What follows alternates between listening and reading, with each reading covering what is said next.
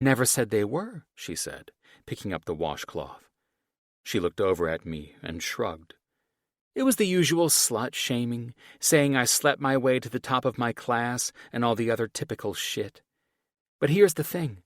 I got my way to the top of my class because I'm intelligent and worked my ass off. I slept around because I liked it and made sure those hoes knew it. Shane and I both laughed at that, but the laughter was short-lived before Shane winced visibly and pulled his arms in to protect himself. God, Shane, be careful, she said, sitting next to him and beginning her examination, looking him over from top to bottom. I'm pretty sure there's blood matted into your hair. You can always give me a haircut, he said, closing his eyes as he relaxed into her care. There was an evident protectiveness as her careful fingers ranged over him, ensuring that her touches were soothing and gentle as she wiped off his face. He opened his eyes as the washcloth moved past his eyes and turned to look at where her hand was hovering over his shoulder. Wait just a goddamn second, he said, bolting upright. Jesus, Shane, she shrieked, bringing her head back right before the top of his head met her face. Are you trying to give me a black eye now? Also, I'm pretty sure you have a broken rib, so no sudden movements. We can talk about my sudden movements later, he said, grabbing her left hand and pulling it forward. Did you elope? She sighed. Seriously? She set the washcloth aside and gave him a sideways look. You freaked me out for this? Yes, seriously, he said. Before, I thought your boyfriend was a cheating scumbag who was flaunting his marriage without respect for you or his wife. Now I find out you're the loser who gets married without telling me? This is way too long a conversation to have on an empty stomach, I said, pulling out my phone. Are you good with Chinese too, Nat? Sure, she said, barely looking at me. You already know what I like. Yeah, I said noncommittally. The way she'd barely acknowledged me since Shane's arrival, while understandable, was starting to get under my skin. However, ever since we got here, she hadn't even looked at me once, which made me think that there was something more at work here than she was letting on. Shane, what do you like? I asked. He shrugged, wincing and drawing a glare from his sister. I'll eat anything. Are you a fried rice guy, steamed rice, noodles guy, beef and broccoli? He likes lo mein with anything, literally will eat any kind of noodle, and Mongolian beef, Nat said. Those are his two favorites. Okay, I said, taking in her impatience as she picked up the washcloth again. I'll start putting in the order. And while you do, Shane said, explain the wedding rings you both are wearing. Nat met my eyes for the first time since her brother arrived, and we both sighed. Well, I said, studying the online menu, it has to do with my mom. It has to do with a weekend of amazing sex, Nat said, and Spence knew he could never find another to match me. Then an unexpected wedding came up, and he didn't know how to ask me to go in a way I'd agreed to without getting his screwed-up family involved. We both looked at her, shocked into silence at her candor. There was a strange aggression at play here, and I wasn't entirely sure where the defensiveness was coming from. Perhaps I have a better version of this whole situation, I started. If you'll allow me, I can tell how I came to ask you to pretend to be married to me, and how we wound up falling in love for real. We stared each other down, neither of us saying a word before Nat shrugged. Sure, she said, turning back to Shane as she wiped a smear of blood off his neck. But tell it well. Right, I sighed. Okay, Shane said, looking between us so quickly I was worried he might get vertigo. I'm confused. I told you it was a complicated story, I said. You guys are faking being married? He said, pointing between us. Why the fuck would you do that? Again, I said, my mom. When I say she's terrible, I'm not kidding. Shit, man. Rich folks are fucking weird, he finished with a laugh. That would be an understatement, I added with a sigh of defeat. I went on to give him the Cliff's Notes of my family history as much as I could. I spoke of my father's wealth and my mother's sociopathic behavior, my dad's death, and the trust for each of the kids, including the caveat that each of us receives the remainder of our inheritance upon our marriages. "I still don't understand the fake marriage shit," he said, while Nat used this time to doctor the kids' wounds. "My mom always wanted me to marry someone nice and malleable, someone she could bully into signing over the money for my inheritance. I knew the chances of that happening with your sister would be slim to none, because no one gets away with giving her shit or trying to order her around." "But why say you're married at all?" he asked. "If being married means the money is out of the trust and at play." "Because if I'm married, that means she can't try to get me to marry someone she's chosen," I said, "which she's been trying to do for the last 15 years.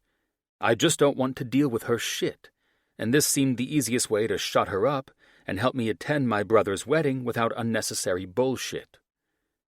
"Jesus," he said, staring at me. "You seriously don't seem the type to need to fake anything to shut people up. Regardless, a mom forcing her son to marry so she can steal the inheritance through the wife is a whole different level of wretched." Wow, the kid caught on and impressed me somewhat with this response. "Tell me about it," I said, giving him a dry smile. It was a real treat being blessed to have her as a mother. "And as a fake mother-in-law," Nat chimed in, reaching into the first aid kit for the disinfecting cream. "She definitely had some choice opinions of me." "Okay," Shane said. "I can follow the whole fake marriage to save your ass thing." His eyes met mine, then he glanced at the rings again. "But why are you still wearing the rings?" We looked at each other, and Nat looked down at her rings. "I guess we've just gotten used to them," Nat said. "And each other." "I don't mind the feeling of it," I said, looking at her with a smile. "Or having her around. She's pretty good company. Perhaps the whole fake marriage thing could become the real deal. We shall see." Nat bit down on her lip. "Why don't you get real by completing our food order?" Just like that, the warmth faded away, and I knew the dismissal for what it was. The icy curtain dropped back into place the way it had before this trip, and I fought hard against the frustration that began to set in as I stood from the ottoman. "Of course," I said, walking out of the room, feeling more distant than I should have. Just like I could sense something was up with Nat's brother, I felt something was going on with Nat. Chapter 23. Nat. "I like him," Shane said, watching as Spencer left and the door shut behind him. The two of us were quiet for a second before he finally turned back to look at me, grinning. "To be honest, you deciding to help him with his bitchy mom is easier to believe than you deciding a guy was worth spending more than one night with." "Hilarious," I said, as I scoured the medicine kit for Neosporin or any variation of it. Filtering through the tubes and packages with familiar objects, but unfamiliar names, I finally pulled out a tube with a blue label that said Germaline.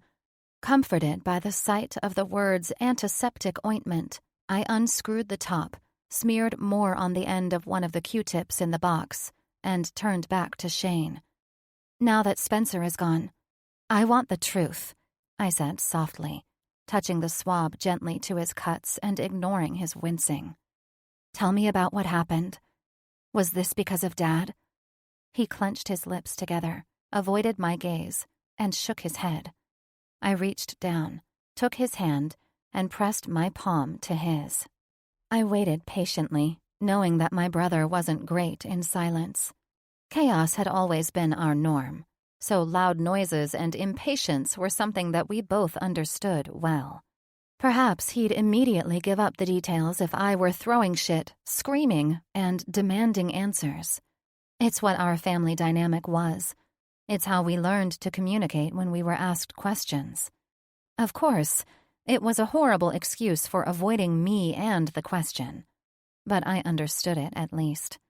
He finally sighed and looked back at me. I was going back and forth between your place and mine, he said, biting his lip. It was too much work to move my entire computer setup, so I'd go to your place to make sure everything was good at the condo, sleep for a bit, and shower with that nice-ass water pressure of yours. Good, I said. And while you took advantage of that, I hope you got your work done simultaneously. Definitely, he said, nodding. It was all going pretty well, too, until I had to go to the old house for something.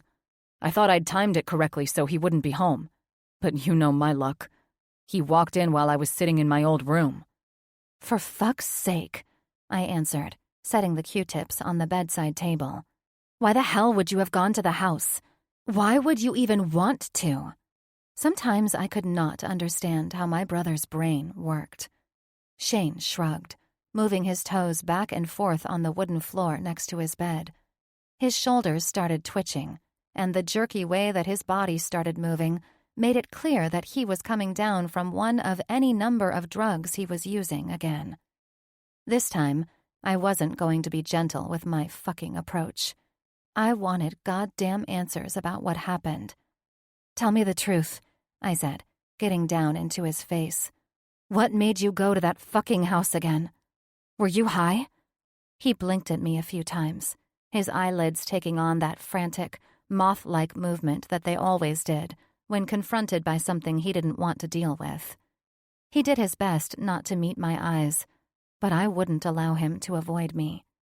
Answer me, bub, I said, my voice pitched low and soft. It was the voice I always used when he was little, and I had to reassure him he wasn't in trouble after our dad would unleash his fury on Shane for something that wasn't even his fault. You know I won't be mad unless you lie to me. Just come out and tell me whatever it was you took. I want to know why you went back to that goddamn house.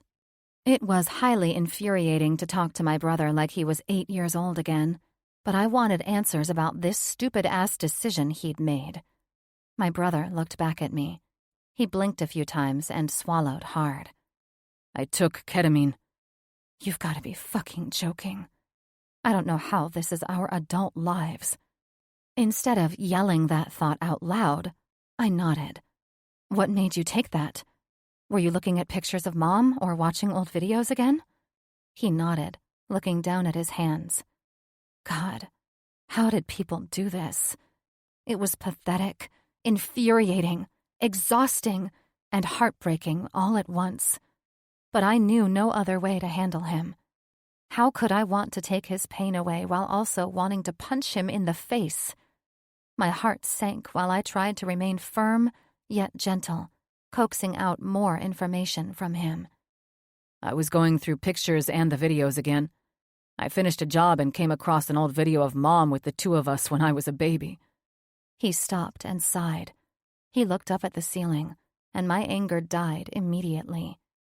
He looked back at me with tears pooling in his eyes. It got to me, Nat. There's a reason I never look at that sentimental crap, you know? But I just decided to go through an old hard drive of mine and it spun me out hard. Then He shook his head, looking back down at his hands. I just needed something to help me escape. I never give you shit about how much you smoke pot, I said. You know that. But I will give you shit about always needing to turn it up a notch. First it's coke, then it's oxy and whatever other pills you can get your hands on, and now this? Ketamine? There has to be a time when you finally personally tell yourself that enough is fucking enough. Trust me, he said. I know. If you took any money off my emergency card to buy that shit, I'm going to... I didn't, he said, shaking his head adamantly. I swear. I had some left from the last time I bought, okay? Okay, I said, nodding slowly. I wanted to believe him, but the thought of a drug addict having any leftover drugs was laughable. So, you looked through old pictures of Mom, watched videos, and did the drugs. What happened after that? What made you think to go back to that house? I remembered I still had access to the security cameras through the app on my phone, so I took an Uber. I remembered Dad still had all her clothes and stuff, and I wanted to grab the blue sweater she was wearing in the video. Do you remember the one?" "Yeah, I remember," I said, my voice quiet. My memories crept in, forcing me to recall my mother. She had dark hair, something our oldest sister had inherited from her, and Shane got her dark brown eyes. I'd always remembered that blue was her favorite color. Everything was blue for Mom. Dishes, decor, everything. She always wore blue. But this sapphire blue cashmere sweater was burned into my memory. I could remember how soft it was when I wrapped my arms around her and pressed my cheek against it, and how her Chanel perfume clung to the fabric. After she died, I snuck the sweater out of her closet and kept it under my pillow. At night, I'd spread it out and lay my head against it so I could smell her and pretend I was lying against her chest. Once Shane saw me with the sweater, he would sneak into my room every night because he wanted to feel close to her too. Every family grieves differently, and I knew that even then. We mourned our own way, the only way we knew how, by clinging to everything that was Mom. It's all we knew to do to keep her close and her memories alive. Of course, it didn't take long for Dad to fuck it all up. I'll never forget when that son of a bitch stormed into my room and demanded to know what I'd stolen. He threw a raging fucking fit, like the nightmare he was. It was then that I stopped thinking of my father as merely cold. I'd realized instead he was like Iceland, icy on the surface for 65% of the time, but with enough volcanoes under the surface to make you nervous about an inevitable eruption. "Okay," I finally said to Shane, swallowing back my feelings at the thought of those days and how much I'd struggled. "So, you got high and thought that you'd go back for the sweater. What happened after that?" "I was going to take it straight back to my apartment, but I ended up looking around the house. Did you know the old man has kept the whole house the same? He hasn't updated a single thing since we moved out. The pictures, the furniture, all of it." "Not surprising," I murmured. "He's always been bad at moving forward, as we know too well." "Yeah," he said, his voice slowing. "Anyway, I went into my room and I just wanted to sit on my bed for a minute." "I'm guessing you weren't just there for a minute." He shook his head. "Did you fall asleep?" He nodded, biting down on his lip again. "The next thing I knew, I felt something yanking on my hair, and then something hard hit the back of my head, so I must have hit the floor. Everything was super foggy for a minute, and then I felt the pain all over my face, and it kept going and going.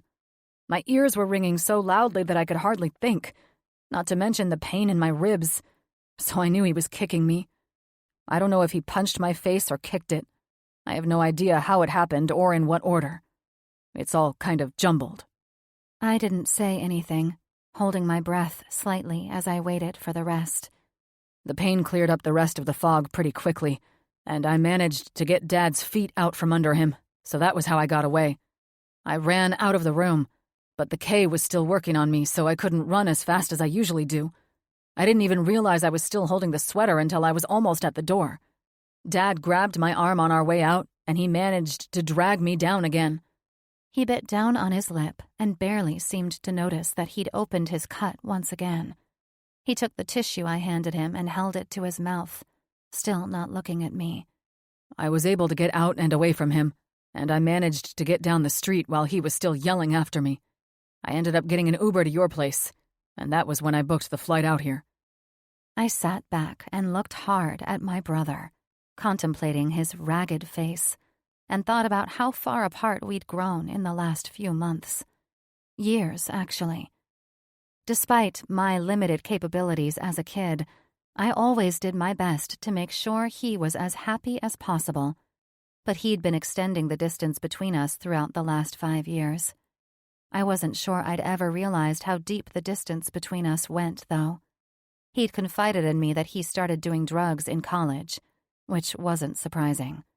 So many people experimented with drugs and partying at that age, and I was no exception. But I never messed around with some of the things he did. At first, He'd been open about what he was doing and how much, calling me after every Saturday night and letting me know how much he regretted the decisions of the night before. He'd always say, "I'm never doing that shit again. Nat, I need you to hold me to that." I'd always responded the same way, knowing that it was never a permanent shift he was making. "Sounds good. Can't wait to hear about how good you feel next Sunday morning." Then, Saturday night festivities started early on Friday. Then Thursday through Sunday. Taco Tuesday also couldn't be missed. Rinse and repeat. It didn't take long before it went from 1 day a week to all 7 days. Eventually, he stopped telling me about it, especially after a nasty argument we had. He blew up at me, saying how sick he was about me always being so passive-aggressive and how annoyed he was with my lack of sympathy. We made up the same way we always did, but there was a new gulf between us that had never been there before, and I'd felt sick over the idea that I'd lost the confidence of my little brother. It was one of the reasons why I'd been so insistent on the weekly dinners, understanding that he needed some semblance of consistency in his life. The bitter pill to swallow was that no matter how hard I'd worked as a kid, or how much I did now, there might not be anything I could do to make up for what he'd missed out on during his formative years. I honestly had no idea how to respond to this, and now, the only thing that came out of my mouth was something I couldn't possibly have predicted. "What happened to the sweater, then? Did you leave it at the house?" He gave me a grin that bordered on savage before pulling his backpack toward him and unzipping it. "See for yourself." He pulled out the cloudy, soft fabric, which was remarkably the same color it had always been, and he handed it to me. I took it, running the royal blue fabric through my hands, and brought it up to my nose, shutting my eyes as I breathed deeply. Under the stale smell of unworn clothes, cedar wood, and a faint lingering of cigar smoke, either from the times she'd spent with my father or the times he would come back from his networking events covered in smoke, there was the smell of her Chanel perfume. God, I miss you, I thought, choking back the sob that was gathering in my throat. "You should have it," Shane said. "She would have wanted you to wear it." "You know Dad will probably call the police, right?" I said. "He's going to try to make your life hell, even if all you took was a sweater." He shrugged. "Even if he does, at least there's company in jail." Whatever had been left of my heart before he said that was decimated in the space of that sentence, and I turned away. Shane had always hated the sight of my tears, often shutting down and backtracking what he had to tell me if it meant his feelings might sadden me. I didn't want him shutting down again now. "I'll go check with Spencer about the food," I said, getting up. "Everything you need is in the shower. Get changed if you want." "I'm sorry I messed up your time with your boyfriend," he said, his morose voice coming in from behind me. "I didn't mean to." "You didn't mess anything up," I said, turning back to give him a brief smile. "I'm happy you're here, Shane. We're going to find a way to get through all of this. One day soon, I hope." Once I was just outside the room, I saw Spencer standing in the hallway. The look on his face was unreadable, so I did my best to smile, but it felt wooden. "Hey, is the food here yet?" "In the kitchen," he said, not smiling back. "You know, if your brother needs help with your dad, we can always get him a lawyer. No matter what kind of standing your dad has, I can get a lawyer to bury his ass." I stared at him, feeling the inside of my chest going metallically cold. "I don't know what you think you heard, but whatever it was, it must stay between us." Fuck. The last thing I needed was Spencer Monroe pushing back on me because of my brother's drug addiction. I could fall out of love as quickly as I thought I'd fallen in love with the man, if he wanted to pull rank about this. I wouldn't be an absolute bitch about it, but I didn't need him or anyone telling me how to deal with my brother when they didn't live my fucking life. Or Shane's. Spencer eyed me with that businessman, billionaire bastard look, examining me as if he were about to say something to educate me on everything he overheard. But instead of saying anything, he simply nodded and turned, heading up the stairs to the room we shared. I had no idea where this would go, or what Spencer thought about it. All I knew was that if we did have some form of a relationship, this part might be a bit of a challenge. Chapter 24. Nat. Things were sufficiently tense downstairs in the kitchen as we focused heavily on our Chinese food.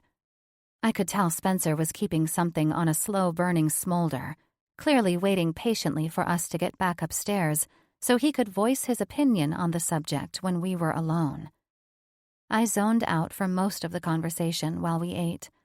Spencer and Shane sat together, eating and riffing off each other for what felt like forever, even though it had most likely been only 15 minutes. I played with my food, unable to stomach anything else. Despite the voracious hunger I felt when we got back home, despite the seductive smell of garlic, ginger, and noodles, I couldn't bring myself to swallow more than a few bites of food here or there. Both Spencer and my brother kept looking at me with concern, which I had to admit was valid. I took my plate to the sink, keeping my back to the two men behind me, who continued chatting as I stepped away. I finished cleaning my plate and turned back to the men. I'm beat, so I'm headed to bed.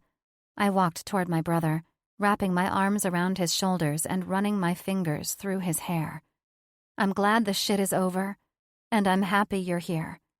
He stiffened for a second in my arms, but only a second. It passed quickly, and then he was reaching up to wrap his fingers around my arm, relaxing into me the way he had as a little boy. Love you, sis. Thank you for letting me stay with you guys. Where else in the world should you be? I did my best to ignore Spencer's stare over Shane's head. I kissed his head, his hair smelling less like dried blood and more like Spencer's preferred brand of sandalwood shampoo. Letting go, I turned away from the both of them and started heading for the door. Once I got outside of the kitchen, I heard Spencer speaking softly to my little brother. Really, though, Shane, do you need anything? Is there anything else that I can grab for you? No, man. I should be good with the food. The two of them were quiet for a second, save for the sound of chewing. I am sorry I just butted in on you guys. It seems you two were having a good time before I got here. Trust me, nothing can stop me from having a good time with your sister. I heard Spencer respond with a cocky yet humorous tone. Ah, shit. Are you trying to get me to kick myself out of your house? Perhaps, Spencer said with a chuckle. The two of them laughed, and I smiled as I listened to them teasing each other. Well, make yourself at home, Spencer said. If the jet lag starts getting to you, the fridge is full of whatever you need to make yourself comfortable. You've got a place here as long as you need it, okay? The two of them fell silent once more before Shane spoke quietly. Thank you. Seriously, you're a good man. I know, Spencer answered. But it's no problem. I also want you to know I will help you in any way possible. There's nothing worse than a parent who's out to destroy the health and happiness of their child. It's fucked up, and I know that game all too well. I stepped away from the kitchen door, feeling those raw emotions rising in my throat as I headed for the stairs. When I got to the room, I lay on the bed, gathered the silken comforter into my hands, shut my eyes tightly, and tried to fight the helplessness creeping in. As a kid, the inability to wrestle my life into compliance felt crushing.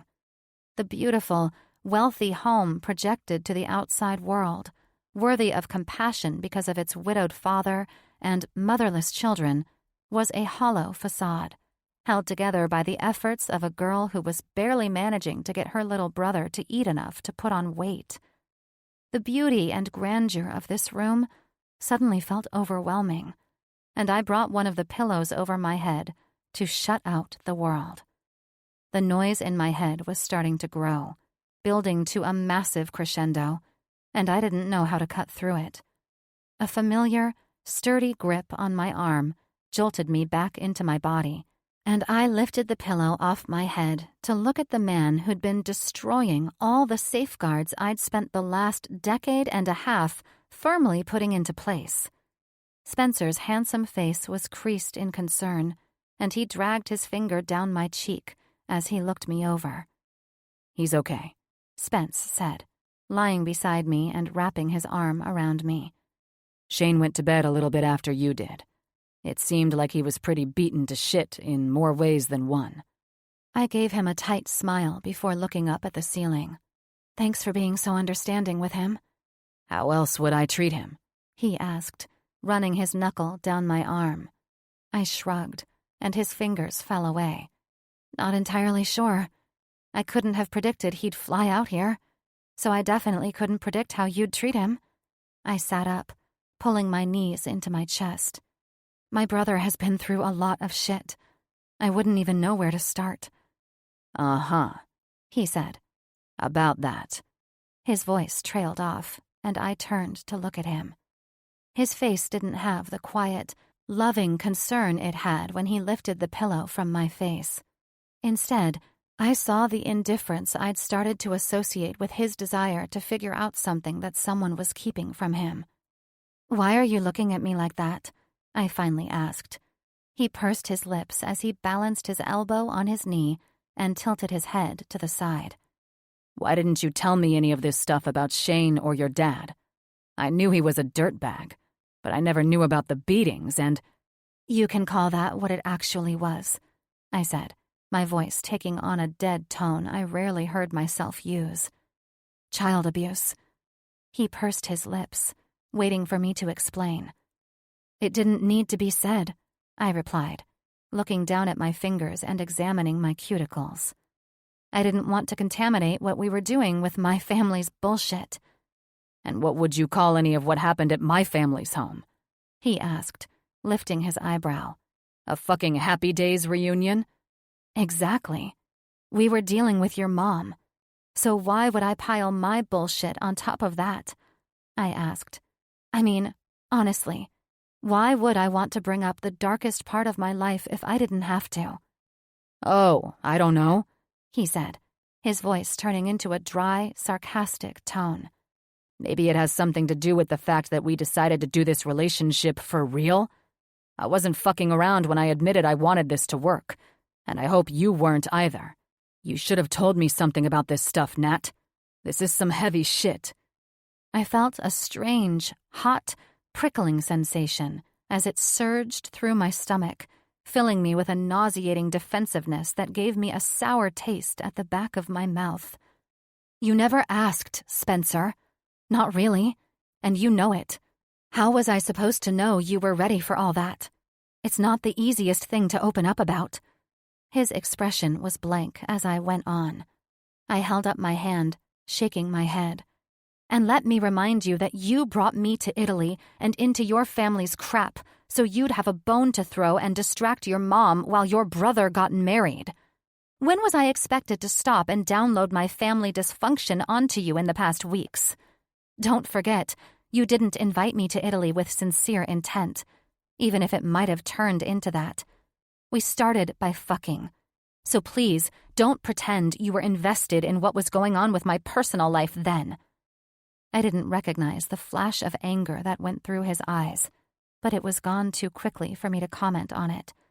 His face was coolly impassive now. "Fine. Say whatever you want to say about what and who we are to each other. I won't pretend to be invested." He turned away from me, leaving me feeling a dry lump in my throat.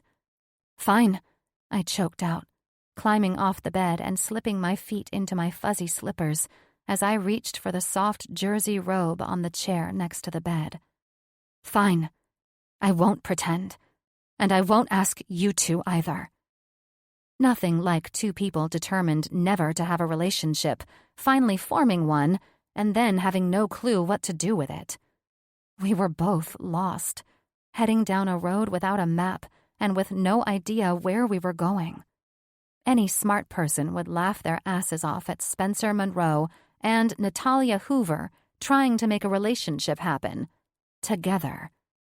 Emotions started dumping on me now, and I didn't know what to do with them.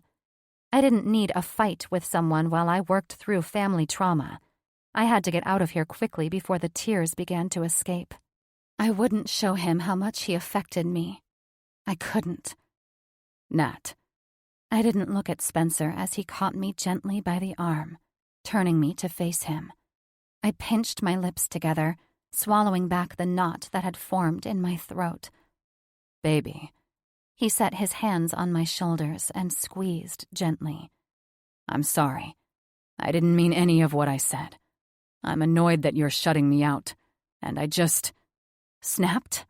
I asked. I noticed. Stay here with me, please, he said. Let's just sleep on it and let things get better for the morning, okay? I looked hard at him before conceding with a brief nod, removing my robe and lying down on the bed again, turning onto my side and pulling the pillow forward so my head was securely cushioned. I curled into myself, pulling my knees to my chest and looking toward the tiny crack in the drapes at the navy sky that hung above the park. A hand crept over my belly, and I felt the touch of his chin poised over my shoulder. But I jerked out of his grip, pulling forward so that I hovered by the edge of the bed. I was so close to the end that I felt my knee hanging over the mattress. Natalia. The use of my full name made my stomach clench in an uncomfortable recognition, and I squeezed my eyes shut. Few people called me Natalia like he just did, and the one who did it most often had never done it with affection. "Don't," I said, huddling in on myself. "Please, I can't do this right now." He sighed through his nose as he pulled the covers up over us, allowing them to settle in place. I wasn't sure whether he slept, but sleep eluded me for hours as I stared into the corner of the room, wondering how we were supposed to move past this point. Chapter 25. Spencer. The silence that stretched between us was deafening and seemed unending. Everything I did around her, every step I took, or every time I closed a door, felt too loud and abrupt for the house. Before, everything we did felt effortless, but now it all felt stilted and uncomfortable. It was as if whatever Shane had been trying to escape had followed him across the pond and been wedged between us in the form of a destructive, oppressive silence. Nat's little brother might have been a bit removed from reality, having done more than his fair share of drugs, but he was still aware of his surroundings and knew something was wrong too. The day after he got there, he slept for almost a full 24 hours, only coming out for a few minutes here or there to make himself a cup of tea or coffee, before heading back into his room to continue sleeping. And now it was yet another new day, and I expected more of the same. Nat got up before the sun and was quickly in the bathroom, making it obvious she wanted to start her morning alone. It could have just been a coincidence, though. I knew she often had breakfast meetings with clients when she went on business trips. Maybe I was reading into things too much. God damn it. I was fucked if I didn't deal with this head on. I needed to figure shit out and hopefully get Nat to open up to me. I mean, getting people to spill their guts before they realized what they were doing was a specialty of mine in business, so why hadn't I deployed that tactic? I wasn't the type to play along with the silent treatment, wondering what was going on in someone's mind. I wasn't a mind reader and had zero desire to be one. I grabbed my phone from the table and shot off a few messages to my assistant and Jim, ensuring they were prepared for me to work from home. I didn't have any urgent meetings this morning, and if anything came up, I could be at the office in a flash. "Aren't you getting up?" I glanced up from where I sat, reclined against my pillows, as Nat came back into the room. She was dressed to the nines in a charcoal tweed dress that hugged every generous curve and graced all of her delicate bone structure with peaks of black lace, Her long hair was swept to the side in a waterfall of thick honey curls, and she already looked ready for the day ahead. It was taking everything in me not to jump out of bed and pull her close so I could let her know just how much I wanted her, but I sensed she knew. Instead, I propped my arm behind my head and watched as she continued about her morning, grabbing her stylish black heels from where they sat under the ottoman and sitting to put them on. I had some good associations with those shoes, mainly after she'd worn them the other night. She hadn't even taken them off when I'd taken her to bed our first week here, and they wound up around my ears while I took my time fucking her. Altogether, it had been one of my favorite nights with her. But then again, how could I pull one night out and set it above all the rest when they were equally enjoyable? "I'm going to work from home today," I said, smiling at her. "I don't have any urgent need to go into the office, but if I do, it's right around the corner." She gave me a hard stare. "Shane's a big boy, you know. He doesn't need a babysitter." "I never said he did," I replied, doing my best to keep my voice mellow and unbothered by her tone. "And he's not some thief you need to keep an eye on. You don't have to sit around here watching your things. How can you expect him to feel at home if you're going to take these random days off to work from home?" "I don't expect him to feel like he's at home so much as I would like to be at home instead of at my office. Besides, it's a bit hard to feel at home when you're across the world." "You know what I'm talking about. Don't be an asshole," she said dryly. I was unpleasantly surprised at her insinuation that I should leave my house during the day so her brother would feel more comfortable. Was I expected to tiptoe around the kid? I didn't know if her response came from protectiveness or just flat-out enabling, but either way, it wasn't normal. I stared her down. "While I'm being an asshole, I'd like to mention that I never said anything about him being a thief. Perhaps there is something you would like to share with me?" We stared hard at each other, each of us waiting for the other to break. "Well," she said, looking down as she rearranged her shoe, "he has my number. So, if he needs anything, he can text me and I'll come home. You don't need to stay here for him. He also knows you have a busy work schedule in your own right, and that you're here to secure the sale of an enormous property that will deliver a remarkable commission. I trust he understands you may be unable to run home and take care of him on a whim." "I'm running late, and I'm done with this conversation." She grabbed her purse and slung it over her shoulder, heading for the door. "Do let me know if he brings about any destruction in the house, will you? I'd hate for my brother to cause you any unpleasant anxiety." "Good God, Nat," I said, reaching up and running my hand through my hair. "Come on, stay. Let's have breakfast, or tea at least, and talk this out. That's what couples do, right?" "No, I'm running late," she said. "Christ, it's not even 7 in the morning," I said. "What are you late for, the fucking sunrise?" "I'm late," she said, and walked out without another word or look back. I fell back onto the pillows and stared at the ceiling, unsure how to make any of this better. I didn't see much of Shane after he and I ate a silent breakfast. I didn't let that weigh too heavy on me, though. He'd had his ass handed to him in that beatdown, and he was jet-lagged, so I didn't think anything of it. At about noon, I heard him stumble downstairs from where I'd set up my workstation in the kitchen, and poked my head out to greet him. "Hey," I said, smiling at him. "You want some coffee or tea?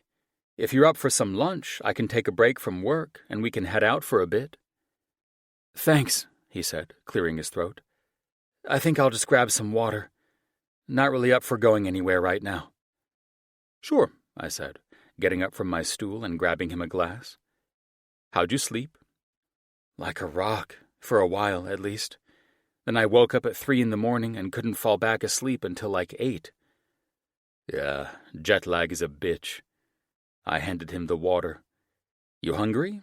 The leftover Chinese is all yours if you want it." He smiled at me as he chugged the water. Not really, actually, he said, wiping his mouth with the back of his hand.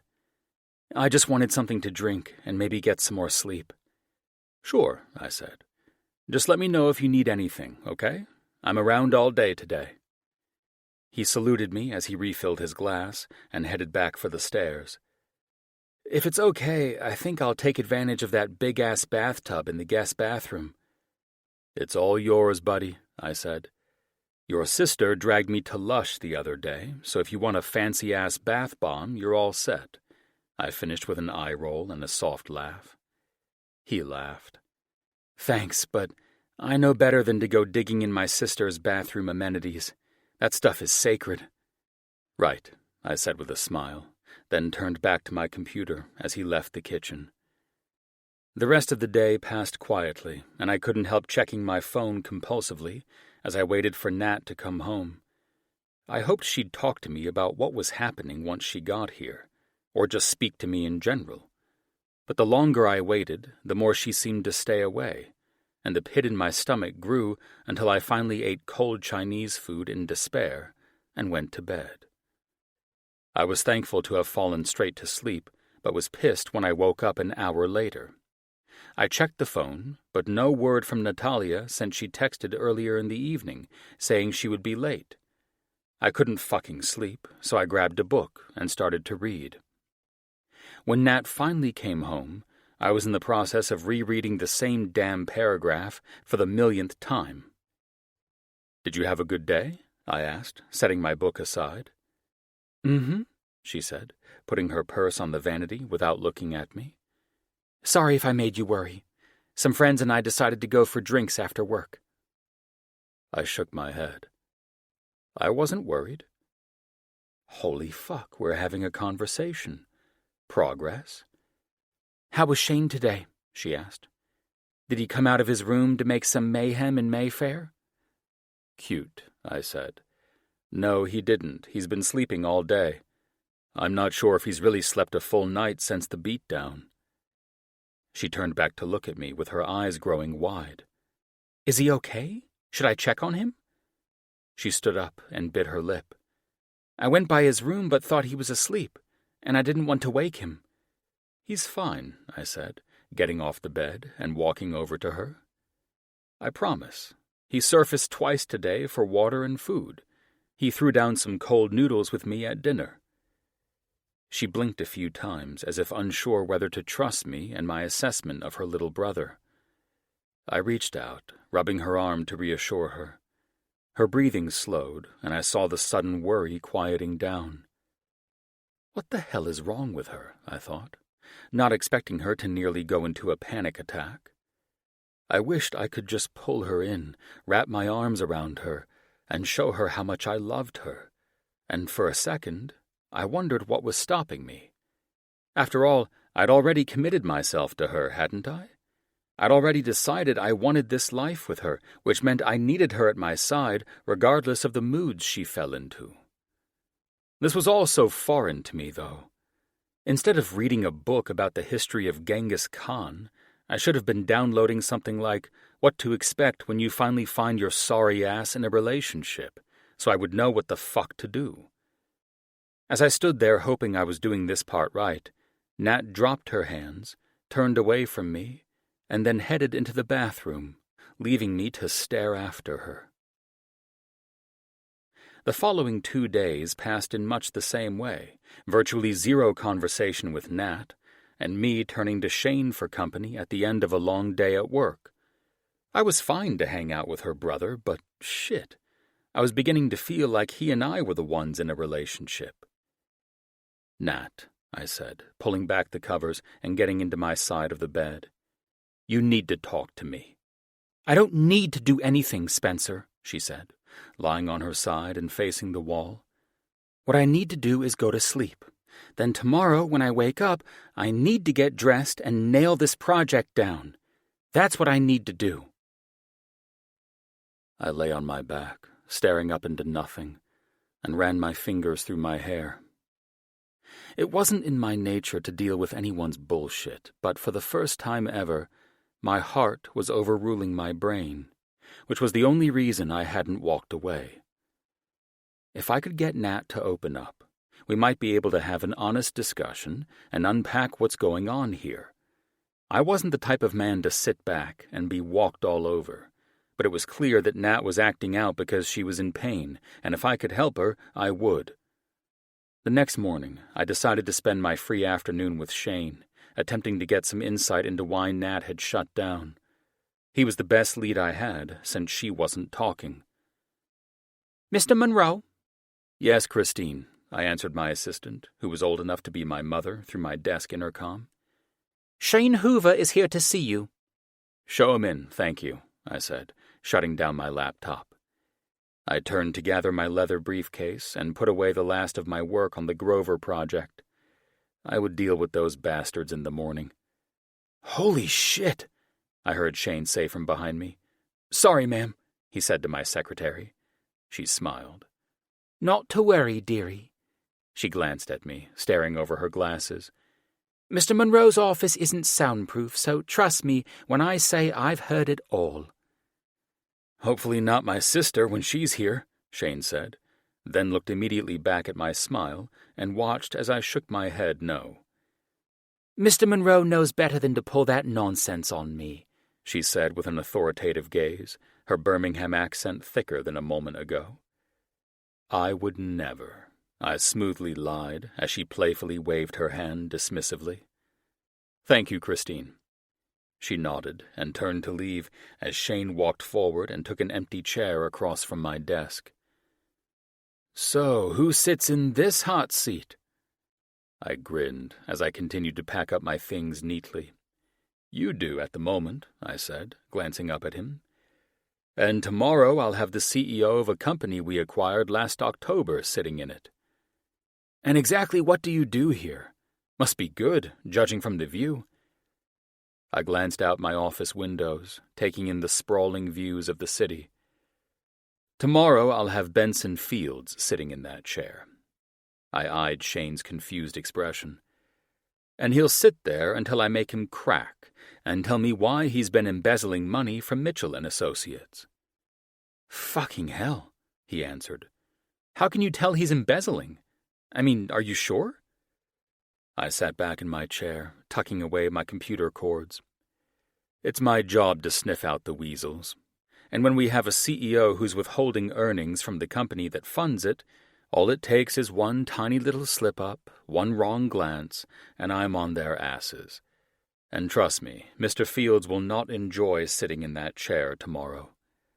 "Will you have him arrested?" "Not before I destroy his mental state," I said. "As I said, it won't be fun for him. For one, he's not just stealing from my best friend's company." I glanced around my meticulous office and then back to Shane. "But I've been needing to blow off some steam, given that your sister has been ignoring me for the past few days." "Yeah, I get that," Shane said. "Yeah, I doubt that," I answered, knowing this kid had no idea how irritable I'd become since Nat shut down on me. But I wasn't in the mood to go into any of my drama, so I returned to the plans at hand. "All right." I took the strap to my leather bag and pulled it onto my shoulder. "Where are you taking me to lunch?"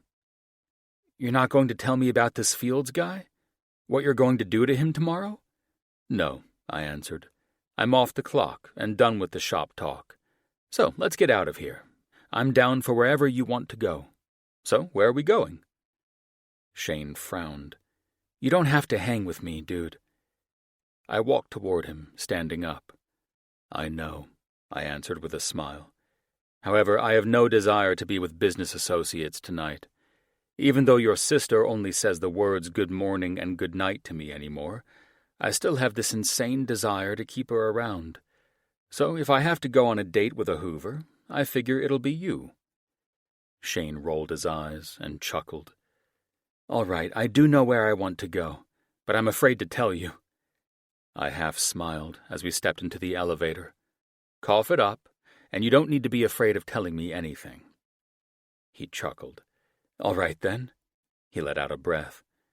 "Can we go to Fleet Street?" I blinked at him. "Why was that so embarrassing for you to ask?" I grinned slowly. "Are you a Sweeney Todd guy?"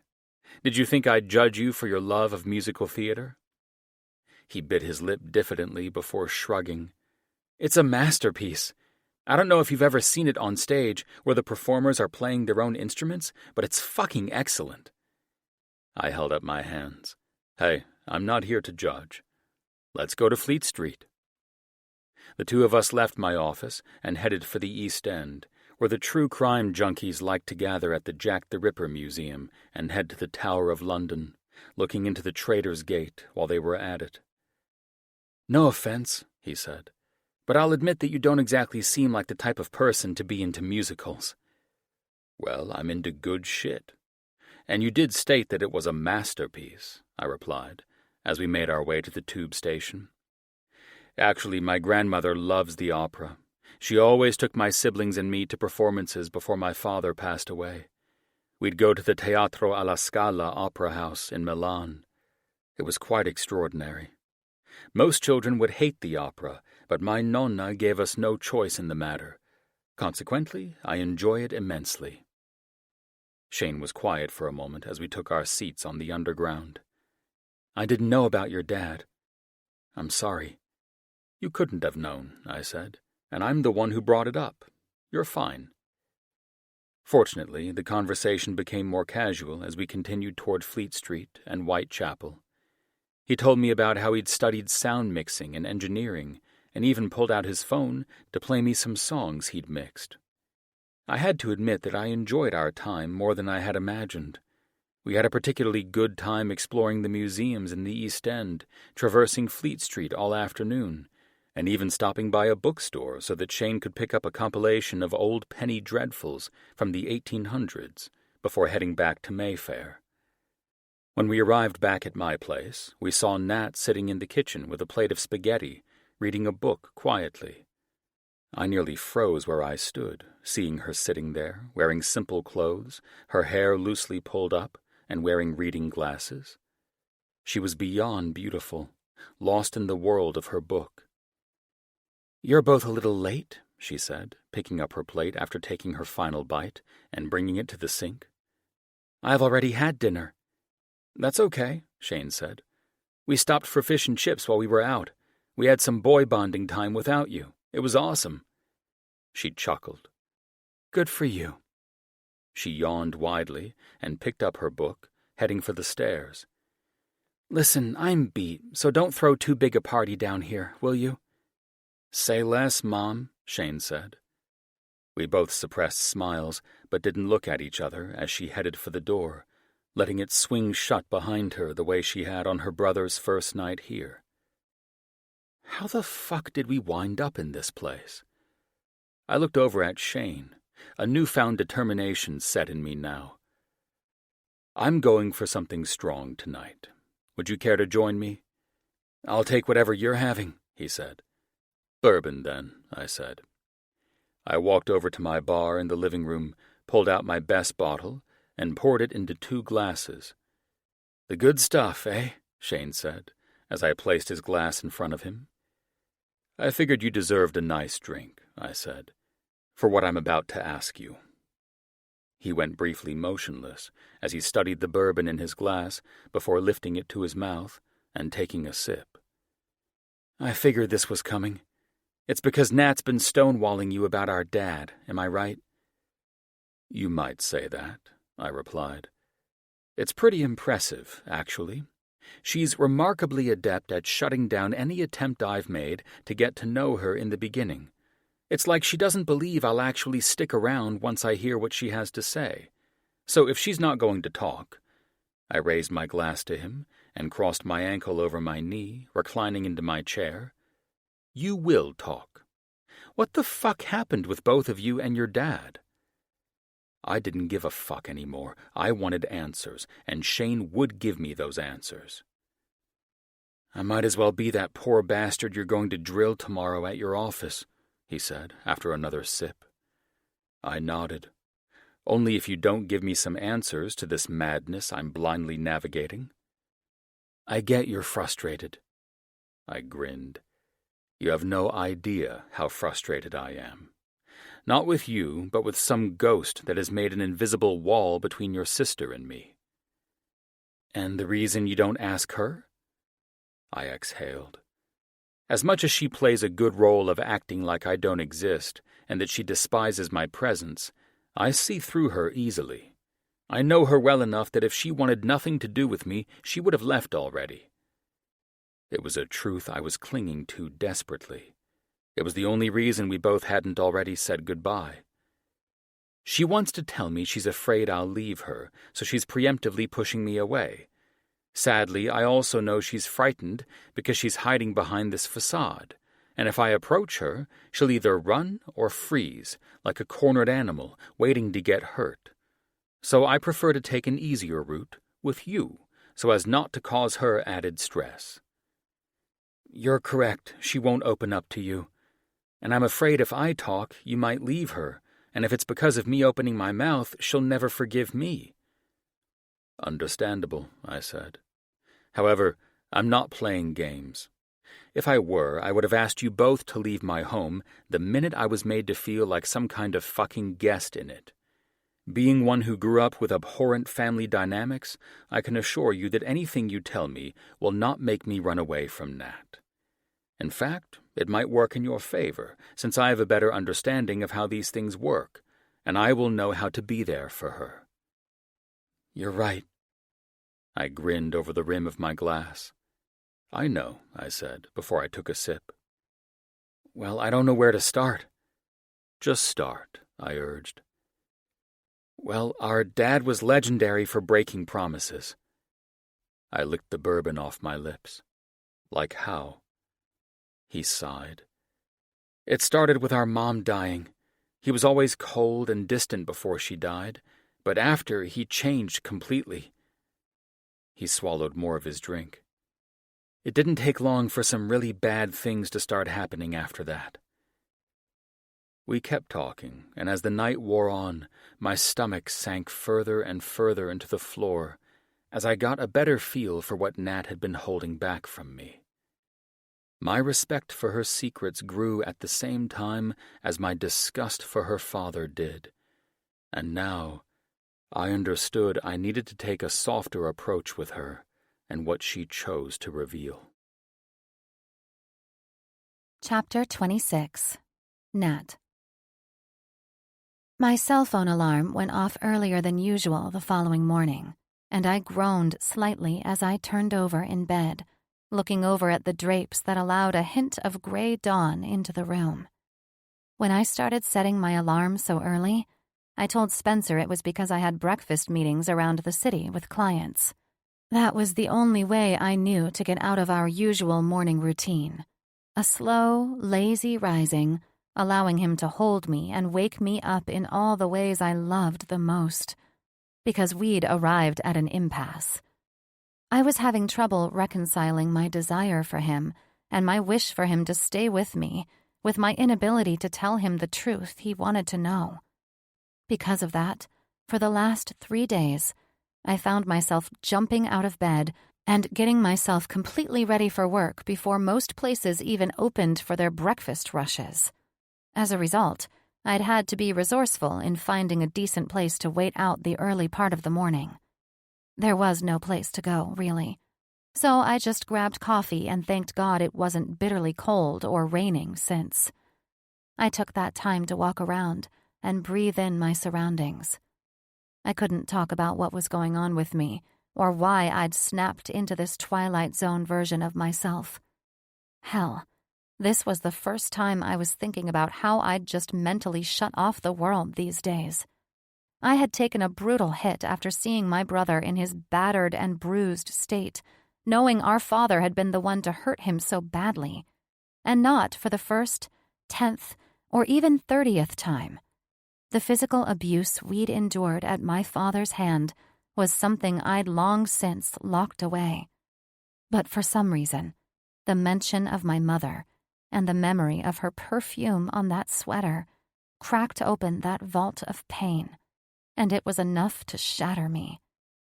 I'd never been good at dealing with difficult emotions, and adding my brand new, so-called relationship with Spencer into the mix made it nearly impossible. How was I supposed to communicate my feelings to him when I couldn't even bear to conjure them in my mind only for myself? I couldn't even think about them, let alone speak them to someone else. It was too far out of my comfort zone, and everything became a perfect recipe for me to have an emotional breakdown if I were the type to let it happen. On the contrary, I didn't break down. I built up. I put walls around myself so high that even I couldn't see over them. I wasn't the type to display weakness. My father showed me the consequences of showing weakness long ago, and I hadn't made that mistake since. It was the only way I knew to keep the dam from bursting. And now, I was fucking numb. I was on autopilot, going through the motions. Whatever came naturally, that's what I was doing. I focused on effortless things, like dressing myself to look like the powerhouse real estate agent I was, and getting out there to secure the best possible deal for my clients. Because of my extra hustle, I'd managed to close the massive commission deal, and I landed 2 others without even trying.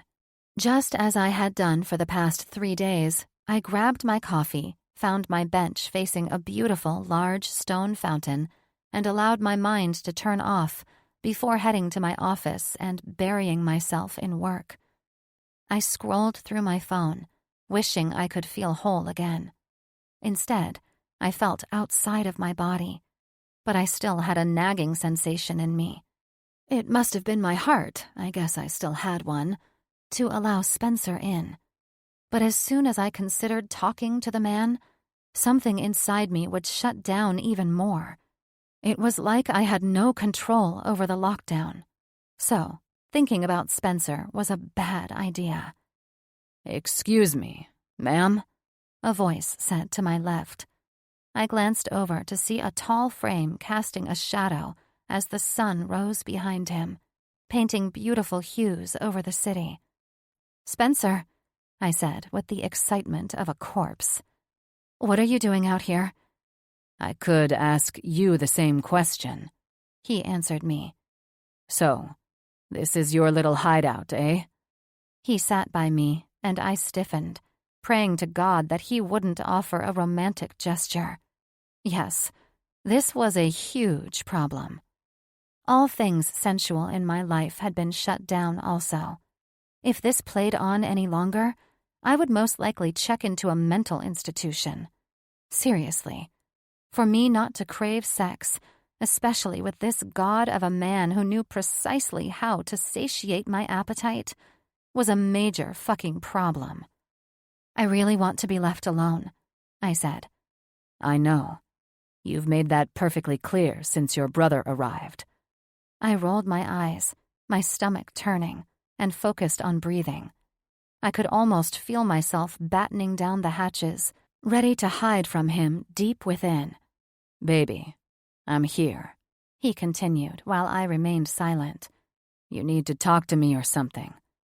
"I don't need you to call me baby," I said, feeling my blood pressure spike at the sentiment. "Okay," he answered, but I didn't hear sadness or frustration in his tone this time. Whatever tone he was using on me was working. "What would you prefer I call you?" I exhaled. "Don't act like a dumbass," I said, irritable. "Fine. I won't act like a dumbass.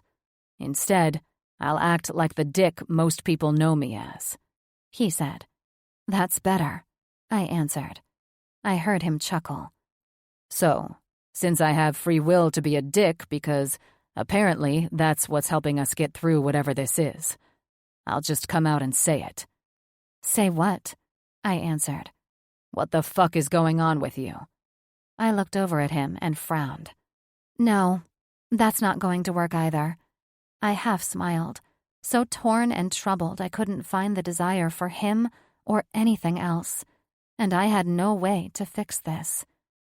As if Spencer read my mind and saw the scared little girl who'd just lost her mom and was forced to raise her brother while their dad physically abused them, his entire demeanor changed. He looked like he'd seen the person I truly was, and, in that instant, I felt comforted. For the first time this week, I felt like I could breathe and think. "Shane and I talked last night," he said, his eyes seeming to hold mine like a magnet. "Not about everything, but about his experience with your dad and how you were so protective of him. He also spoke about how Liz distanced herself from the family, leaving you alone to deal with your dad's cruelty and everything else he took away from you." The wall I'd put up got lower and lower the more he spoke. He wasn't talking to me with pity, like the man who was in love with me. Instead, he was the fierce businessman I'd met so many times in Alex and Bree's office. He was no bullshit, rigid, strong, and all fucking man. And that's who I needed to pull me up from my knees and let me know it was okay to offload my burden. Even though I was feeling a bit more myself, I still couldn't manage to respond to him as he went on. So I just stared ahead, watching the rising sun. "I'm not going to pretend that it's easy for me when you don't confide in me," Spencer said, ignoring any reactions on my end. "But I understand many more of your reasons for resisting. It was stupid of me to think I'd already done enough to earn your trust." "It's not that," I said, feeling myself thaw at his words. "You've done more to earn my trust than any man I've ever met." I looked back at him, thankful he'd pulled me back into my body. It felt like this was the first time I'd taken a breath all week. "That's not saying much, considering your standards and boundaries," he said, chuckling and leaning over to kiss my shoulder. And somehow, it was like life was resurging into me. I'd never shut down so hard and fast before, and consequently, I'd never experienced this rush of revival, coming back to life as if I were Sleeping Beauty and my handsome prince had just kissed me. This was all a mystery to me. "I want you to know that whatever you have to tell me about the past and what you've been through, I'm here when you're ready. I'll be patient and wait to hear whatever you want to tell me, whenever you want to tell it. I meant it when I said I love you. That hasn't changed. And just because I'm a little annoyed that you're not confiding in me and avoiding me, that doesn't change the fact that I'm in this. I'm learning rather quickly. That's what it means to be in love."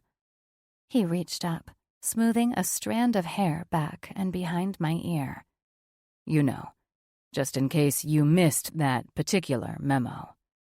"God, you're such a condescending ass sometimes," I said, laughing more with relief that I'd felt this strange fog leave me and that I didn't tense up at Spencer's tiny, tender gesture of touching my hair. "You know that, right?" "A condescending ass? Really?" "Really?" I arched an eyebrow at his sexy expression. "Well, fuck me.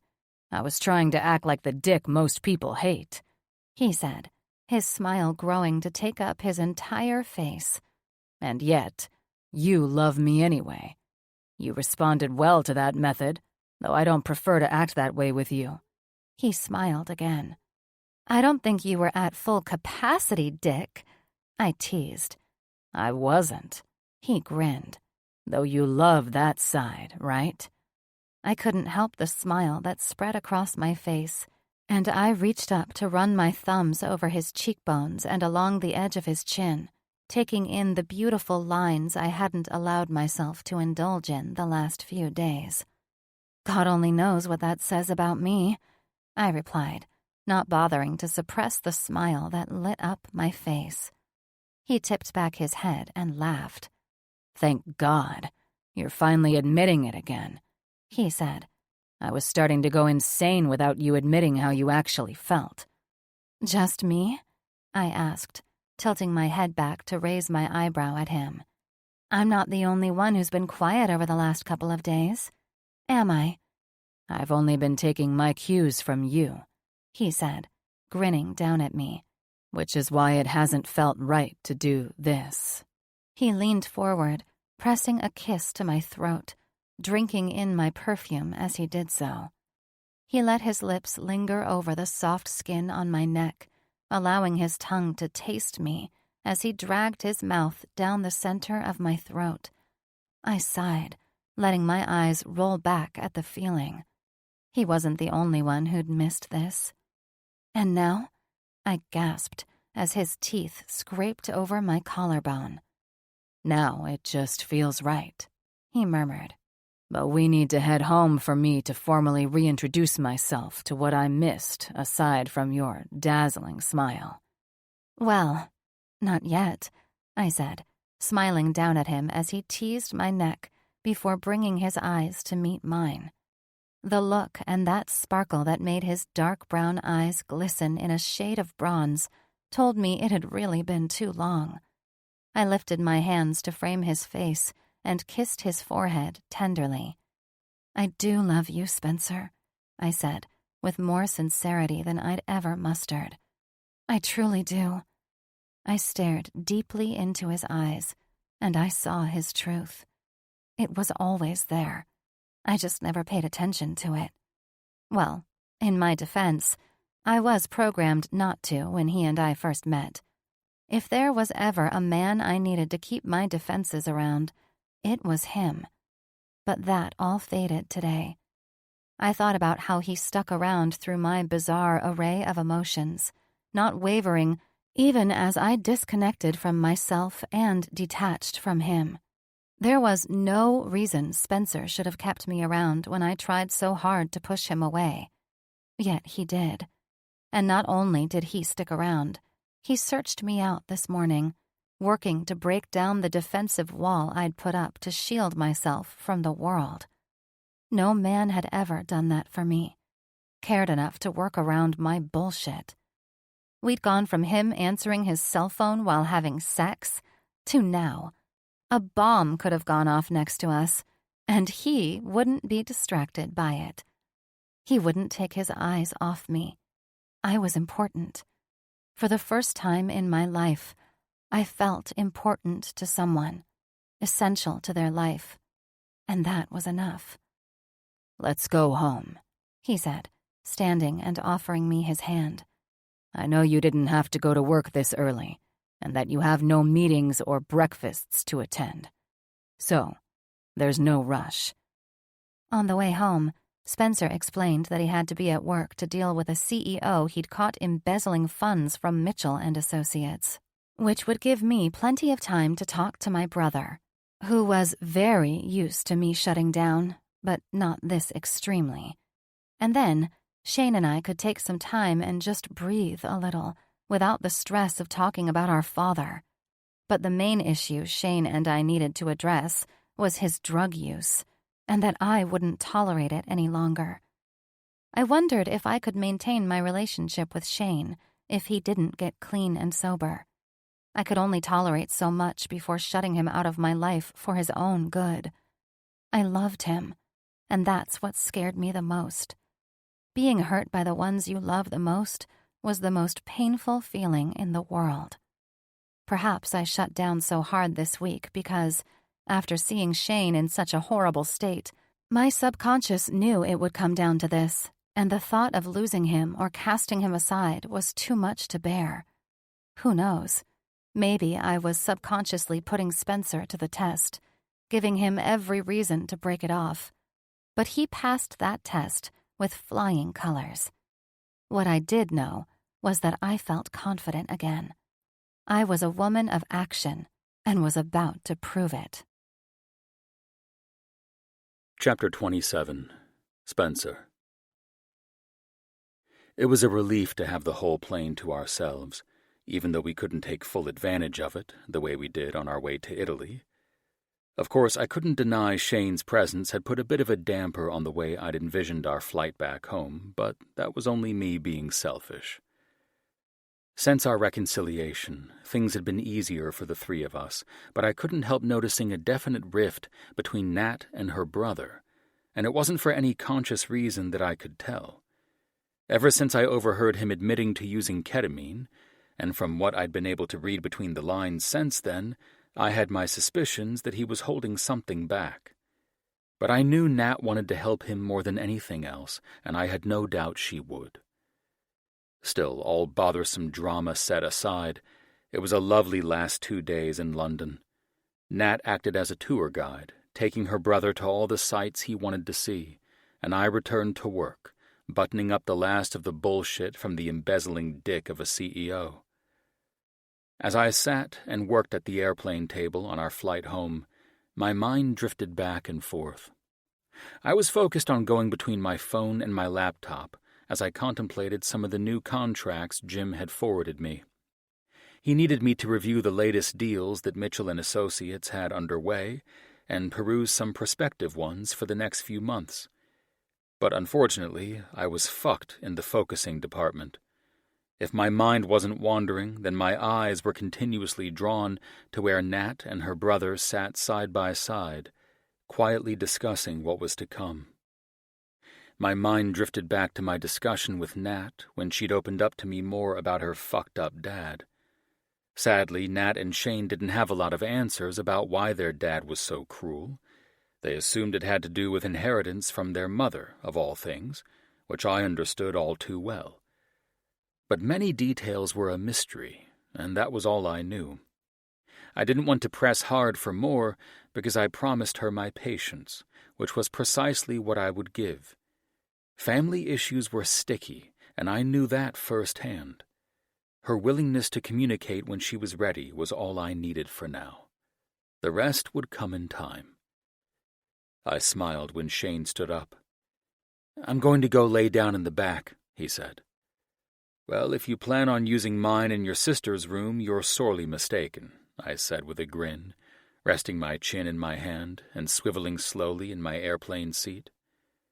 "I'll be in one of the peasants' rooms then," he answered with a laugh. "Maybe that hot flight attendant can join." "I think that hard-working young woman will be just fine without your unwanted advances, thank you very much," Nat said, agitated and most likely because of the conversation she and Shane had before he got up. "Now go rest." Shane nodded and left to find a room, and I walked over and sat next to her on the leather sofa. "I heard you talking about inheritance stuff again. You know, if anyone can understand complicated inheritances and weird interpersonal relationships with family, it's me. Just let me know to what level you want me involved, and I'm on it." "That's the thing," she'd said, turning to look at me. "I'm not sure if I should involve you in this. Everything with my dad is so intense and bizarre. He always makes things much more complicated than they need to be. So if I bring in my big-shot boyfriend from his elite company, who happens to be an Oxford-educated attorney—" "Solicitor," I corrected gently. "Yeah, whatever," she bit back at me, gently. "Anyway, he'll see that as an attack, and he will fight back. It won't be pleasant." "I wouldn't expect it to be," I said. "But I take your point, and I would never want to make things harder for you." I sat back some and nodded toward her somber expression. "I'll take my cue from you on how to proceed." She smiled and ran her hand up my leg. "Thank you." I got up when I heard an email alert, hoping it was the one I was expecting from the security division of the company, and walked over to check my computer. As I did, I couldn't help but notice the nagging feeling in my stomach that I'd essentially told Nat I'll sit back and wait until the last minute to help her. Because let's face it, if Natalia Hoover needed help, she would never ask for it. Not in a million years. We were too alike in that way. So I'd put myself in a position not to lift a finger, even though something could go wrong with her abusive father, which didn't sit right with me. I quickly responded to the company that had gotten back to me and closed my laptop. I glanced over and saw that Nat was reclined on the couch, setting one arm behind her head and putting the other hand on her face to cover her eyes. I went over to where she was lying and picked up her feet. "What are you—" "Oh," she said, uncovering her face briefly, and then relaxing once more as I sat down on the couch and set her feet on my lap, slowly pulling her shoes off one by one. "Not that I'm complaining, since these shoes look incredible," I said, placing the lovely black torture devices carefully next to my feet. but I will never, ever grasp why you do that to yourself. Doesn't wearing that shit hurt?" "Sure," she said, shrugging. "If you don't spring for quality, and even then it's a pretty gnarly experience. But that's the price we pay for looking like $1,000,000, right?" I shook my head. I still don't get it. "You appreciate the sight of it, don't you?" I smiled, leaning over to give her a simple kiss. "I do, that's true."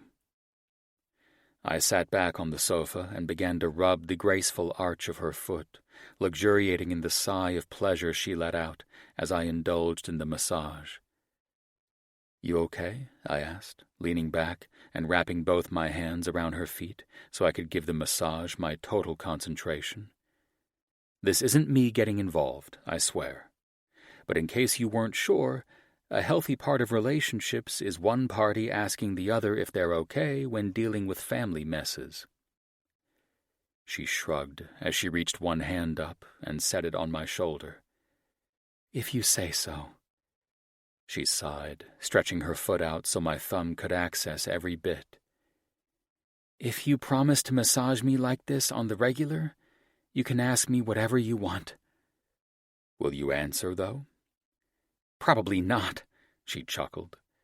Then she sighed, sat up, and reached out for a pillow that she set under the small of her back so she could concentrate on the conversation. "This isn't the place for this conversation anyway."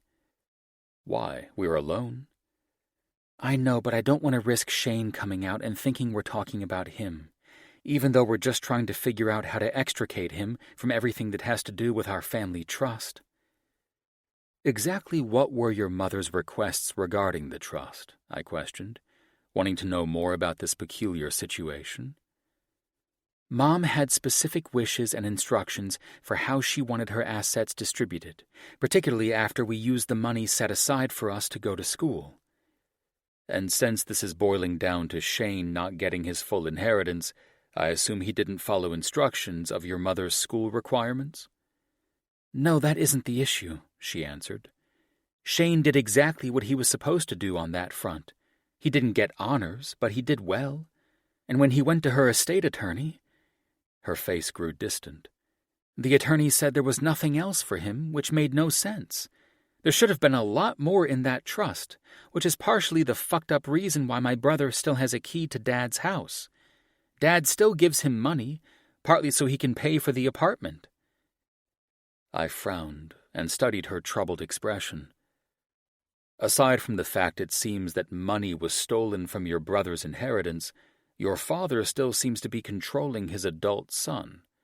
I mean, there's no easier way to control people than through their need for money and desperation that way." "You're correct in that assumption." "And would I be correct to assume your dad is likely the thief who stole from your brother's inheritance, most likely to create this toxic atmosphere of control?" I said, looking down at her. She nodded, her face solemn as she looked away. "Do you think he stole from you, too?" "If he did, he was a lot sneakier and more subtle, and it was much less than he took from Shane, because I haven't noticed," she said. "How long have you known about all of this?" "I knew a little bit about it, but I'm honestly just learning about it in its entirety. This whole time, I had suspicions about why he was broke and needed our dad for money, but Shane asked me not to go too deeply into it. He knew I had my issues with Dad, and he didn't want to have a hand in making things more complicated, I guess." I studied her when our eyes locked. Nat practically stared me down as if she could read my mind and the next question I wanted to ask. If Nat loved her little brother so much, why did she wait so long to get involved? That just didn't add up to me. I refrained from asking because the question was adversarial in nature, and there was no way to sound sympathetic and accusatory in the same breath. On the other hand, I had to hope she knew I could intimately relate to a messed-up family with parents stealing and manipulating their adult children over greed and wealth. I let the conversation die there and pressed a kiss to the top of her foot before lifting them off my lap. "I'm going to get back to work," I said, giving her a grin.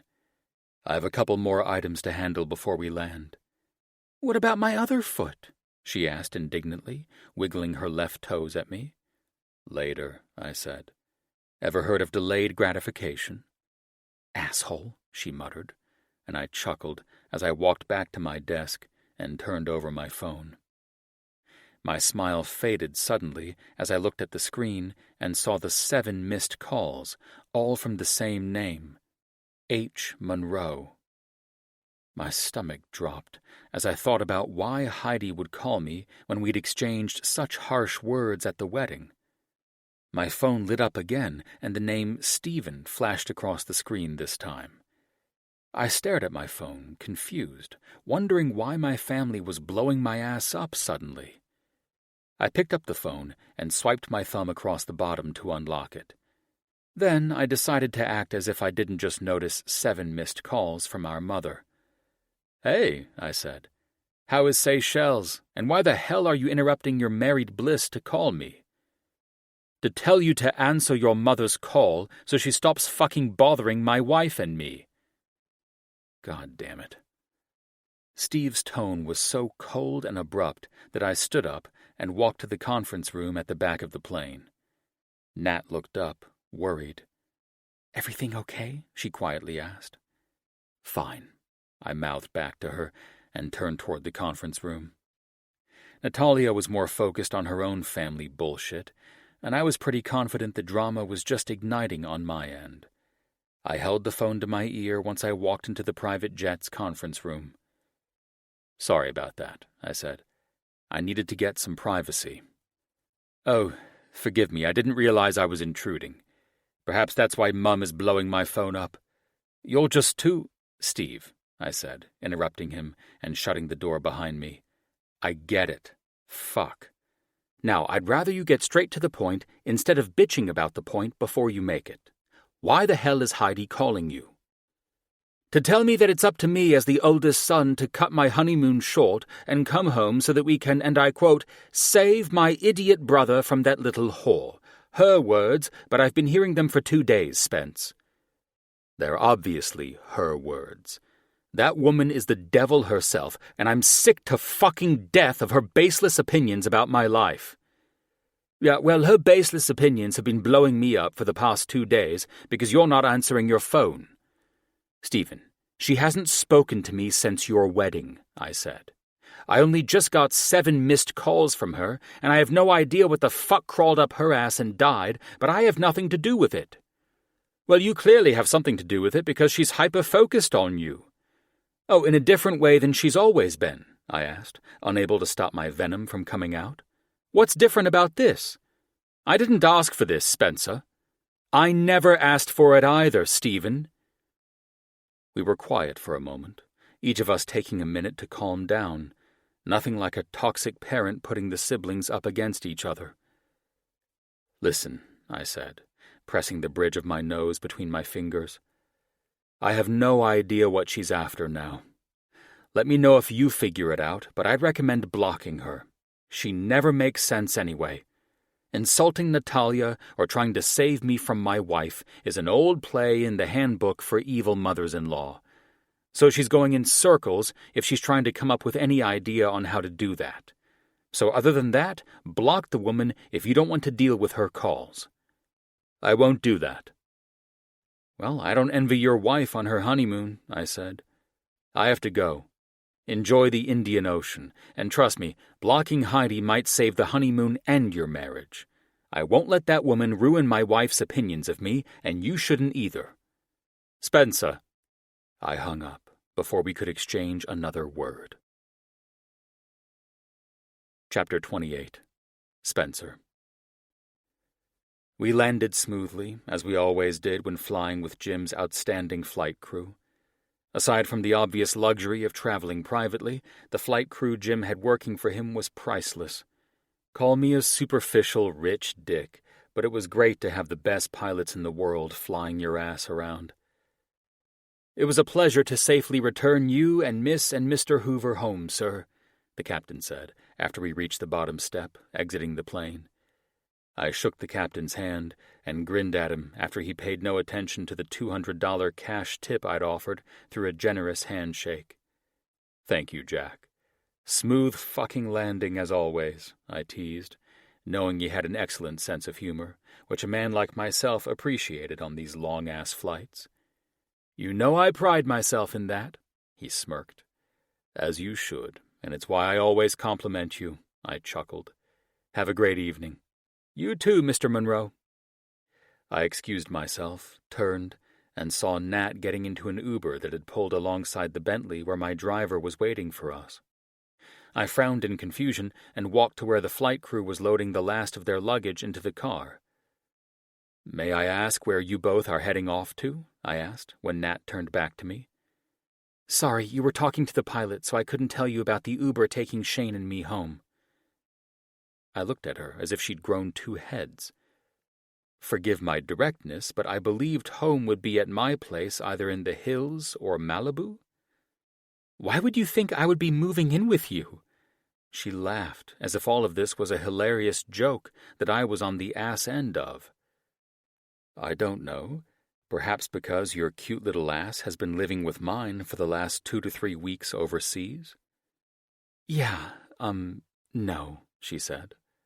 Her tone was sweet, but I was confused as hell. "Am I missing something?" I asked. I'd hardly expected her to jump off the jet and take an Uber home the moment we landed. "Are we home now and leaving the relationship back in the UK?" "No," she said, getting flustered. "Spencer, I need to be with my brother for a while. Let us work some of this out. I'm not going straight from our vacation to moving in because we've been living together for 3 weeks. Just give me time." I absently glanced at her ring, and she must have noticed because she sighed, took it off, and placed it in my hand the same way I'd given the pilot his tip. So I guess this was my tip for 3 weeks of being in my arms and giving her a shoulder when she finally decided to cry on it. "What the fuck is happening right now?" I asked, growing angrier by the second. "I'm going home, and you're going to the office like you said when the jet was over Arizona. That's all. I'll text you later." She leaned forward and kissed my cheek before sitting in the car and turning to where Shane was typing like a madman on his phone. "Well, okay then." I forced a smile. "You kids drive safe," I said, trying to pull it together and act like the most beautiful woman on this tarmac wasn't dumping me and driving off in a fucking Ford Fiesta. I pulled my act together as fast as I caught it falling apart and slipped my wedding ring off. The days of playing the dumbass married couple had ended, and part of me was glad the ridiculous show was over. I hated fake shit. With both rings tucked into my pocket, I turned to my driver, who was shooting the shit with the flight crew. "Tony, I'm going to need you to take me to the office downtown." "Right away, sir." It had to be the look on my face that made everyone quickly return to their post-flight duties. My good mood was long gone, and now I had to focus on work, all while having not slept on the flight home and knowing jet lag would kick my ass in a couple of hours. I texted Jim before I opened any more emails. Thank God I had work to keep my mind occupied. "Spencer, wheels are on the ground. I'm heading to the office now." Jim's text came immediately back. "Jim, take the rest of the day. I've got everything locked down from all the shit you handled on the plane." Spencer, "Nah, I need to focus on work to keep my mind off Nat." Jim, "You know, in most healthy relationships, you don't want to keep your mind off your partner." Spencer, "And yet." Jim, "Is Tony driving you?" Spencer, "Yes." Jim, "Good. I'm sending him the address to where I'm having drinks. I'll see you in about 15 minutes. I honestly wasn't in the mood to talk about feelings. But this was Jim, and if there was one man who could make you feel better about your shit, especially in relationships, it was that man. Too bad I hadn't asked him if he'd been in the company of the entire gang tonight, because I wasn't in the mood for their bullshit. However, it was too late by the time the hostess led me to the back of the room, where the 3 doctors and 2 CEOs sat, drinking their preferred drinks. They were all smiles, looking like sharks getting ready to devour my ass as soon as I sat down.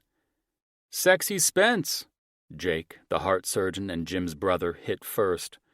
It was apparent they'd all been filled in that Spencer fucked up the first relationship they'd known me to have. "From the look on your face, I'm thinking whiskey tonight? Something a bit harder?" "Harder? What are you going to give him, moonshine?" Colin, the neurosurgeon and Jake's best friend, said, elbowing Jake in his side. "Bourbon," I smiled at him and the waitress who'd approached for my order. "Sour, thank you." I finished and looked at the expressions of each of my friends who waited for me to spill my guts about what had happened with Nat while we were overseas. Cameron, the pediatric neurosurgeon, sat to my left, and Alex and Jim, wearing their no-nonsense CEO masks, sat at each end of the table silently, waiting to peel me open to see if I'd bleed for them tonight or not. "Should I start?" Cameron spoke, his deep blue eyes mischievous as fuck.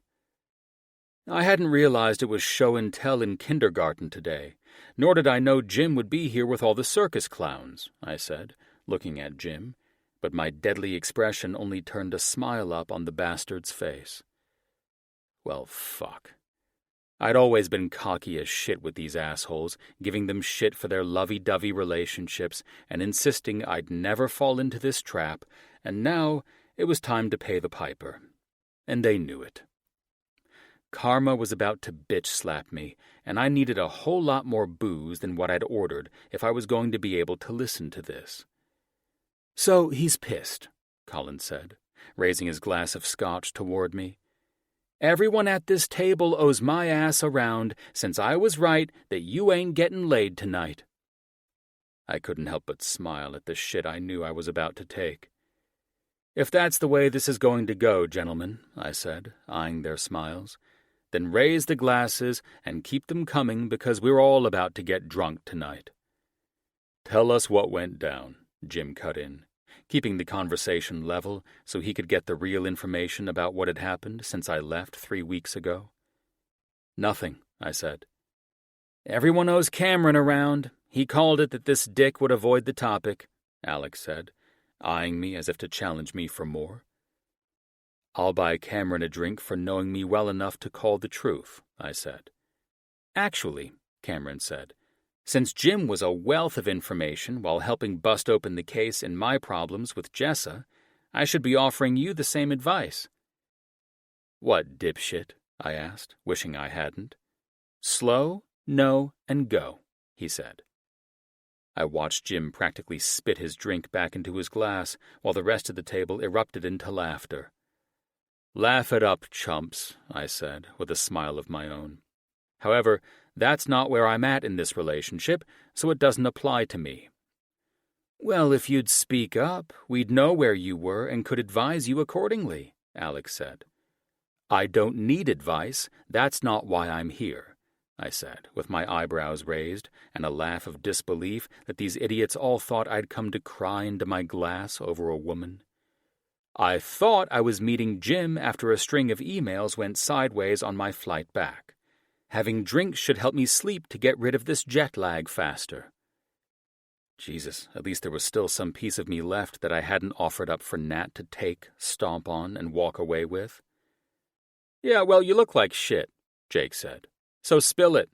I have kids at home who will be pissed if their dad misses bedtime stories." "It's nothing, really," I said. It was better to get straight to the point than tiptoe around this shit all night with jokes from these clowns. Nat and I decided we saw something more in each other on our trip and have decided to try it out. Who knows where it goes from here? Jim scratched his head, sat back, and crossed his arms. "If it were easy as that, I'd believe you. But it's not. You're holding back because of your vulnerability, which I didn't know you possessed until now." "Fuck that," I said. "No," Jim was sterner. "That will fuck me if you don't air it out.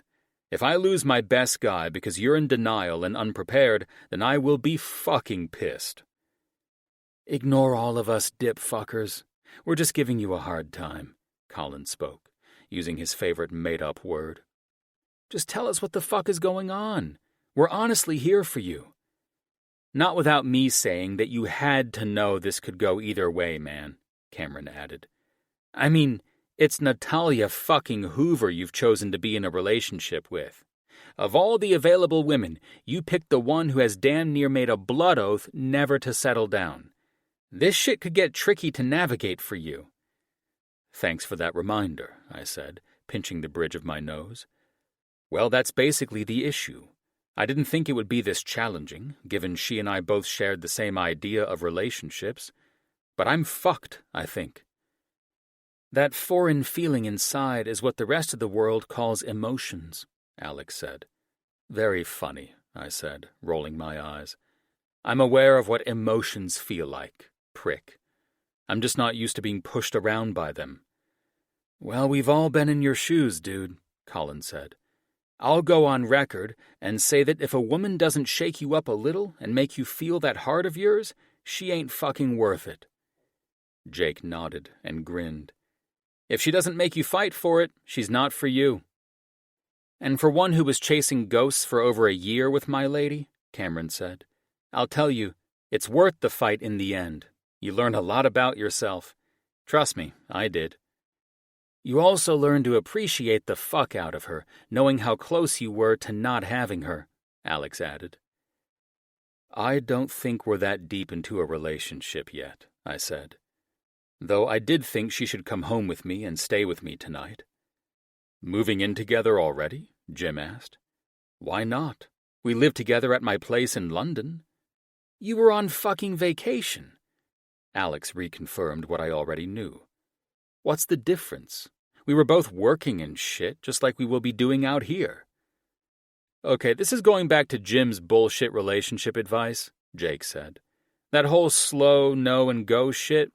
Your ass is in the slow zone, as in slow the fuck down, and don't ask the woman to move in with you. Give her fucking time. She's probably got to tend to the life she's had for years without your ass in it. Chill the fuck out and appreciate why some people shouldn't get married just because they think they've found their soulmate. True, I said. I was shocked that I agreed with Jake, the least serious one of us all, and that was saying a lot when you put him up against Colin. That's what I'll do. Just calm the fuck down and settle into the slow lane. Which should be easy for you since you drive like a granny in that damn bitchy little Ferrari you own, Colin said, always bringing cars and racing into the picture. Sure, I answered, wanting this conversation to die.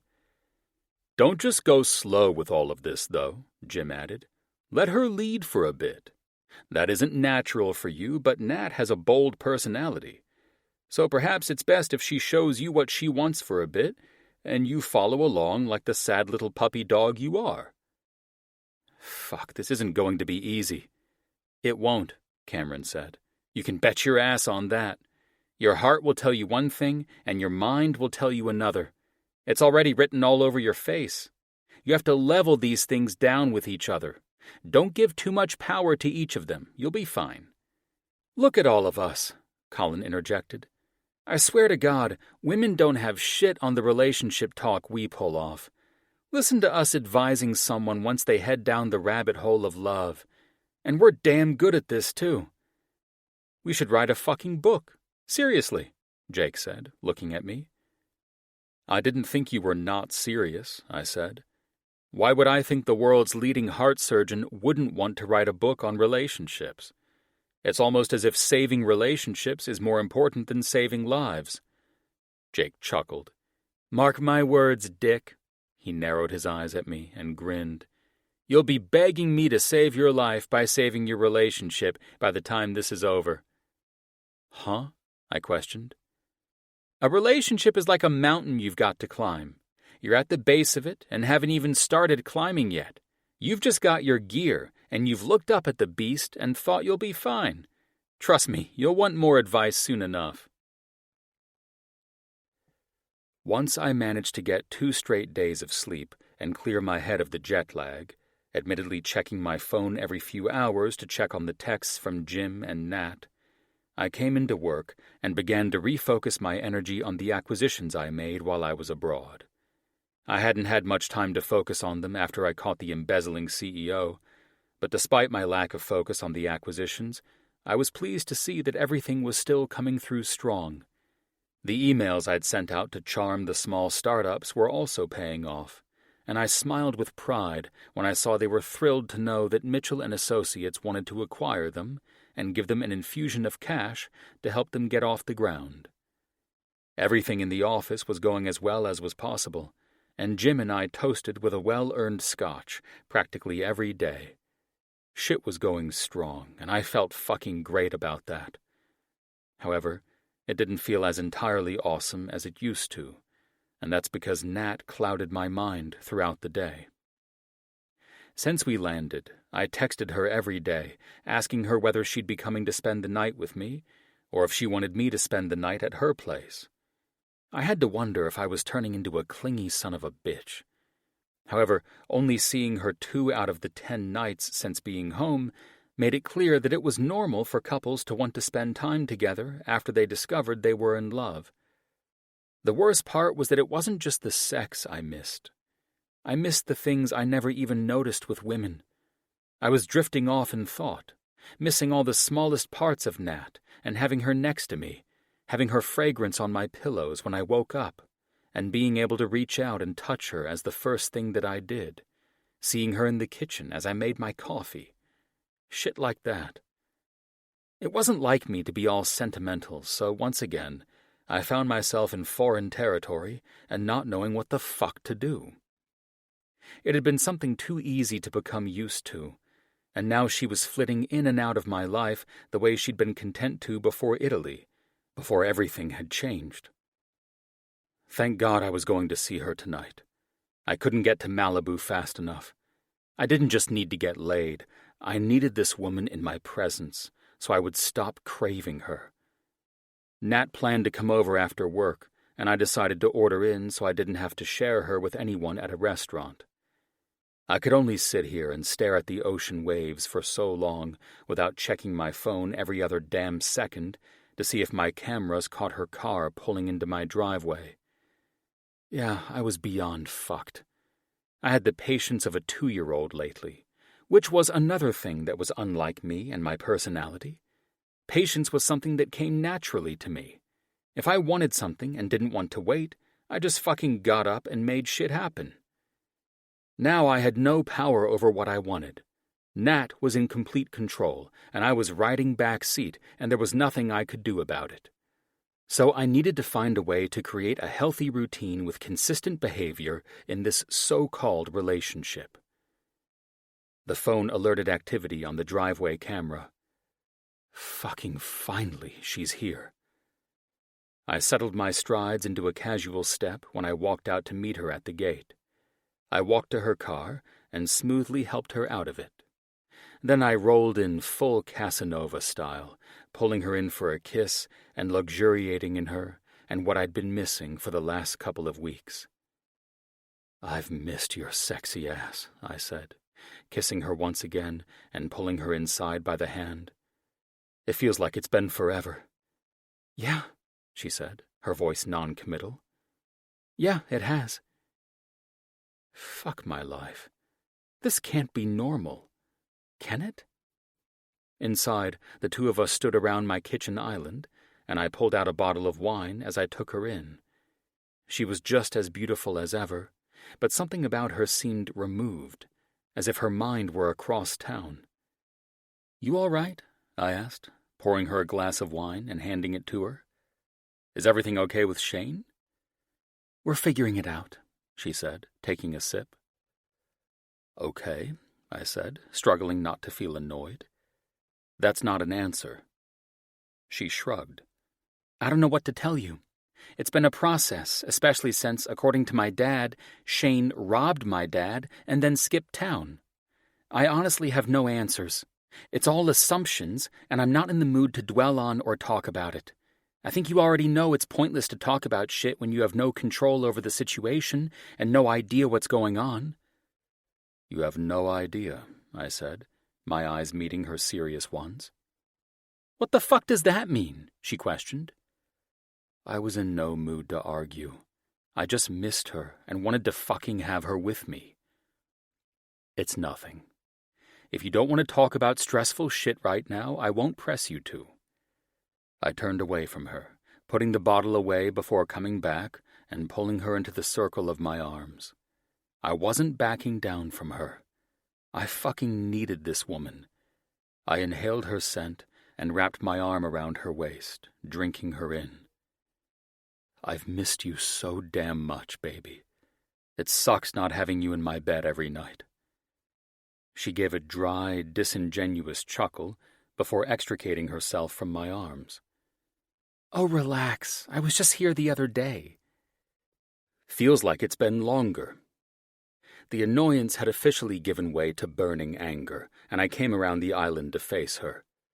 What the hell is going on with you? Nothing, she said, with as much irritation in her voice as I had in mine. Why are you so closed off with me?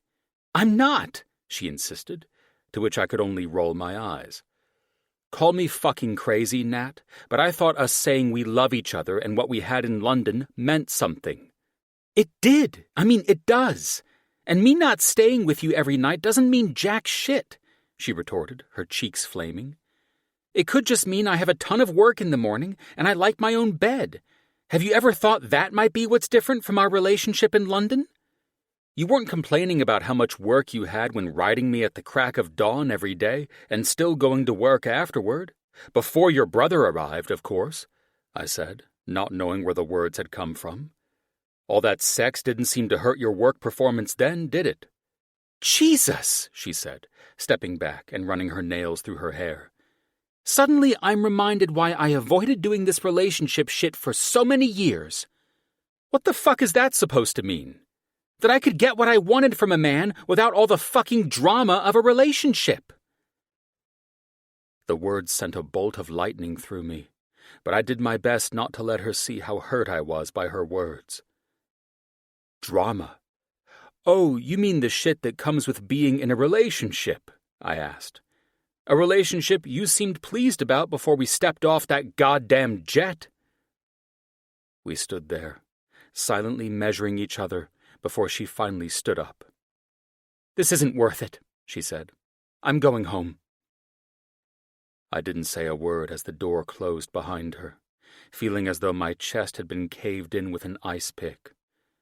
I may have softened up a bit to try out this relationship, but I'd be goddamned if I'd chase a woman who wants nothing to do with me. That is one tune I'd never sing. Chapter 29. Nat. It was bullshit. All of it. Once I got home, I filled up my oversized bathtub and spent a good 2 hours asking myself what in the world was wrong with me. Why did I have these stupid hang-ups all over again? I booked myself a massage for the next day, but all the massages and bubble baths in the world couldn't mask that I was playing an avoidance game with Spencer again. That wasn't true. I wasn't playing any games with him anymore. I couldn't blame the man for being annoyed with me. Hell, I was annoyed with myself, and I couldn't see a way through other than to just keep working. I would not dwell on things I found negative about myself. There was no way I would fall into self-loathing bullshit either.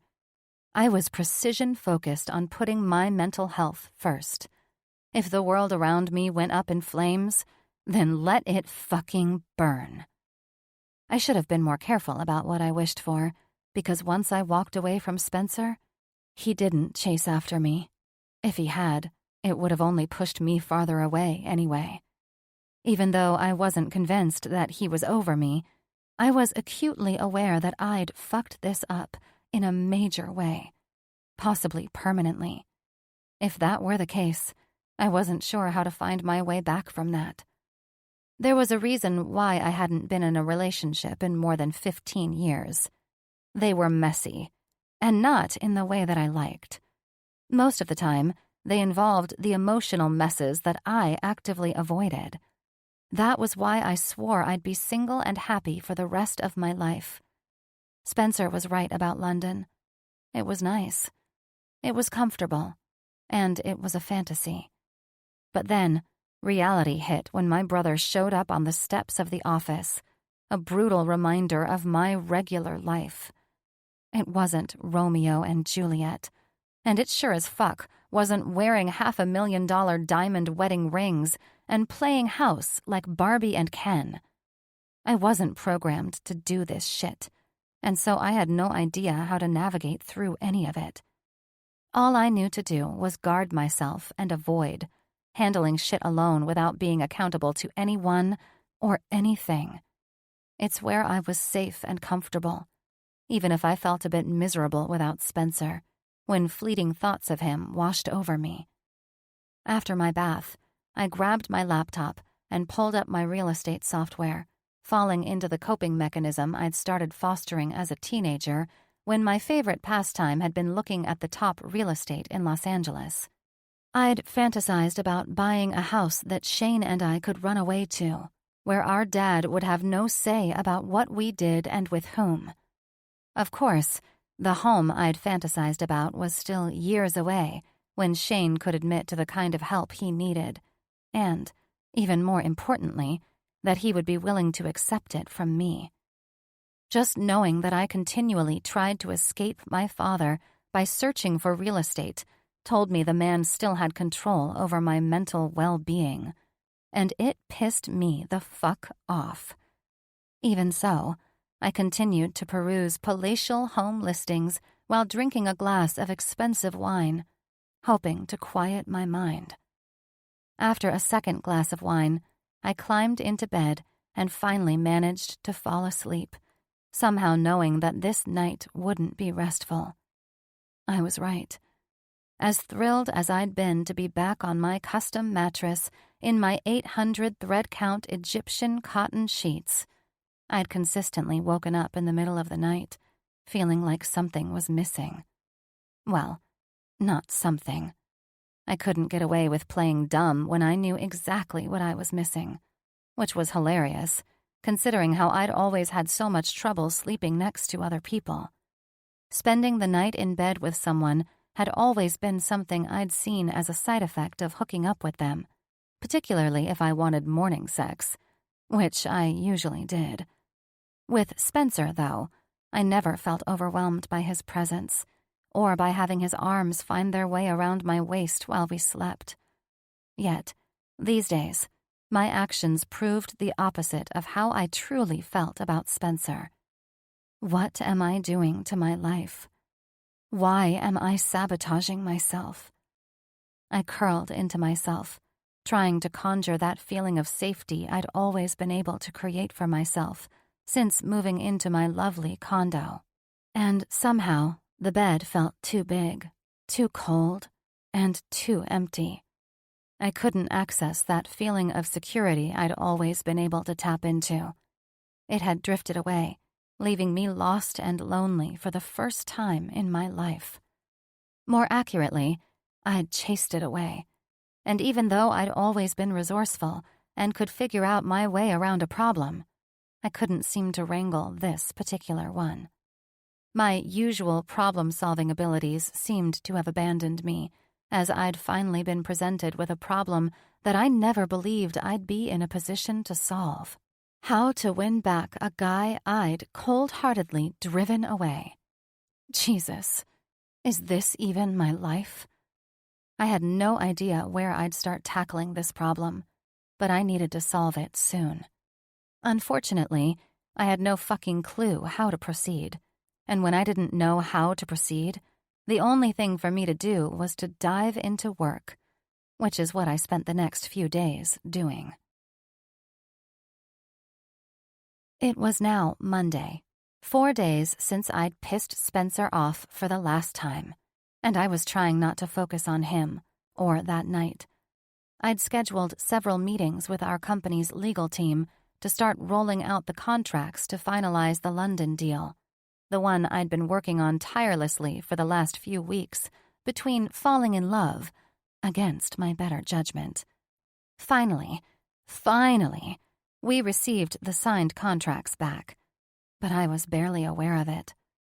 I was busy looking over the appraisal report for one of the newest properties I had in escrow when Adam, my boss, sent me a text asking me to come into his office. When I walked in, Adam was standing there with a bottle of champagne, which he popped as soon as I closed the door behind me. I couldn't help the slight shriek of surprise that escaped me as the cork came off with a loud pop. It was almost like it woke me up and out of this zombie state I'd fallen into. Holy shit! I laughed more at my reaction than the fact we were celebrating with booze at 11 in the morning. This is for our #1 real estate agent this year, both commercial and residential, he said with a wide grin as he filled 2 flutes. Come on, let's toast your success and the beginning of many huge signing bonuses to come. I couldn't deny that I was a bit shell-shocked as he stepped forward and handed me the glass. Did they? Julie and the other gallery owners returned the signed contracts this morning. I'm surprised you didn't see them, he said. I was slightly dazed as I lifted my glass to my bosses, accepting his salute and the praise for all the work I'd done on that crazy, turbulent trip that had stirred up more than I expected. Now, all that is left for you to decide is whether you want your payout in one check or divided and added to each of your paychecks. Are you insane? I asked. I want my bonus now. Excellent, he said, grinning at me. We clinked our glasses again, and I drank the bubbly liquid, surprisingly unable to taste the refreshing flavor. I couldn't concentrate on my work for the rest of the day, and it wasn't because of the glass of champagne or the thrill of closing those deals. My mind just would not engage. So, I decided to pack it in early. After all, I had a huge check coming my way. What did I have to lose? Adam looked at me like I was insane when I informed him that I was taking off early, which I couldn't blame him for. I was never out of the office before 6. Once in my car, though, I called a number that had been ignored for too long, which was particularly unconscionable considering how long I'd been home at this point. Nat! My best friend's voice grounded me immediately, and I found myself breathing easier. Are you seriously only calling me now after being back for how many days? I know, I said. But in my defense, I did text the group. Yeah, you texted a mom of baby twins and 2 newly engaged women asking if we want to go out and party, she said, and I could practically hear her eyes rolling. Okay, I'll take that, I said. Regardless, can I come over and see my godsons? For the love of God, please, she said. You know you never have to ask to come over. On my way then, I said, feeling like a weight was lifted a little bit, just knowing I was going to be in the company of Bree and her family. I wanted to get onto the freeway as soon as possible, so I didn't bother to stop anywhere until I was in Malibu. I promptly turned into the parking lot of a 7-Eleven and bought 3 pints of Ben & Jerry's chocolate fudge brownie, the flavor we ate so much in college that we could have single-handedly kept them in business. It was the perfect way to apologize for blowing off my best friend after returning from London. When I pulled into the driveway of Alex and Bree's house, I shucked off my heels and walked up to the front door, letting myself in with the code I'd been given as soon as Bree had officially moved in. Hello, darlings. I'm home, I called, walking inside. I was hailed by Alex, who held his finger up to his lips with a slightly disapproving look. Happy to see you too, sunshine, I teased his shitty expression. Sorry, I'm not trying to arrive unannounced.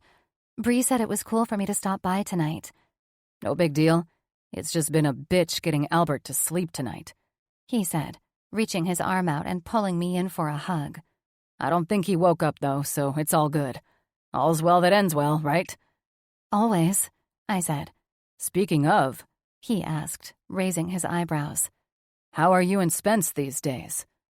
Something told me this man knew more than I'd care to think he knew about Spencer and me. And it wasn't because I got into the details with Bree, either. "Hang on," Bree said, walking in with a sleeping Logan in her arms. "Hang on. There's no way you're telling this story when I'm not there to listen to it. Let me put this one in bed and I'll be right back." "You ladies enjoy yourself. I have a loose end to tie up at work," Alex said. "Wait a minute." I looked into his little snake eyes. "What made you ask me that question, Alexander?" He slipped his hands into his pockets. "Nothing." He shrugged. I found myself in a standoff with yet another billionaire CEO, and frankly, I didn't have time for this shit. "Yeah, remind me to play poker with you so I can kick your ass and take all your money. Your face tells a different story than your lips." He chuckled. "All I can say is that I never thought the day would come." His handsome expression was more mischievous than usual. "And which day is that?" I pressed. "The day Natalia Hoover and Spencer Monroe would cry into their wine glasses over bumps in their relationship." "And I'll admit, I never thought this day would come either, wise ass. The day, of course, being when you say something so preposterous to me." I smirked. "Let's just hope it all passes and never comes again." "Careful what you wish for," he said, a little cockier and more candid than I'd like. "All right, I'm back," Bree said, letting her hair down from its bun as she walked into the room. "What did I miss?" "Have fun," Alex said, kissing Bree before heading up to the next floor of the mansion. "God. Men." I rolled my eyes at Bree. "How the fuck did you manage any of this?" "I see there's trouble in paradise, and so soon," Bree teased with her dimpled smile. "Come on, let's take that ice cream out to the pool area. We don't need Alex in earshot." "I couldn't agree more," I said, following Bree into the kitchen and wondering if this would be an informative conversation or one where all I did was bitch about the mess I was in. "I've missed you," Bree said, sitting on her opulent outdoor sofa surrounding the neatly crafted fire pit. "I'll never understand how you can look so freaking beautiful in sweats and a tank top. It's very annoying," I teased, dipping my spoon into my ice cream. "I'll take that as a compliment," she said, raising her eyebrow. "It's so goddamn relaxing out here," I said, glancing around at the pool, the waterfalls, the palm trees, and the furniture. You know, everything that one would buy to ensure their outdoor pool area looked like a 5-star resort. "I sat out here today while I worked from the house. It was pretty fucking nice." "Yeah, well, you designed it. If you ever get bored, you can always start imagining what you'll do for my future backyard." She took a spoonful of ice cream and slid it into her mouth with a laugh. "And when do I finally get to do this for the new place you always tease me about buying but never do?" "When hell freezes over, I guess," I played back. "Hell has frozen over, my friend, if you hadn't noticed," she said, tucking her legs underneath her and reclining against the throw pillows on her right side. I leaned back and placed my feet on the granite surrounding the rectangular gas fire pit in front of me. "How has hell frozen over?" I said, digging into more ice cream. "Because I recall you always saying that hell would have to freeze over for you to be in a relationship. And not only has it frozen over, but I think it's in a deep freeze given that you're not just in a relationship, but also seemingly stressed about it. Last I checked, I didn't come over to have a psychic reading, so relax with analyzing my life and hell freezing over. Let's keep the crazy talk to a minimum," I teased. "Okay, no crazy talk. Let's get straight to the real talk," she said, staring me down. "You're lucky I've been buried in work, or I would have lost my shit when I discovered that Alex knew more about this than I did. I haven't heard jack shit from you, and Alex already has the dirt on the relationship." "Hold up," I said.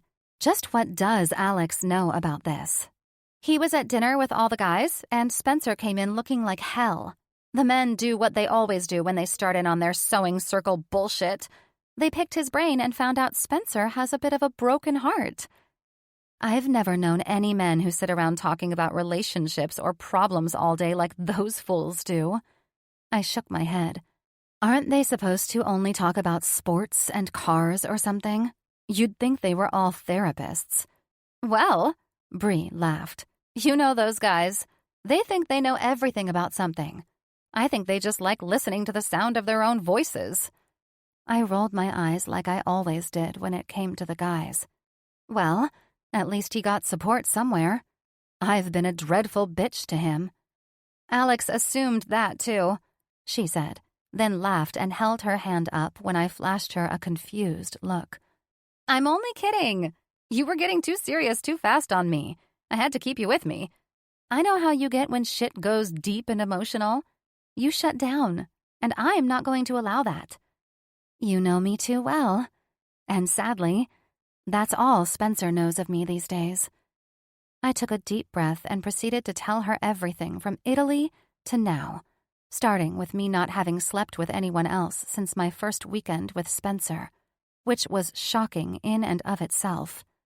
Although she looked almost wistful as I told her about our time at Lake Garda, Verona, and London, she was speechless when I detailed my adventures with Heidi.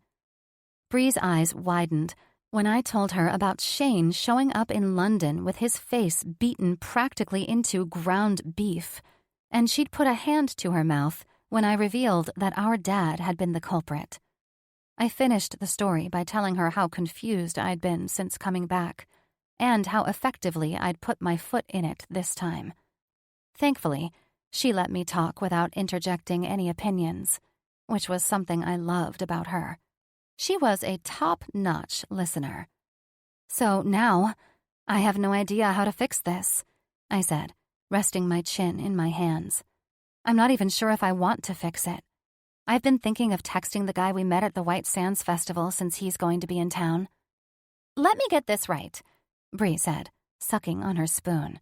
Spencer told you he loves you, and you returned the sentiment, and then, when you were reminded that you have an actual life here in LA and that you have shit to shovel, you decided to sabotage it on purpose? And now you want to go hook up with that man from White Sands? You know what you're doing, right? Do I? I answered, feeling uneasy. You hook up with men but never allow a relationship to form, so it's easy to move on to the next with no guilt. This time, it's different. If you go running off and sleeping with a man to cover your problems with Spencer, you'll hurt him even more and brutally hurt yourself. I can see a look in your eye when you speak the man's name, and I know he's different for you. You actually feel something for him. You will hate yourself if you hook up with the other guy. What if I just end things then? That's different. If you end things, then fine. Go and do whatever you want to do. You're a grown woman. I can only advise you. And how would you advise me? To stop allowing this stuff to drown you. You believe it's a bigger problem than it is. You're not used to having someone love and care for you. And from what I've ascertained from your story, that is what Spencer is trying to do. You're like a wounded dog, biting anyone who tries to help you because of what your dad did after your mom passed away. You feel cornered, and you lash out. You need to stop and take a breath. Running into bed with another man will not make you feel better, but it will make it much harder to deal with your problem. You don't see that because you learned to shut down that side of you a long time ago. What the hell is wrong with me? Honestly, Bree. Nothing is wrong with you, Nat. You just have issues that you've never worked through. You probably have abandonment issues, and you definitely have trust issues. You might have gotten to the bottom of these things if you hadn't fired every therapist you ever had. You have to face those problems and stop running from them. You deserve to be happy and in a relationship with a man who adores you, whether that's Spencer or someone else down the road. But you will never know who that is if you don't stop running away and start to work through things. I don't know how. That was the God's honest truth. If Spencer wants to be there for you, then let him. If the relationship part scares you, be honest with him. Start as friends. Let him be there for you as a friend and see where it goes and if it grows from there. I sighed. and the dairy in the ice cream was now enough to make me vomit. I guess. I don't know. I mean, I miss him, but I don't. I looked at her, confused. I don't know if I want any relationship with him, friends or not. Nat, I've never seen you like this about a guy. Ever. And I've seen you juggle plenty of them. But now someone is making you happy, and it's scaring you, and your first instinct is to fuck it up? She shook her head. I've seen you scared plenty of times, and you always stand tall and tackle it head on. So, what's different about this time? Your feelings are involved? I don't buy it. At that moment, my phone buzzed. I turned it over to see who it was, and seeing Spencer's name on my screen plummeted my stomach. Is it Spence? Bree asked, looking at my phone. Yeah, I said, swallowing. And I don't know how to avoid getting in deeper. No way to avoid that, Alex said, shocking me when he walked out and spoke. Take it from someone who spent years dancing around, playing avoidance games. You can only get deeper.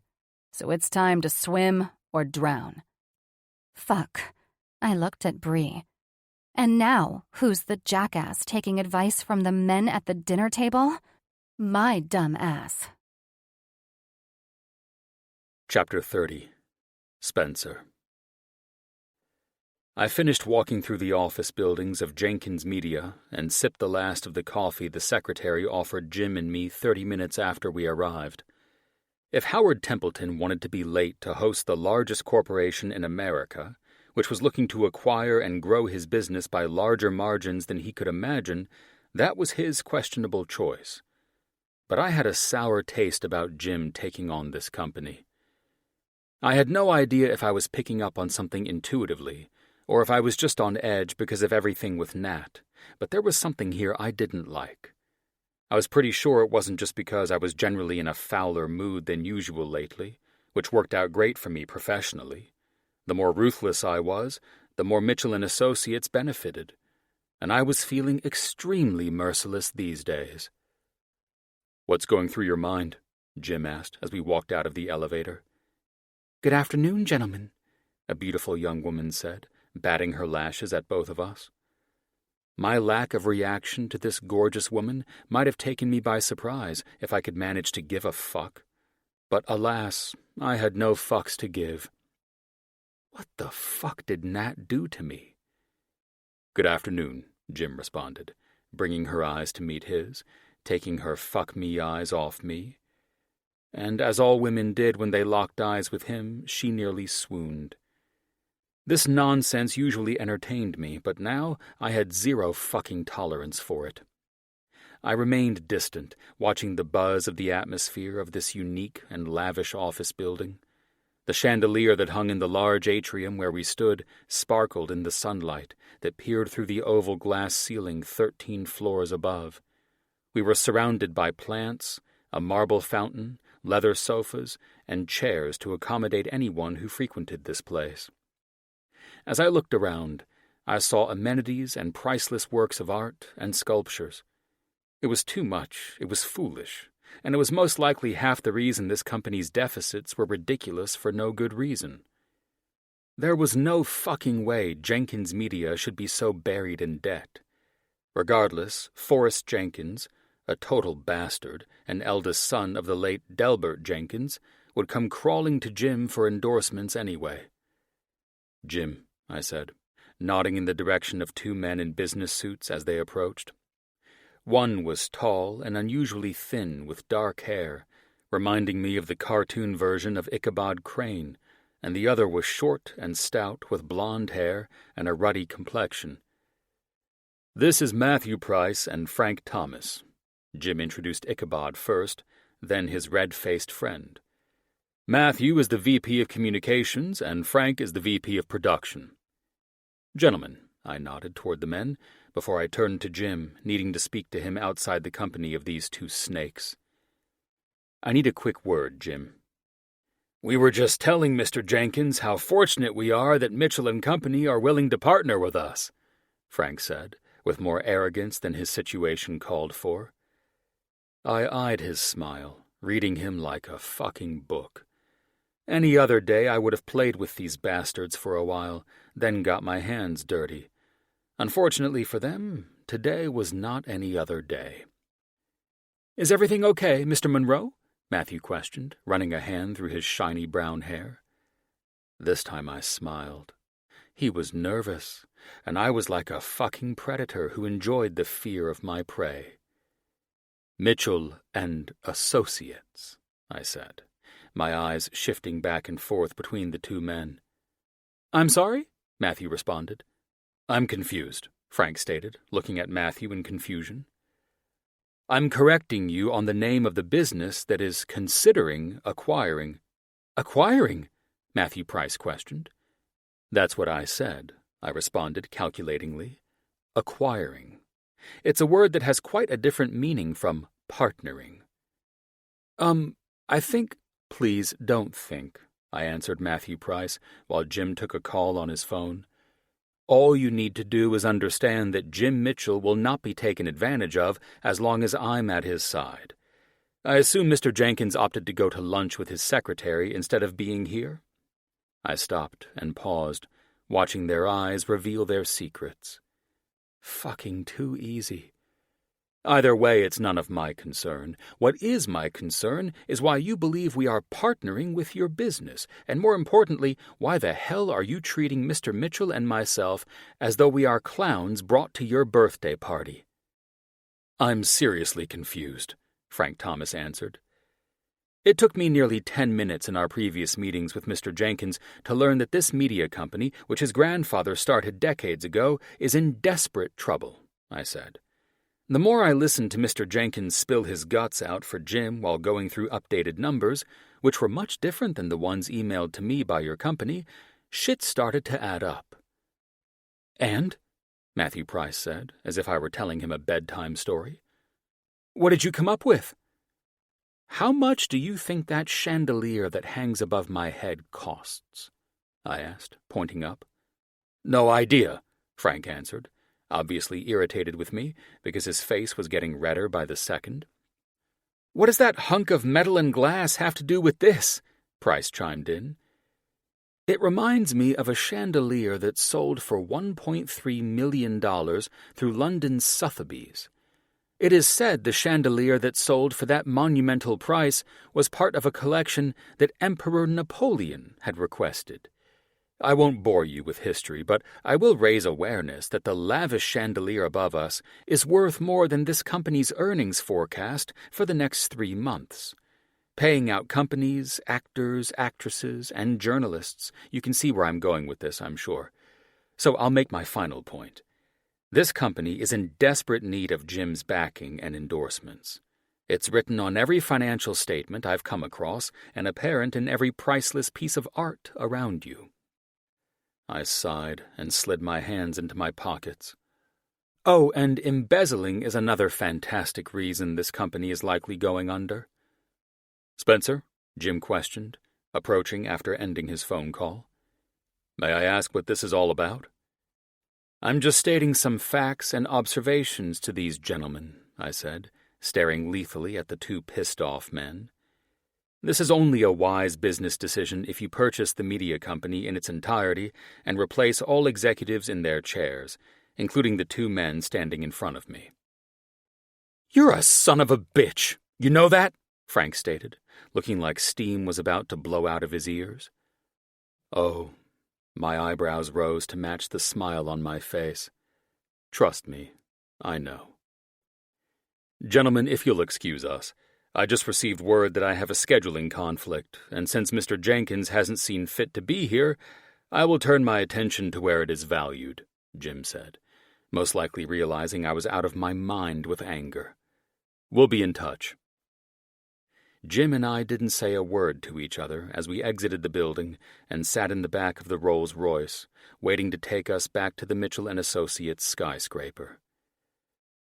Usually, if you sniff shit out this early, you handle it with the owner, but having a go at the 2 underdogs of the deal? "I'm not sure what the fuck is wrong with you," Jim said. I checked my phone after feeling the damn thing vibrating on silent and blowing me up this entire visit to Jenkins Media. My heart and my eyes had a love-hate relationship with my phone and checking notifications now. I wanted it so badly to be Natalia, but then I didn't. I was so fucked, and I didn't know how to deal with this shit except to take my frustrations out on everyone around me. I subtly shook my head, and my lips pinched together in frustration when none of the notifications were from her. I was so fucking pissed that I allowed myself to go this deep with anyone, especially her. I couldn't explain this shit. I never gave two fucks about someone getting back to me, and I sure as fuck didn't care if someone thought to dump my ass and move on. But now here I was. "Spencer," Jim said, snapping me out of my head. "Why didn't you tell me anything was wrong after we spoke with Jenkins?" "I'm sorry about that. It wasn't my intention to withhold," I said. "It took me a lot longer to understand that Jenkins will fuck us in the end. He's bad news, and I suggest you make today's meeting with him your last." "Is this because Nat hasn't called you?" Jim questioned. "What? No," I said, pissed at my best friend's assumption. "I might be a bit more no bullshit than usual, but that woman blowing my ass off has nothing to do with this. You either buy the company and its debt, fire everyone in a chief position and replace them, or never speak to that dick again. He's already buried in debt, and if you move about this the way he wants you to, we'll be dealing with law enforcement and undercover stings from the feds, guaranteed. I'm sick of you wasting money on these chump companies, using you to get out of the debt they believed they could afford." "So that's your official assessment?" Jim asked, nodding as he intently listened to my warnings. "Yes, officially. Don't do this shit unless you purchase that place outright and replace nearly everyone in that overly lavish building. This is just a fucking nightmare." "And if I purchase it and replace every living, breathing human in the place? Then you start from the ground up," I answered, shocked Jim was this interested in the company. "I would need a great CEO, that's for fucking sure." "No shit," I answered. "One who could run that place with an iron fist and didn't have a problem dropping the hammer on people." "Sounds like you," he teased. I stared at him as if he'd lost his mind. "I'm not going to head up that fucking media company," I said. "It would probably give me great pleasure to clean up shop over there, but fuck, I don't think I'm in the mood." "Did you just say you weren't in the mood to become the CEO of Jenkins Media?" "You heard me," I said. "Well, consider getting into the mood. I'll see what I need to do to pry this business from that dipshit who's annihilating his family legacy. That company has untapped potential, and I want you to spearhead it. If all falls into place, moving pieces on the chessboard, of course, then there's a lot of money to be made." "I think you're getting too greedy and using your heart instead of your brain," I answered truthfully. "Nah." Jim brushed me off with that damn smile he had whenever he won something. "You're the one using too much heart right now. You want to talk about what's going on with Nat?" "There's nothing to talk about," I answered him. "We're on separate paths, that's it. She either comes back or moves on. I, for one, am moving forward." "How do you feel?" "I'm going to stop you right there," I cut Jim off. "I refuse to talk about feelings with you. So let's grab some lunch. I'm starved, and I think you've lost your goddamn mind, wanting to purchase that media place." Buzz. The harsh sound cut through the pleasant dream I'd been having about the beach outside my house, featuring someone with long blonde hair and the most perfect body I'd ever enjoyed. In my dream, I looked up at my home, thinking someone was at the door trying to get through to the private beach and cove protected by my house. I blinked a few times as I tried to figure out who would have come over unannounced. Buzz, buzz, buzz. I groaned as I lifted my head off my desk.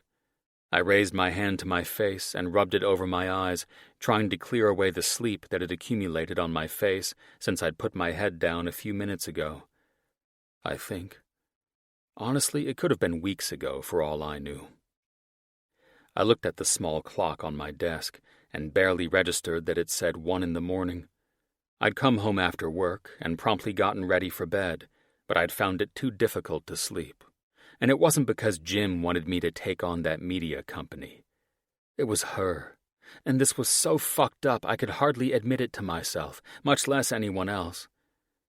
The door buzzer rang again as I headed over to the small screen that allowed me to see whoever wanted to get into my house so badly. I turned on the screen and felt my blood run cold when I saw Nat standing there, waiting to be let in as she fought off the cold that set in every night in Southern California. The sleep must not have worn off yet, because I couldn't stop blinking as I stared at her before I hit the button that would allow me to speak to her. Nat? What are you doing here so late?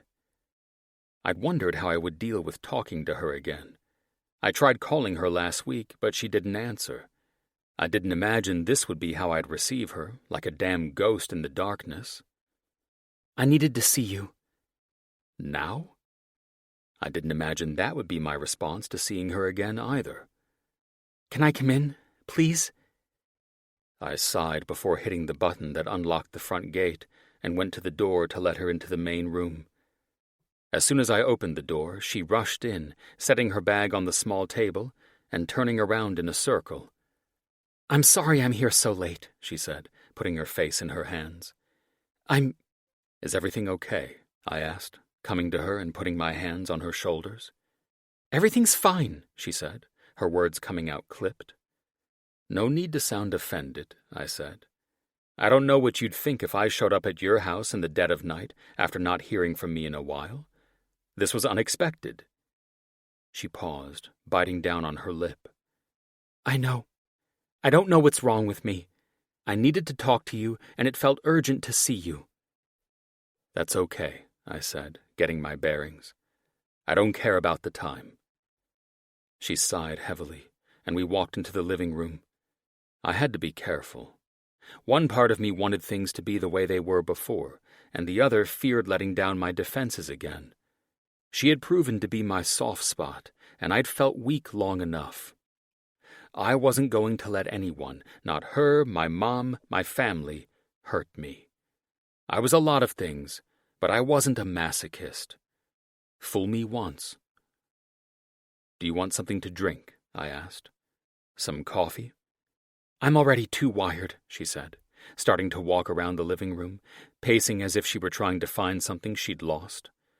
I watched her walk for a while, picking things up and putting them back down, but her frazzled nerves were enough to put me on edge, and I couldn't take much more of this. Do you want to try sitting down for a while? I'm not sure. I don't think I could stand to be still. My nerves are just everywhere, she said. And you know I don't do drugs, so no worries about me being coked up or tweaked out. I grinned. I'll admit it was my first assumption, but I know you better than that.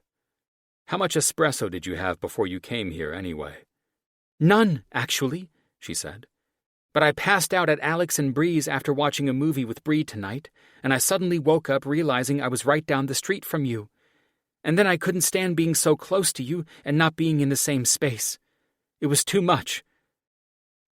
Suddenly, it became extremely difficult for me to swallow with the lump in my throat. Did you have something that you wanted to talk about? Yes, she said, without hesitation. I sat on the couch, watching her pace back and forth as she struggled to find the words she wanted to say. All the while, the clock crept on toward 2 a.m, and I was getting more and more exhausted. Look, you can say whatever you want when you find the right words, but for now I'm going to bed, I said. You can either come up with me or stay down here on the couch. It's completely up to you. We stood there for a bit, holding each other's gaze, and I sensed a significant point was being reached between us. There was an intensity in this moment, as if we were hovering over the blade of a knife. Okay, she said, running a hand through her long hair. Okay, what? Okay, I'll come to bed with you. I was so shocked by the straightforwardness of her words that I just stood there, staring at her, for a good minute, before she turned away from me and headed for the steps that led to my room. It had been so long since we'd spent the night together that I could barely believe she was here. I wanted to tell her to get out of here. I wanted to go on a tangent about how I wasn't going to put up with this fickle bullshit anymore, that I didn't care what she had to say, and that I didn't need this drama. But I couldn't. It seemed impossible because the truth was that I wanted her here with me more than I'd ever wanted anything in my life. I moved slowly around her, as if we were magnets with the same polarity, held apart by a set distance. "Can I borrow a shirt?" she asked, as she untucked her silk blouse and unzipped her pencil skirt, shucking off her heels. "Feel free," I said, gesturing toward the closet. It felt strange having her ask to borrow clothes, as if we were walking back all the steps forward we'd taken. But then we'd already taken those steps back before. So now it was just a matter of finding our way back to each other, wasn't it?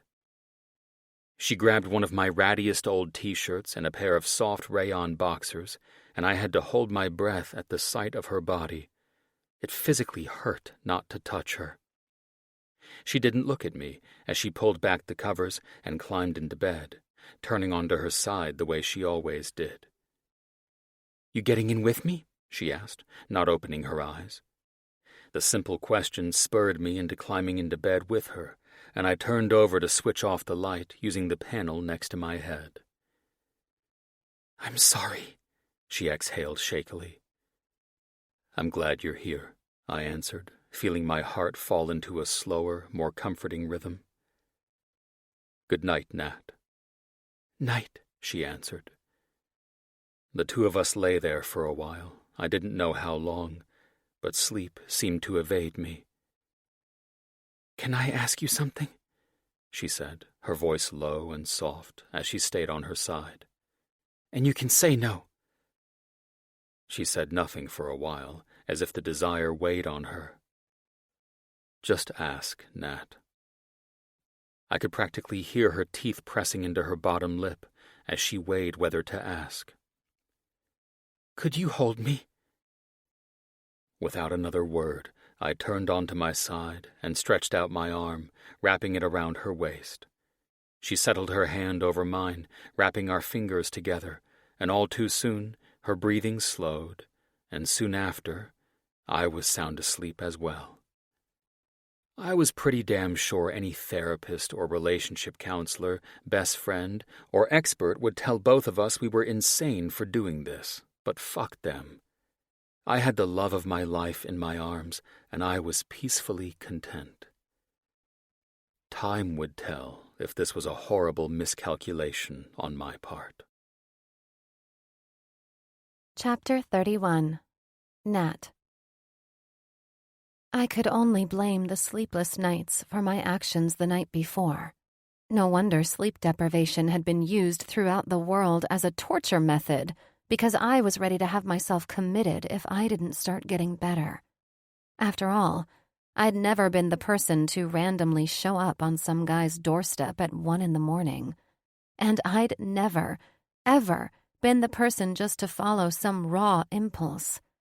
I was, and always had been, a person who thought through the consequences of every action. I had to, given what the alternative would be if I had no plans about how I'd handle certain situations. But not this time. This time, I'd simply rolled over on the couch, my eyes opened, and I couldn't tamp down the impulse that led me to leave Bree's house in the middle of the night and ring Spencer's buzzer like my life depended on it. And the worst part? I didn't even have an excuse for it. I hadn't been drinking, smoking, playing with a Ouija board, or doing anything that could cause a sudden and drastic change in temperament and decision-making. No, I'd been stone-cold sober. I mean, who did this shit? For real. Up until last night, I would have never raised my hand and said that I did. That's for fucking sure. All these thoughts flooded through me about the strange desperation I'd shown last night. And yet, while lying in bed with Spencer, none of it felt as insane as my current thoughts made it seem. None of it felt like a wrong decision. None of it felt like a mistake. I saw the light from the sunrise beginning to illuminate the waves outside the glass wall of Spencer's room, and the beauty took my breath away.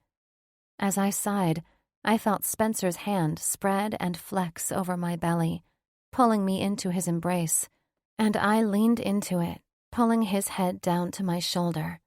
He sighed into my neck, kissing me tenderly, and I went completely still for a moment as I tried to decide what to do from there. "How are you feeling?" he asked. I could tell he was testing the waters with my mood this morning, and I didn't blame him. A bit surprised to be waking up in this room, knowing the last time I was here was after a weekend of sex and nothing more. I felt him laugh. "Ah, the good old days," he said, his lips pressing into the top of my hair. "What is that supposed to mean?" I playfully teased back, grateful that we were sort of reuniting in humor instead of anger or seriousness at the moment. "Well, that's before we decided to get fake married, play with fire, acquaint ourselves with the dark secrets of our family, and this whole thing turned into a one-sided relationship." Even though he was teasing, I could sense I'd hurt him.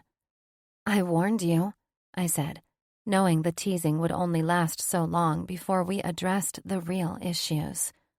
"I know," he answered. "And I wouldn't take back any of the things I mentioned either." "I do not know how you can think or say that." I finally turned to face him, his sleepy eyes making him appear more handsome than ever. "Well, I guess I can say it because, in all relationships, there are lessons to be learned." "And in our relationship, which I fucked up before it could hardly even start? What did we learn? Or should I ask, what did you learn?" He smirked at me, his eyes following the trail of his fingertips tracing across my forehead. "That everyone was wrong." His eyes met mine again. "It appears I truly have a heart, and it's not made of stone." "And all of this shit was worth that to you?" "Still is," he answered. I rolled onto my back and stared up at his ceiling. I don't understand how it could seem so easy and doable until now. I'm the strongest woman I know, yet, in this department, I feel weak. And I hate feeling weak. "No more than I do," he answered with a laugh. I looked over at him and smiled. God, I'm such a fucking mess. I didn't realize that until recently. "Don't be so hard on yourself," he answered empathetically.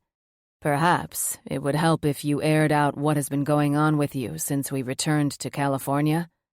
I bit the inside of my cheek, running my teeth along my lower lip as I thought about what to say. How could I articulate what I'd begun to feel for him overseas and everything I'd felt since coming home, particularly now that my little brother was involved? The only thing I could do was just start talking.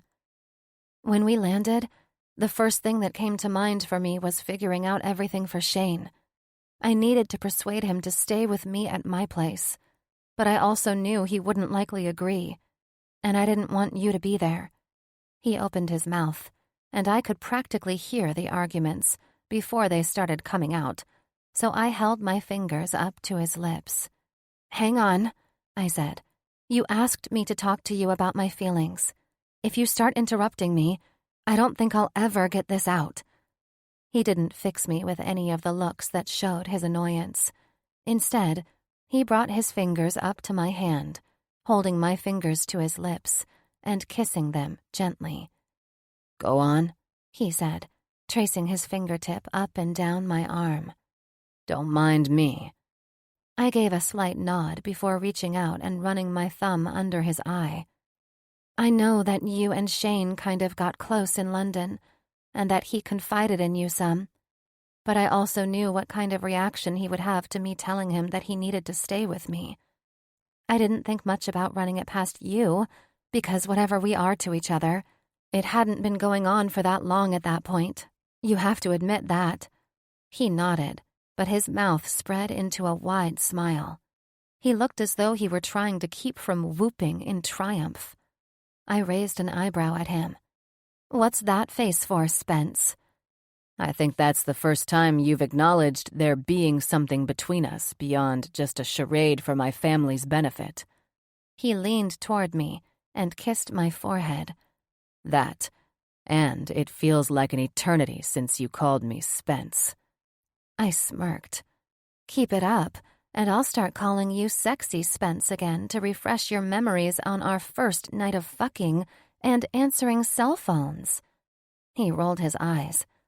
Well, I find it very nice to hear you refer to us as being in a relationship, instead of the days when something like that was furthest from my mind.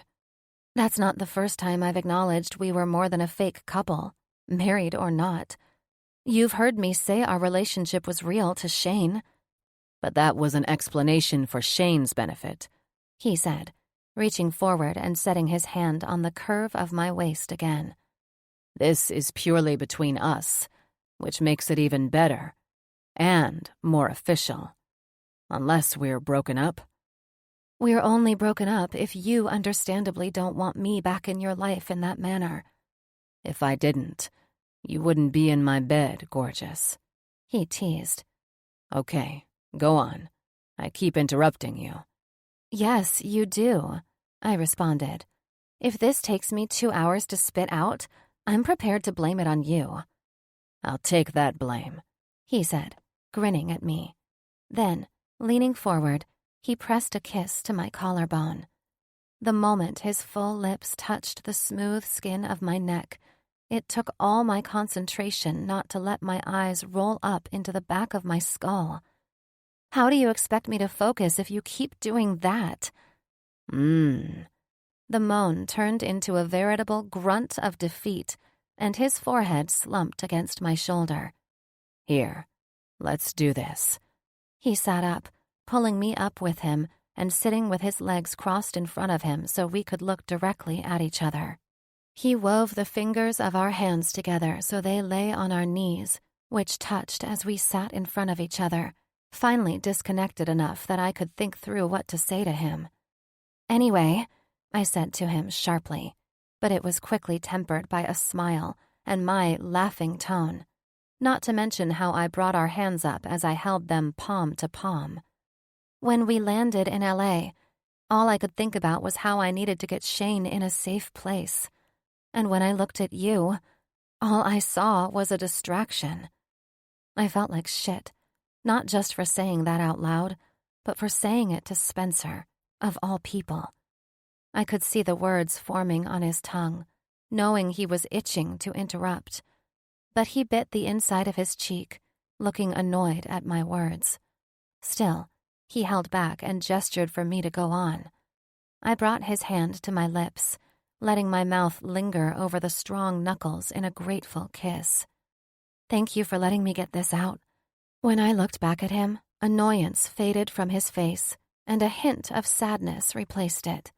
He nodded at me to continue. Shane's reaction was pretty much what I expected it to be. He was furious that I told him he needed to stay with me, and I would have all his stuff sent to my place so he wouldn't miss any work. And he didn't appreciate you going out of your way for him? Spencer asked, with a frown and a warranted look of disgust. No. He said if I did that, he'd take off, and then I wouldn't be able to control what he did.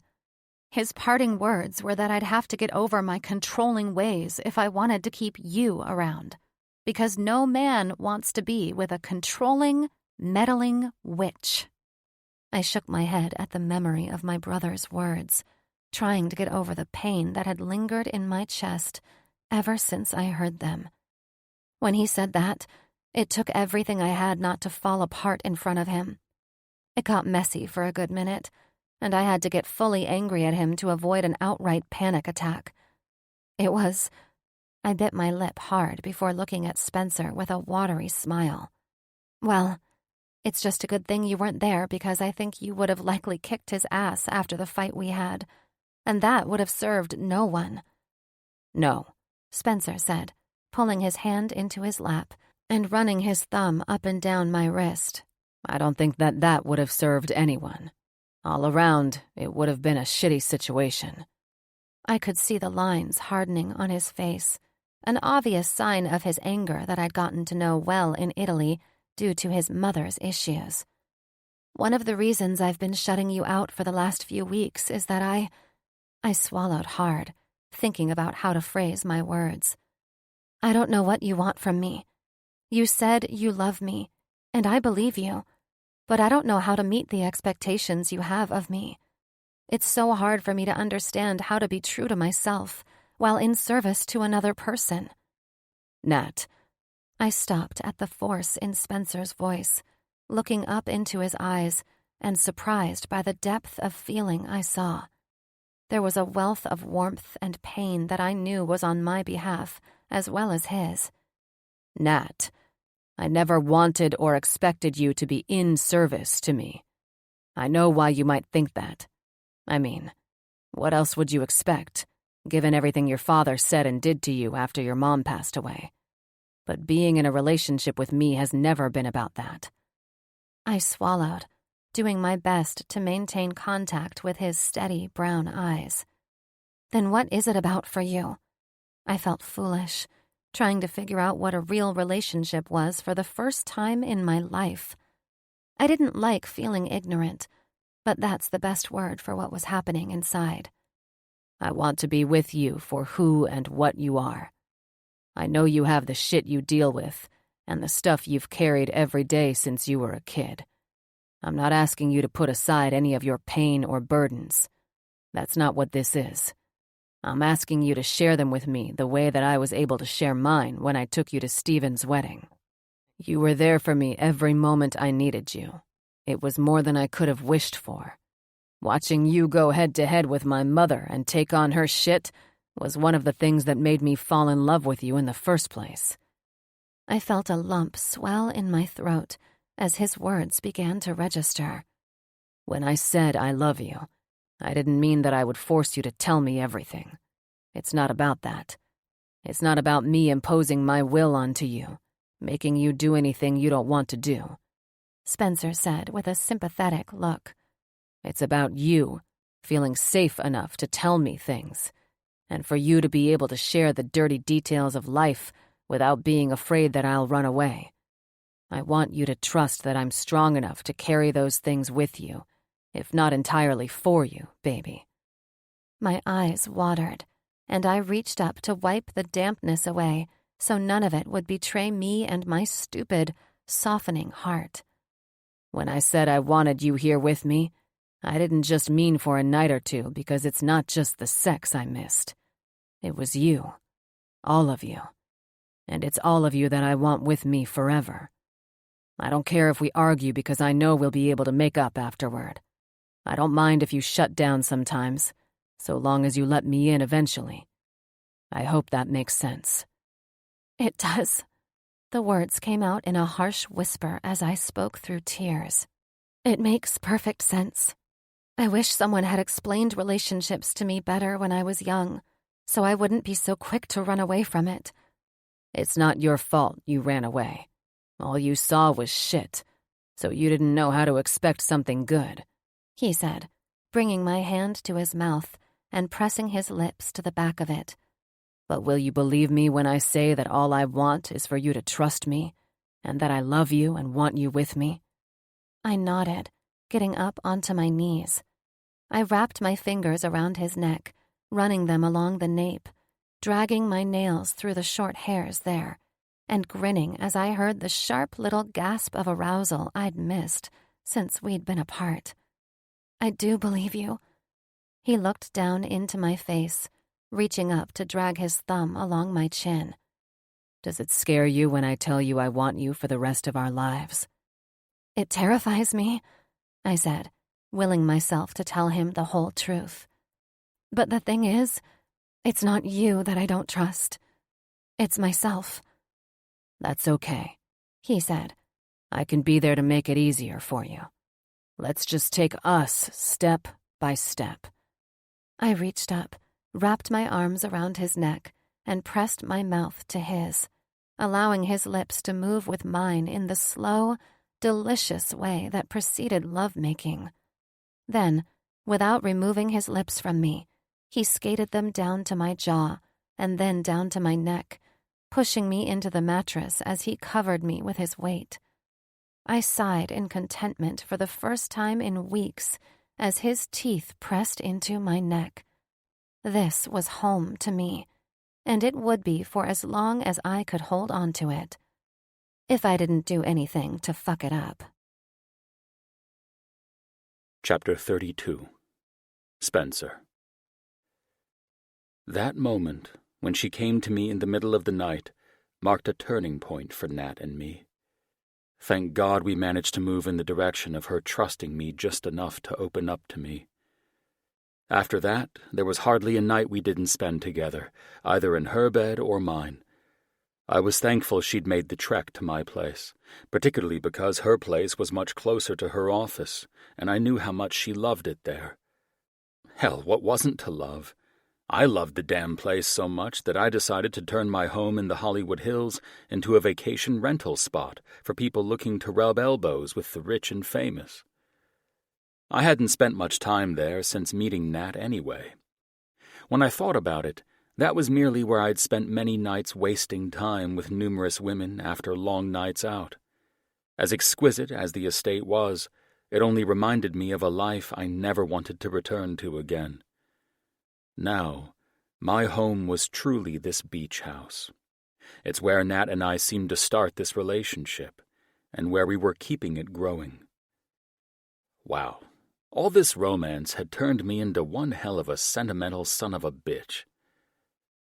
I love waking up to the sun's reflection sparkling over the waves of the ocean, Nat said, sitting on the chaise next to the window, pulling on her tall boots. I love watching the sun on the waves, all sparkly and shit, I said, running a towel through my wet hair, smiling at her, while your sexy ass sits as the focal point of the most impressive view in this room. That's a mouthful, she teased, standing up and turning to admire the view before work took her away from me for the day. We should call in, I said, walking up behind her, feeling my dick harden at the idea of her reaching around and taking advantage that I had only a towel wrapped around my waist. Call in? She laughed. Then she turned to face me. We're practically our own bosses. We should just fuck, start the day, do the day, fuck during the day, order takeout tonight, then end it all by licking dessert off each other's bodies. I smiled down into her teasing eyes and kissed her nose. It's good to have you back, baby. Everyone would blame me if your funny, dirty little mouth never returned because you got too serious. Oh, that side will never leave me, honey, she flirted with her long eyelashes. It's just that I haven't been in the mood to speak all my wisdom lately. My point exactly, and they'd all kick my ass for that, I said, bringing my hand over her perfect tight ass. Let's say we play it your way. Yes?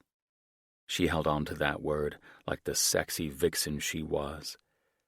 Then perhaps we can squeeze a short visit to my office today. This skirt is begging for me to bend you over my office desk, and... Her eyebrow arched, prompting me to halt my request and refrain from laughing, because I knew she had something smart-ass to say about this.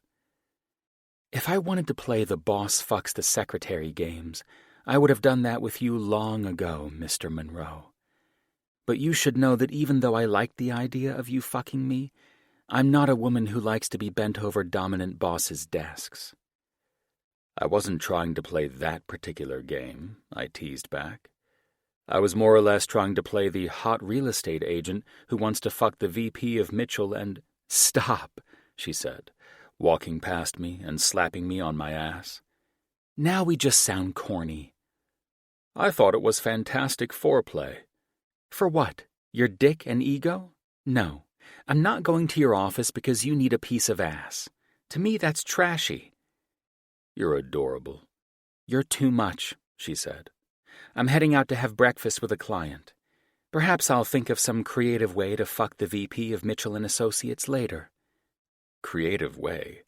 My office is an office. I prefer you to meet me on the company yacht, or the helicopter, perhaps. You know, go a little crazy breaking the rules. The climax is much more intense when a thrill is involved. Good to know, I said. I'll keep my phone on in that case. She chuckled in her cute Natalia way, and God, it was so wonderful to have all of her back, no matter how silly the banter was. Keep the phone on, but on vibrate and close to your dick. She arched her eyebrow at me. That way, if I back out on your handsome ass, you'll get some excitement when I notify you. Can't leave you wanting, of course. Get your cute ass out of here before I bend you over that bathroom sink, gorgeous. Keep it on vibrate, lover, she taunted, as her voice trailed behind her, heading down the stairs to the bottom floor. Every day felt new to me now, and it humored me to delight in the little things I learned about her as each day passed. Each new thing about her felt like a tiny revelation, like how she preferred her eggs to be scrambled in a way I considered grossly overcooked, because she was overly worried about contracting salmonella poisoning. And when I roasted chickens on the barbecue rotisserie, I discovered she had an aversion to eating meat off a bone. Watching her eat so delicately struck me as hilarious, especially when I compared it to how wild she was in every other way. The way she ate me up every night would never have clued me into her dainty habits. On the few nights that she didn't spend with me, it gave me a weird rush to wake up and see the stuff she'd left at my house. Her underwear in the drawer, and the excessive amount of face creams and strange concoctions she left on my bathroom counter, which she faithfully slathered onto her face every night like clockwork. The first night I saw her do it, I watched from the doorway and couldn't help chuckling as she doled out little dollops of cream and oil here and there, taking the process very seriously. So strange how one's life can change completely when they fall in love. It was thrilling to know that I appreciated things I'd always taken for granted in one way or the other. Hell, I felt lighter in my step half the damn time now, too. How could locking down into a relationship with one woman feel so liberating and freeing? One of life's many mysteries, I assume. The next few weeks seemed to pass with ease as Nat and I found our stride within the relationship. Instead of growing concerned when she got quiet or kept to herself, I learned that this was just part of who she was. Things would pop up now and then, and she would have moments where she froze. But instead of getting ass-hurt about it, I gave her space and time to work through whatever was on her mind. She hadn't made any progress with Shane, who continued to hold her at arm's length despite all her calls and texts. He'd give one-word responses here and there, but it was seldom more than that, and I knew it was driving her up the wall. I sat on my sofa, perfectly content after the delicious lamb dinner I'd prepared when I got home from work. I was full and utterly satiated as I reviewed some numbers on the latest acquisition Jim was looking into. Fuck, this was bliss. I'd never appreciated the majestic view from this home until I learned to appreciate the finer things in life. Falling in love apparently helped you love everything, and I wasn't mad about it. A text from Nat popped up on my computer screen, and like a schoolboy in love, I smiled when I opened it. Nat, you coming? I stared at the selfie she'd sent me. She lounged in the large rectangular bath upstairs, which was situated between 3 glass walls to take in the entire ocean view. Her golden blonde hair was pulled over one shoulder, and bubbles formed just over her breasts, teasing my cock as I imagined their perfect fullness soaking in the bath. Her smile was warm and seductive, my dick growing as I imagined her full lips wrapped around it, while her brilliant blue eyes were lit by the last of the sun before it slid behind the horizon. Spencer, I'm practically coming now. Nat, it took you long enough to respond? Jerking off to my picture? I grinned, stood, and readjusted myself before heading toward the kitchen to grab a bottle of wine and 2 glasses. Far be it for me to turn down an invite to a sexy sunset bath. Could shit get any better on a Thursday night? No. Ring, ring, ring. I smiled when I heard my phone and slid it open without thinking it could be anyone but Nat calling to get my ass into the bath with her. You know I don't jerk off to your pictures anymore. Well, I should hope not, Jake responded. Jesus Christ. Why, of all the people in the world, are you calling me? Well, I was hoping to invite you to a surprise birthday party for Jimmy, but now that you've openly admitted to jerking off to my pictures, I'm not too sure I want you there. Listen, dipshit, I said with a laugh, reaching up and grabbing 2 wine glasses to take upstairs. I didn't check to see who was calling. I thought it was, "So you're jerking off to everyone's pictures now?" he said, feigning offense. "You've cut me deep, Spencer." I rolled my eyes. Wasting my time with this man on the phone was not something I wanted to be doing right now, and he could go on and on if I let him. Well, naturally you're hurt by this admission of guilt. Hopefully you're not too wounded, though, because I'd like to get to the point of this call. You're too serious sometimes, Spence, he said. I could tell this was probably his final call from his office at the hospital before he left for the night. Compared to you and Colin, everyone is too serious, I laughed. I wanted to be more like you 2 clowns, so I had to find myself a lady. I still have bets against your ass on that, by the way, Jake teased. Are you just bored and waiting for a fucking cardiac call, or are you trying to get me to fuck things up with Nat tonight by staying on the phone with you? As I said, I have a bet to win, and I don't wager good money unless I know I will win. Jake, text me the time and place, and you know that we'll be there for Jim's party or whatever the fuck you idiots are planning to surprise him. Perfect.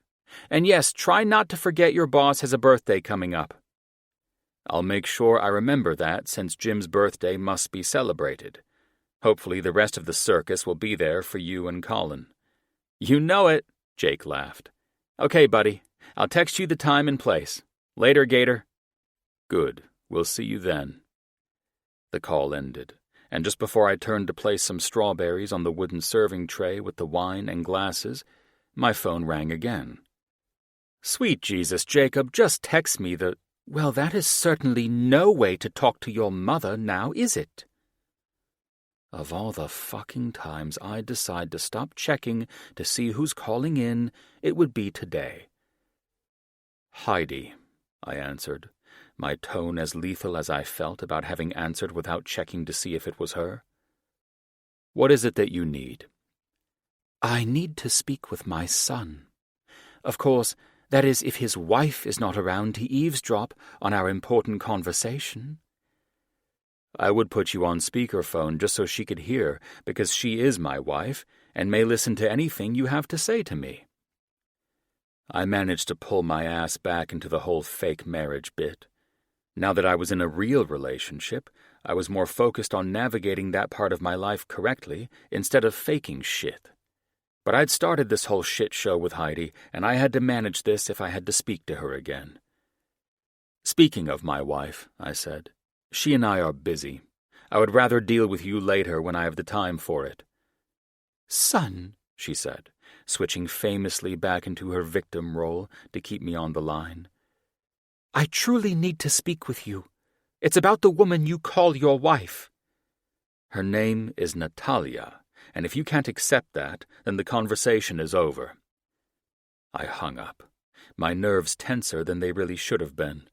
Just hearing that woman's voice repulsed me, and the only reason she wasn't blocked from my phone was in case something happened to anyone else in my family. Other than that, she was lucky she had my number. I walked into the bathroom. The sun had already slid below the horizon, but the golden hues of the sky still painted the entire ocean and shoreline in a beautiful color. I smiled at the one thing that could outdo the beauty of the sun setting on the Pacific. About damn time, Nat said, reclining back with her eyes closed. I was hoping for that massage you promised me. Sorry about the delay, gorgeous, I said, kissing her forehead. Jake called, then apparently Heidi returned to the surface of the earth and called directly after. She smirked at me as I poured her a glass of wine. I'd prefer to know what Jake was calling about. However, she took the glass of wine and sipped it. I'm sure I should ask about your mother first. You should never feel as though you need to ask about that woman. It's never good news, and it's not worth another thought. And Jacob, then? Yes, I said, shrugging off my button-down shirt and unbuttoning my pants. It's something to do with a surprise party for Jim. He's going to text me the info. It's probably this weekend, if you want to go. Oh, right, she said, as I stepped into the large stone tub behind her and sat with her between my legs. Avery mentioned something to Bree and me at the spa this afternoon. They're having the party on Jake's yacht this weekend. You up for going? I rolled my eyes as I began to massage Nat's shoulders. Why they have to do this shit on a yacht is always beyond me, I said, kissing her neck. Those fucking guys and their yachts. Because they're billionaires like you, babe, she chuckled. Aren't all of you 1%ers supposed to own at least one yacht? I hate to let you down with how I view wealth, but flying in private jets is the extent of how I use my billionaire status. She laughed again. A massive letdown, she said with a soft moan as my lips brushed over the surface of her shoulders. How am I supposed to land a role as one of the next housewives without a goddamn yacht to flash around? What the fuck is that? I said with a laugh. If you weren't always working or falling asleep on the sofa, you'd know. I really need to get you into these reality TV shows. I think I'll pass. There, she said, rubbing her hands over my knees. Now you're acting like a billionaire. You don't have any clue what's going on in the real world. How does not watching a reality show make me out of tune with what's happening in the real world? Because if you're not watching those shows, you're not seeing why these beautiful women are marrying ugly billionaires like you and then jockeying for status and position as the biggest bitch on the show. Ugly billionaires like me. You should be less concerned about your looks and more about whether I'm going to be one of those wives. Nah, I smirked. There's no fucking way you'd be that type of woman. My ugly ass wouldn't hear of it. She chuckled, then spun around to face me. Good. Now let's take this to the next level, handsome. All frivolous conversation halted when her lips found mine, and my heart began to pick up the pace, knowing that sex with Nat and Bubbles always turned out to be a good fucking thing. The next day I felt more revived than the previous day. That's another reason I had a pep in my happy little step. I was grateful for my joy. However, my happiness wasn't all I was after these days. I was starting to grow more concerned for Nat's. She seemed happy and content, but I knew being out of contact with Shane was bothering her. I had to do something. There was no way I would waltz around like a happy motherfucker while she was burdened. It took weeks of Shane dodging my texts, but I finally got her brother to agree to come to the Mitchell offices downtown to meet with me. It was perfect timing, because it was Friday, and tonight we were all heading to Jake's yacht to celebrate Jim's birthday with a 4-day cruise along the coast. So once I got this out of the way, I'd use our time away to fill in Nat on any progress I'd made with her brother. I would be lying if I said Shane didn't look like a strung-out homeless man when he walked into my office. His blonde hair was a mess, and his jeans were torn in so many places they were practically hanging off him. Seeing him like this broke my heart for whatever the fuck he'd been through and what it would do to Nat. He looked so thin that I almost didn't recognize him, and I wanted to reach out and hug the kid. It didn't take a rocket scientist to see that move would have been unappreciated and probably just make him angry. I knew it took courage for him to show up in this state, looking like this, and meet with me. I dismissed my secretary with a nod and led Shane over to the leather sofa in my office. Shane, I'm happy you're here. Nat really misses you, I said as he sat down. He snorted. Trust me, I know. She never lets me forget it. It gets very annoying. Listen, I took the leather chair across from where he sat. You can be pissed off all you want, but don't be an asshole. Your sister only wants to help you. So do I. Did she put you up to this? No. She has no idea about any of it, I said. All of this is completely off the books. Just as I was ready to get this shit moving forward, Jim walked into my office. Hey, Jim, I said. Jim wore his usual dark expression reserved for business situations and people he didn't know, especially on the top floors of his skyscraper. It probably intimidated the shit out of Shane. This is Shane, Nat's younger brother. Shane sat up from his slouched position on my couch as Jim walked toward him. Shane, Jim said, reaching over to shake the kid's hand. I'm Spencer's good friend, and I— Holy shit! You're James Mitchell, aren't you? No way! He shook his hand nervously, looking jittery, sweaty, and almost starstruck. I wish I could have laughed, but Shane being obviously high on something and treating my best friend as if he were a celebrity made me feel embarrassed for the kid. Fortunately, I knew Jim well enough to know he'd dismiss all the bullshit and see that the kid needed help more than he needed judgment. Jim's going to help us out a bit. He has the connections we need to get answers to your issues and get them fast, I said, moving on. What can you tell me about your dad? Jim asked, easing into the conversation. Shane froze, looking over at Jim. My dad? What is this all about? I thought— None of this is an attack on you, Shane, I said, gripping his arm reassuringly. But it affects you and your sister. It has for years, and we want to help you with it. It's time we put these demons back in hell where they all belong. Shane looked between my friend and me, caught off guard, his soft brown eyes like a frozen deer. Then, slowly, the skin between his eyes began to unknot, and I saw his breaths start to come more easily. When he finally nodded, I sighed quietly in relief. Then the three of us put our heads together, talking about how shitty his life had been growing up with that monster they called their dad. Chapter 33. Nat. I finished viewing 3 properties for John Michael Fortin, a billionaire investor who lived overseas, and now I had my work cut out for me. I knew the man would disapprove of the location of the homes and their lack of privacy even before I went, but he insisted I look anyway. He had a particular taste, down to the position of the toilet in relation to the bathroom sinks and the exact distance of the indoor pools to the spa and sauna. And the list just went fucking on.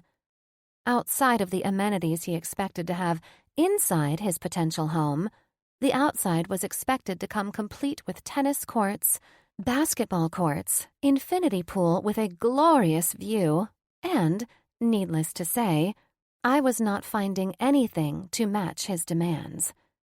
The last option I had was the suggestion of a complete interior renovation, which would only work if I could meet his specifications outside.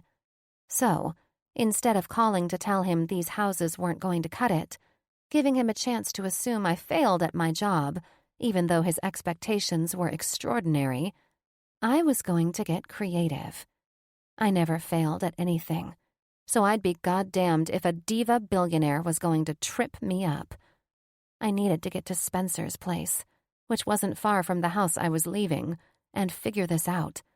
And I knew who would be able to help me with my problem.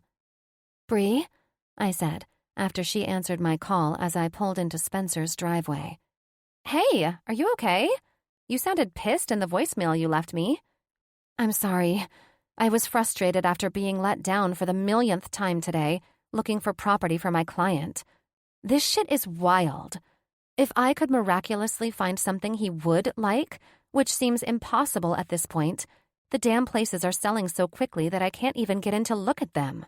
"That never seemed to be the problem before," Bree said through her car phone with a laugh. I rolled my eyes, stepping out of my Range Rover and walking through Spencer's garage as the door rolled closed behind me. Yeah, well, that's before I was with Spencer. It's easy to get a heads up on a killer listing when you're banging multiple brokers in the area. I laughed as I turned to ensure the door from the garage into the house closed behind me before I walked inside. I wish I could say I'm surprised. A feeling of dread rolled up my spine when I heard that voice, one I never thought I'd hear again. My jaw might as well have hit the floor when I came face to face with Satan's sister. How the hell did you get into this house? Does Spencer know you're here? I questioned. I couldn't tell which emotions were pulsing through me, but it was probably a combination of shock and horror. I couldn't comprehend how Heidi was here. I have a key and all the security codes, of course, she said, looking at me like I'd asked the stupidest question of all time. Does Spencer know his mother is here? I questioned, knowing he'd hung up on her the night before. Nat? I heard Bree say in confusion. Is everything okay? I'm going to have to call you back, I said flatly. Spencer's mother has made a rather surprising appearance at the beach house, and since he hung up on her last night, I'm more than a little surprised she's here now because she didn't take the hint. Or maybe I'm completely in the dark here. Spencer is not expecting me, Heidi said coldly. So he doesn't know you're here.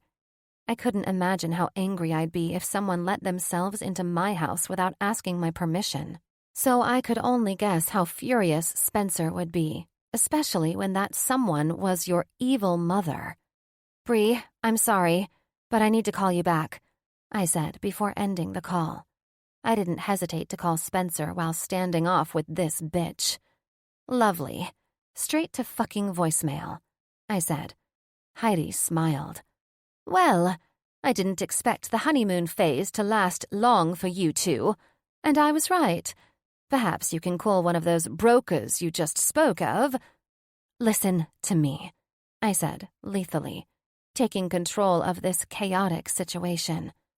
I'm not here for you to toy with, lady. I could easily see from the moment I met you that you find no worth in your children or anyone else. Well, I will not have that shit in my home, I said, falling into my fake wife mode. I truly hated that we started this relationship with a lie for this vile woman. Either way, she was in my country now, and my city, and in my fake fucking married home. And since you have zero respect for your children and see no value in them or their time, you wouldn't understand why your son's phone went straight to voicemail. And you would? She arched her eyebrow at me with her slippery, red-lipped smirk. Do tell me, how exactly do you know about my son's worth? I'm his goddamn wife, for starters, I said. Ah, and in this little open marriage of yours, do you have sexual relations with all of these other men for services you need to be rendered? Or is it confined only to— I'm not listening to this shit, I interrupted her. You will leave my home right the fuck now if you continue insulting my husband or me. But if you can manage to mind your manners, you can sit your insane ass on my sofa and wait for my husband to get home. Her beady little dead eyes were chilling, but not as much as her expression. She looked at me like she was imagining eating my liver with some fava beans and a nice Chianti. That probably would have bothered me the last time I saw her, but this time I wanted to slap the taste out of her mouth. I chose diplomacy instead. For now. I swear to Christ, if another negative, shitty, passive-aggressive, snide, nasty, spiteful, or malicious remark comes out of your mouth, you will be walking to the next fucking hotel. Don't you think we should let Spencer decide if his severely jet-lagged mother gets thrown out of his home after her long flight from Milan? I don't give a fuck how jet-lagged you are, Heidi, I said, surprised that was her only response. It makes no difference to me if you wait on the fucking front porch for Spencer to get home. The point I'm making is that I didn't dare to insult you in your home. So I expect you to dig up some of your proper English manners, and if you can behave like a human being, you may sit on that sofa and wait for Spencer." "My son would not approve of this hospitality," she said, walking toward the sofa. "Oh," I said, walking over to the liquor buffet in the living room, pulling out the scotch without a single fuck to give. "I'm sure Spencer and I share the same opinions of rude behavior in our home." "Scotch?" she said, with an arch of her eyebrow. "A pretty strong liquor for a woman who demands she is treated like a lady." I arched my eyebrow at her, wondering if she even knew when she was being passive-aggressive after so many years of spewing bile. But then I decided to let her remark slide because I wanted to get to the bottom of why she was here. And I would. "It's a shame you don't have what it takes to appreciate whiskey," I said, sipping my 18-year-old Macallan. "Can I offer you something to drink after your long flight? Perhaps a glass of wine?" "Oh, thank you, dear," she answered, looking almost pleased suddenly. "I adore a good Spanish red." I turned around and opened a bottle of Rioja, wondering if this woman legitimately had multiple personalities, changing them situationally with whatever point she was trying to make. I handed her the glass and took a seat from across her, along with another much-needed pull of dark liquor. "You know," she started, looking through the floor-to-ceiling windows toward the gorgeous ocean view.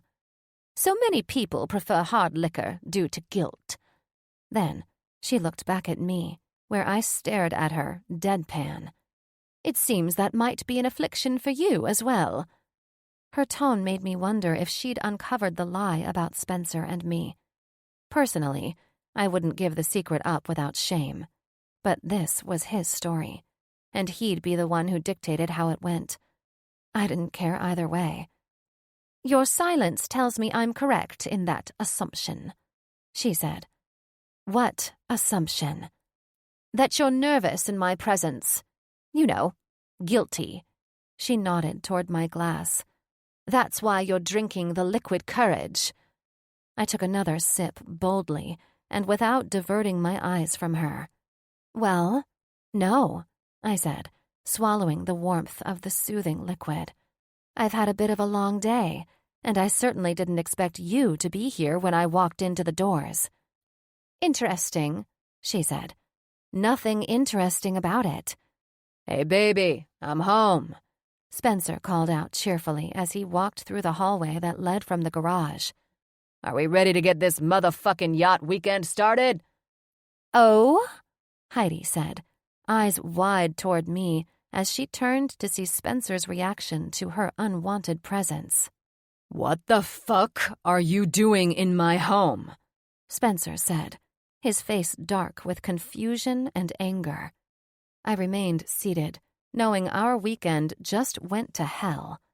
God only knew what Spencer would do with this cockroach that had manifested in his home. His eyes went to mine.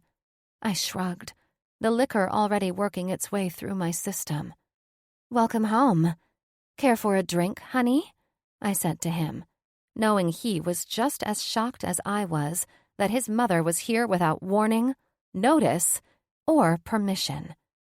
"Ah, so I see my grandchildren will have both parents as drunks," Heidi said, as Spencer placed his leather briefcase on the ground.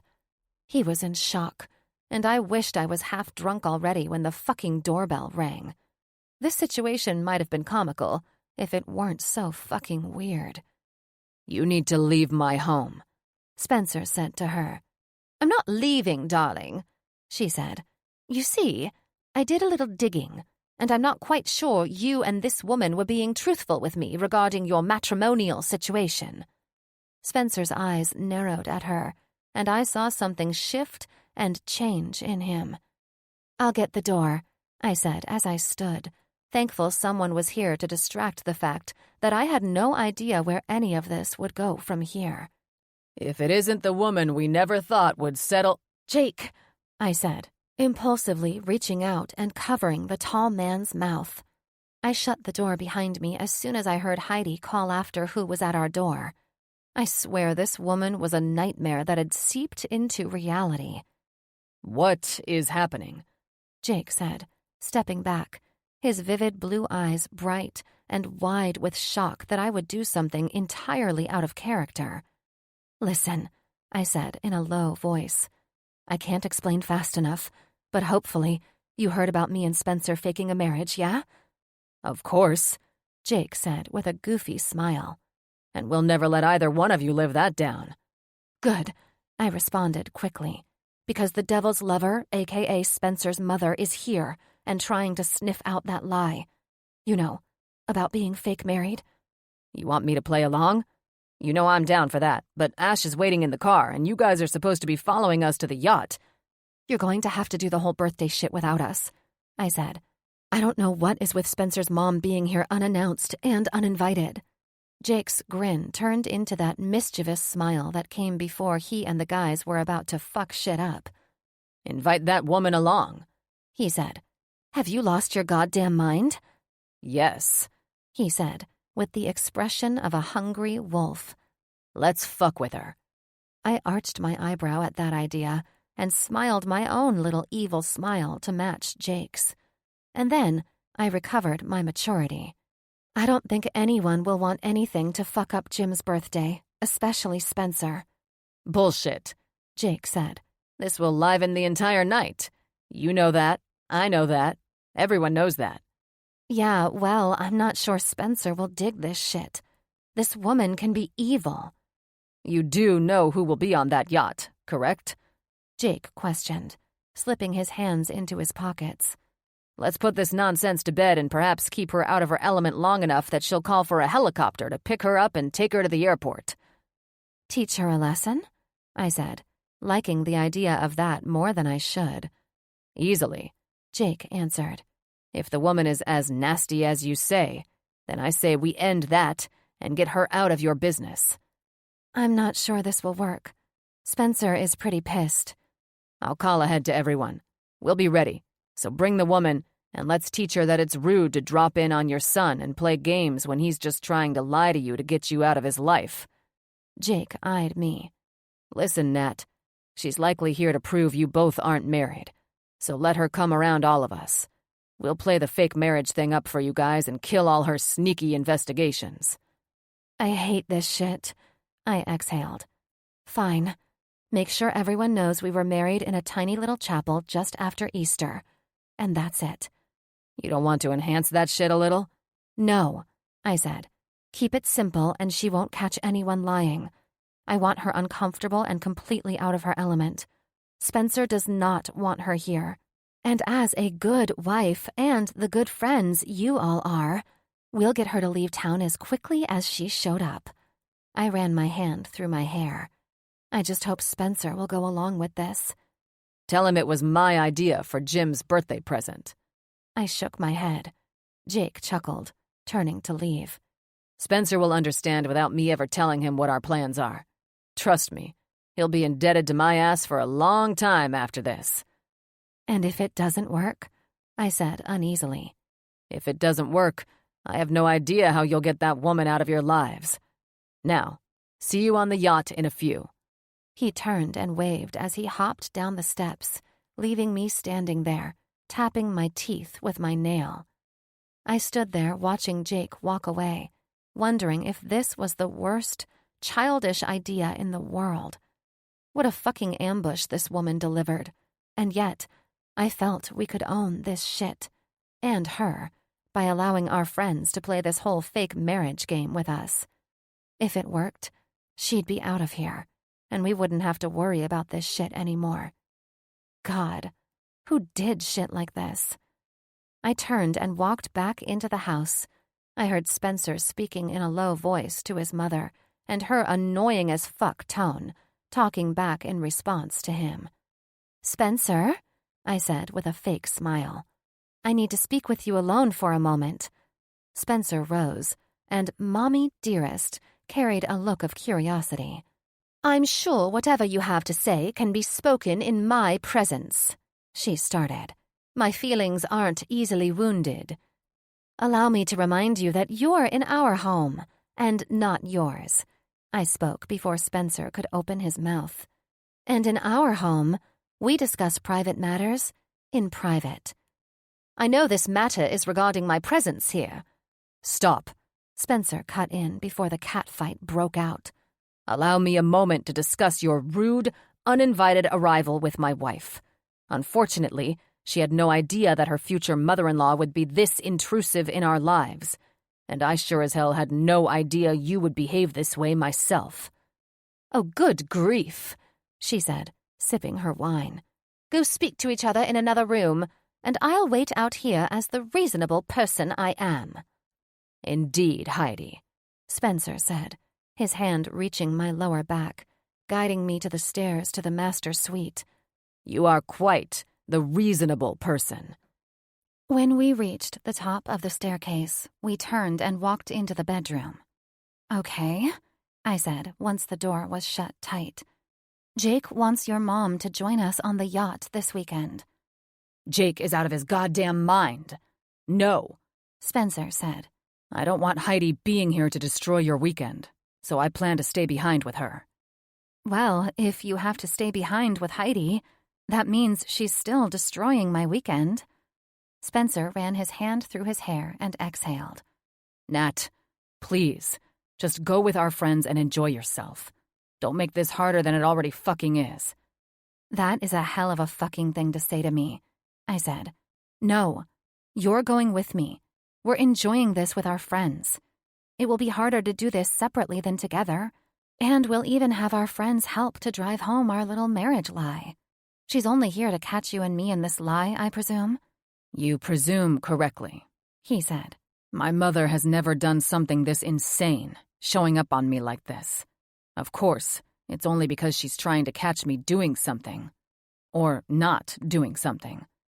What point does it serve to her if she does? This all seems so above and beyond to me. Will she get all your money if she finds out you've been lying to her or something? Is there some clause in the family will that forbids lying?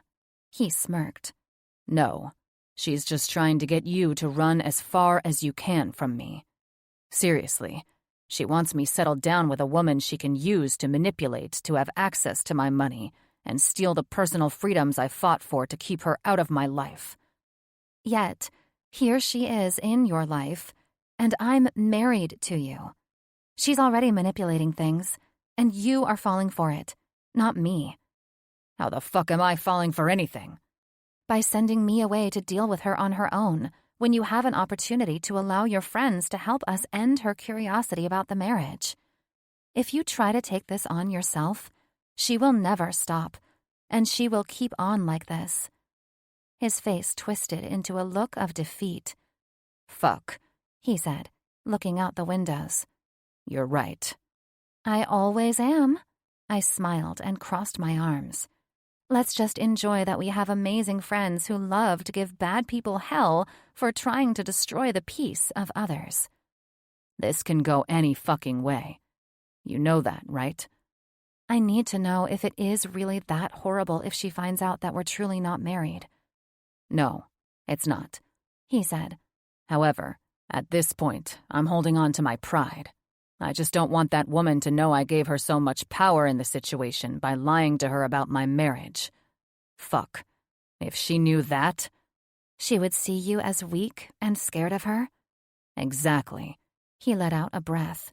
I am neither, but I did this because I didn't want to deal with her mouth at the wedding, ruining everything for my brother and Nadia. Then he stopped and smiled at me. And maybe it had something to do with being the perfect excuse to spend more than just a weekend alone with you. Well, I don't want her thinking she has that kind of influence over you. She'd be over the moon to know you went to the trouble of finding a fake wife for her benefit. I'd rather give her the money and buy her out of my life before I give her that sense of self-importance, he said with disgust. I agree. I walked toward him. Let's go fuck with her a little with everyone on our side, shall we? He eyed me. Are you confident you want her on that yacht with all of us? More than. She's in our territory now. God help us. Jim will murder me for ruining his birthday shindig," he said, shaking his head. As Jake said, Jim will enjoy making your mother uncomfortable, especially because it means helping you solve your problem. "All right. Let me tell her she can join us on the yacht or leave my home." How the hell did she get in here anyway? "She manipulated my brother in her usual ways. So now I must speak with him about his willingness to give up my address and security codes because Mummy was concerned for my safety, or whatever lies she told to fool him into giving up the goods." I stared at Spencer in shock. Jesus H. Christ, does anyone in your family know how to set a boundary? Would Stephen really do that? His eyebrow arched. "I told you she is the master of manipulation and shady tactics. She conned him into doing something, knowing I'd never speak to him again if I found out about it. So, at the risk of me cutting him off, he gave her what she wanted, and that's why you ended up walking into this today." She's like a character in a horror movie, I said, wondering what it must have taken to get Stephen to do that. "And we're bringing her on the yacht with our friends." Thank God they are who they are. "What do you mean?" They're wealthy, powerful, smart, and above all, ruthless when it comes to burying the bastards. He chuckled. "Yeah, we shall see about that." "I have a feeling that this will work," I reassured him. "Let's forget the bullshit and enjoy that they're going to help us."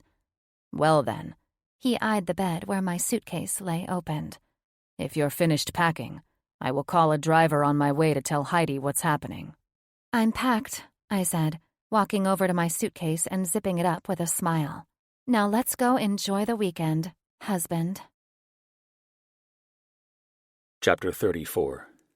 Spencer. As my chaotic luck would have it, the private detective I hired when we returned from London to investigate Nat's family situation called as I descended the stairs to where my mother awaited on the first floor of the beach house. "Now is not the time, Jeff." I quickly sent his call to voicemail and stared at my phone, wondering how the fuck I was supposed to get this information in the presence of the evil queen. There was no fucking way this shit could have transpired at a worse time. "You seem upset that I'm here," Heidi said, her delusional comment flaring my irritation to a point I didn't usually reach. "Fuck," I said, growling under my breath when Jeff called again. "Spencer, darling," I heard Heidi say, her voice cutting through my head like shattered glass. "You look peckish. Of course, I would have one of your servants tell the chef to prepare you something, but imagine my surprise to find that you have no staff attending to you at this home. I simply cannot imagine why not, although that is a conversation for another time." She raised her eyebrows in disbelief that anyone could live in their home without the help of 15 people to wait on them hand and foot. My mother hadn't made a bed, emptied a trash can, done a single load of laundry, or even made herself a meal in her entire life. "Perhaps Natalia could arrange for food to be catered?" "No," I said, looking up at her and slipping my phone into my back pocket. I would handle the call with Jeff from the yacht after I delivered this birthday gift into the hands of my buddies, and I had about a fifth of fucking whiskey in my system. "I hope you haven't unpacked." "No, of course not. As I mentioned, no one was here upon my arrival to assist," she said indignantly. "I will warn you, however, that there will be consequences, mentally and karmically, if you plan to kick me out." "Spare me your convenient spirituality and karmic bullshit, Heidi," I seethed, second-guessing the decision to bring her around my friends, karmically fucking them over for 4 days on a ship. Of course, if she fucked with me, she could always accidentally fall overboard. Fuck, Spencer. Pull your sorry ass together. Now you're thinking about throwing her ass off a 4-story yacht? Imagine how that will look in the news. 5 fucking billionaires and one of their mothers. If looks could kill, son, she said, with a menacing chuckle. "The expression on your face would have me buried at sea." "If only," I sighed, as she rolled her eyes. "I have a car arriving to collect us and bring us out for a 4-day cruise in the bay on my good friend's yacht." "Collect us?" she questioned. "Yep." It made me physically ill to even imagine this, much less say it out loud. "You will be joining Nat and me on a birthday weekend with my closest friends. I expect you to respect that you are a guest on their boat and are in the presence of extremely wealthy and powerful people." "Why must I join this celebration? These are people whom I have never met." "Then make a good first impression," Nat said, walking down the steps and clasping her delicate watch onto her wrist. "As you did with me, of course." I grinned at Nat's beautiful, bitchy smile, thanking God she and I had survived all the weird bullshit of her being shut down with me. I couldn't imagine not having her sassy spirit back, especially when I currently needed it so much. "I don't understand why I must join you two. They did not invite me." "You don't need to understand, Heidi," I said, feeling a bit better about bringing her now that I'd witnessed her immediate discomfort at the idea. "You didn't need an invitation to show up here unwelcomed either. I know you lied to Stephen for him to give you all access too, and I will speak to Stephen later about his breach of confidence." Her lips turned up into a smile of sheer evil. "Now that is the last thing I wanted, you boys fighting." "The driver is here," Natalia said, snapping me out of the dark place I was spiraling into with the woman in front of me. "Let's go. Avery texted and said we'll take the helicopter to the yacht if they leave port before we get there. I'd love to board the yacht from shore myself." "I'm sure you would, dear, so everyone can see you enjoying your friend's wealthy lifestyle. That is why you're married to my son, of course, for the life of luxury."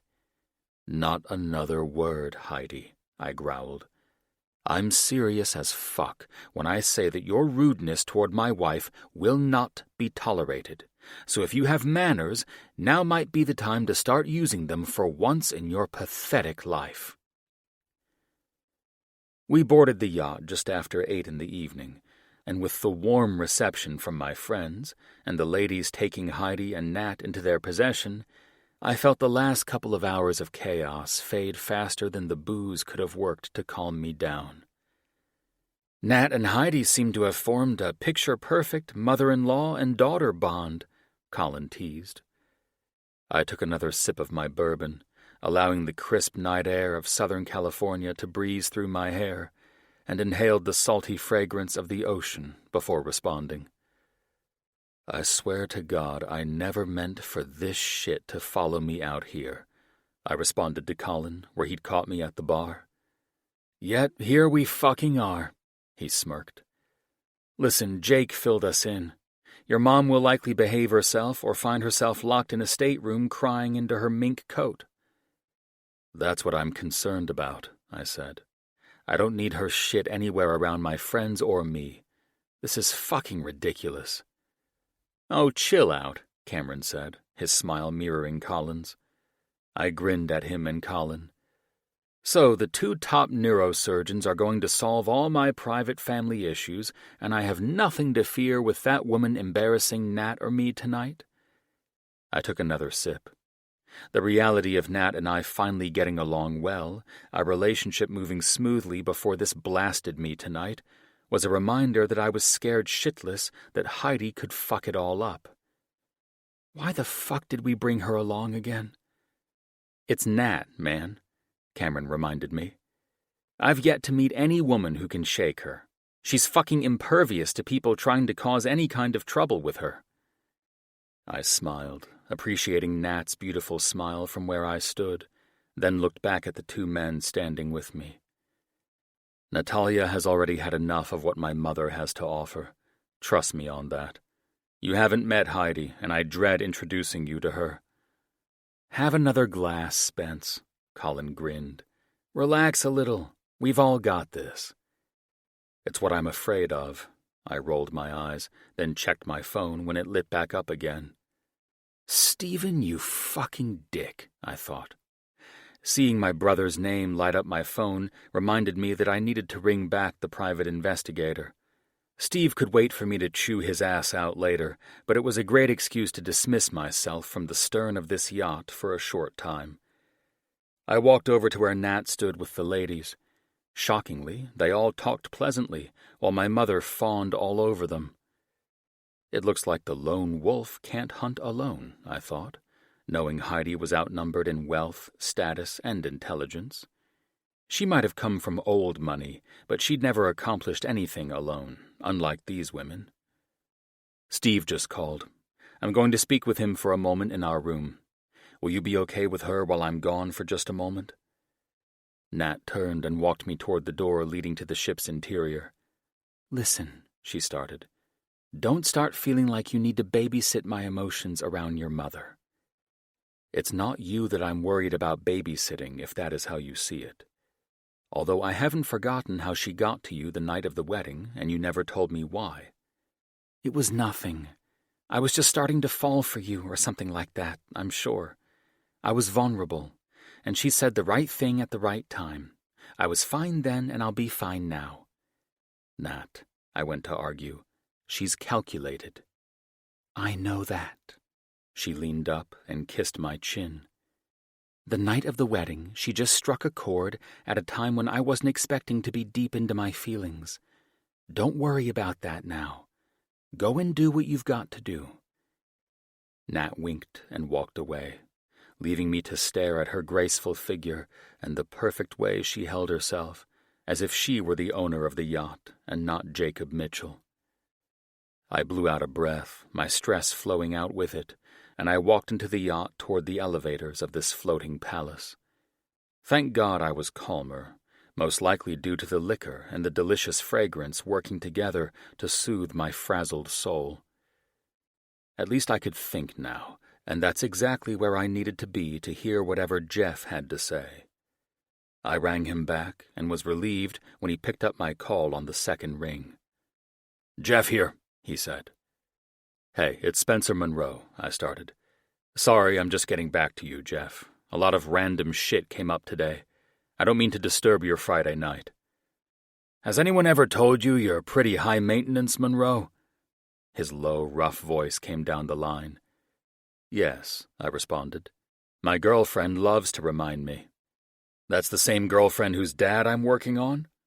Very same, I responded. And we're coming down to the wire on this, so whatever you've dug up, I need you to send it to me as soon as possible. If it's more money you need, and that's why you called 2 times in a row, it's not more money, but the records aren't pretty, he said. If she isn't already aware of what I found out, I hope you know what you're doing by telling her. I sighed, taking in the PI's words. I didn't blame him for his concern because I felt the same. And once I had the chance to look things over with Shane, I knew there was more to the story than I could uncover on my own. Well, whatever you've found, I need it, and tonight if possible. There's double what I've already paid you if you can send it to me within a half hour, because I need to figure out the best way to tell my girl. Ah, he said. Okay, I'm on it. I'll send you the file now. I had to know facts, and didn't have time to waste with Heidi slinking around. Heidi had never had inside information about anything in my life, but when she showed up with security codes to my home tonight, I was reminded that I'd better get on top of shit. I was never more grateful than now for hiring a PI to look further into Nat's father. I was hoping it would be a source of closure and healing for Nat and Shane. They needed it, especially if Heidi was armed with any harmful knowledge. If Heidi wasn't, I was concerned about nothing, but I wouldn't assume she didn't have an ace up her sleeve. I was smarter than that, and Nat didn't deserve to be ambushed and hurt further by this bitch, all because I used her as my fake wife. Chapter 35. Nat. After Spencer disappeared into the yacht to handle matters with his brother, I returned to find the fakest and most disgusting version of his mother. Swear to God, this woman was a chameleon. I stood there, listening to Heidi regale us with tales of when she was our age and how Spencer's dad swept her off her feet. Of course, her stories included all the other ultra-wealthy, desirable men she turned down, and how she was the single most sought-after debutante of her time. She name-dropped the royals and movie stars who'd attended her wedding and gushed about how she was the talk of the town. And after an hour of this vapid bullshit, I was ready to vomit. Fortunately, Bree knew enough about Heidi to let the ladies know what they were dealing with ahead of time. Although, I'm not sure it was necessary. Bree, Avery, Ash, Jessa, and Elena were nothing like the pretentious, wealthy women Heidi was accustomed to rubbing elbows with, so it made her self-aggrandizing monologue somewhat entertaining because she was embarrassing herself, and she didn't know it. The girls cast me and each other glances now again, probably trying to assess if this weirdo woman was for real. I couldn't blame them. I'd never seen anyone try so hard to be impressive, and these stories were the peak of ridiculousness. When Spence returned, I decided I would let him take over babysitting his mother. I needed a normal conversation with the ladies and a stiff drink. Sadly, it wouldn't work out that way because just then, the pastry chefs walked out with a giant birthday cake for Jim, which was a replica of the Tower of London. I had no fucking clue why, but I was confident the most desirable debutante of 1976 would ask. In a way, I felt sorry for Spencer. This woman was an embarrassment, but she also served as a great lesson in understanding why Spence was the strong, bullshit-sniffing businessman he was. No wonder a billion-dollar empire trusted him with their secrets, sniffing out their thieves. It was apparent he'd developed keen skills in sensing deceit as a defense mechanism of growing up with the Looney Tune, who was one dry gin martini ahead of the rest of us. "It's where they first met," Spencer said in a low voice, while Avery teased her husband about the cake she'd surprised him with. "Well, that cake would be more appropriate for an anniversary. A prank, of course, but not for a birthday." "How very odd," Heidi whispered back to Spencer. "Does it fucking matter, Heidi?" Spencer's voice rose loud enough that the laughter from whatever Avery had said to a blushing Jim had stopped, and everyone's eyes focused on where Spencer and I stood near his mother, away from the group.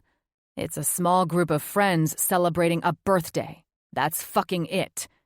"There is no need to get hysterical and cause a scene. It was merely a statement of fact," she snapped back. We'd barely joined everyone on this yacht, and I'd already seen 3 or 4 of Heidi's rotating personalities. I couldn't believe how draining she was, or how I would manage another minute near her, let alone multiple days. "I can't believe we made it 3 days on this damn yacht without throwing ourselves overboard," Spencer said, turning on his side to pull my ass into him as I was rousing awake. "Good morning, sweetheart." I smiled when his lips went to my neck. This had turned into my favorite thing, when we were just waking up, and Spencer, who was always awake before me, would surround my entire body with all his strength and muscle.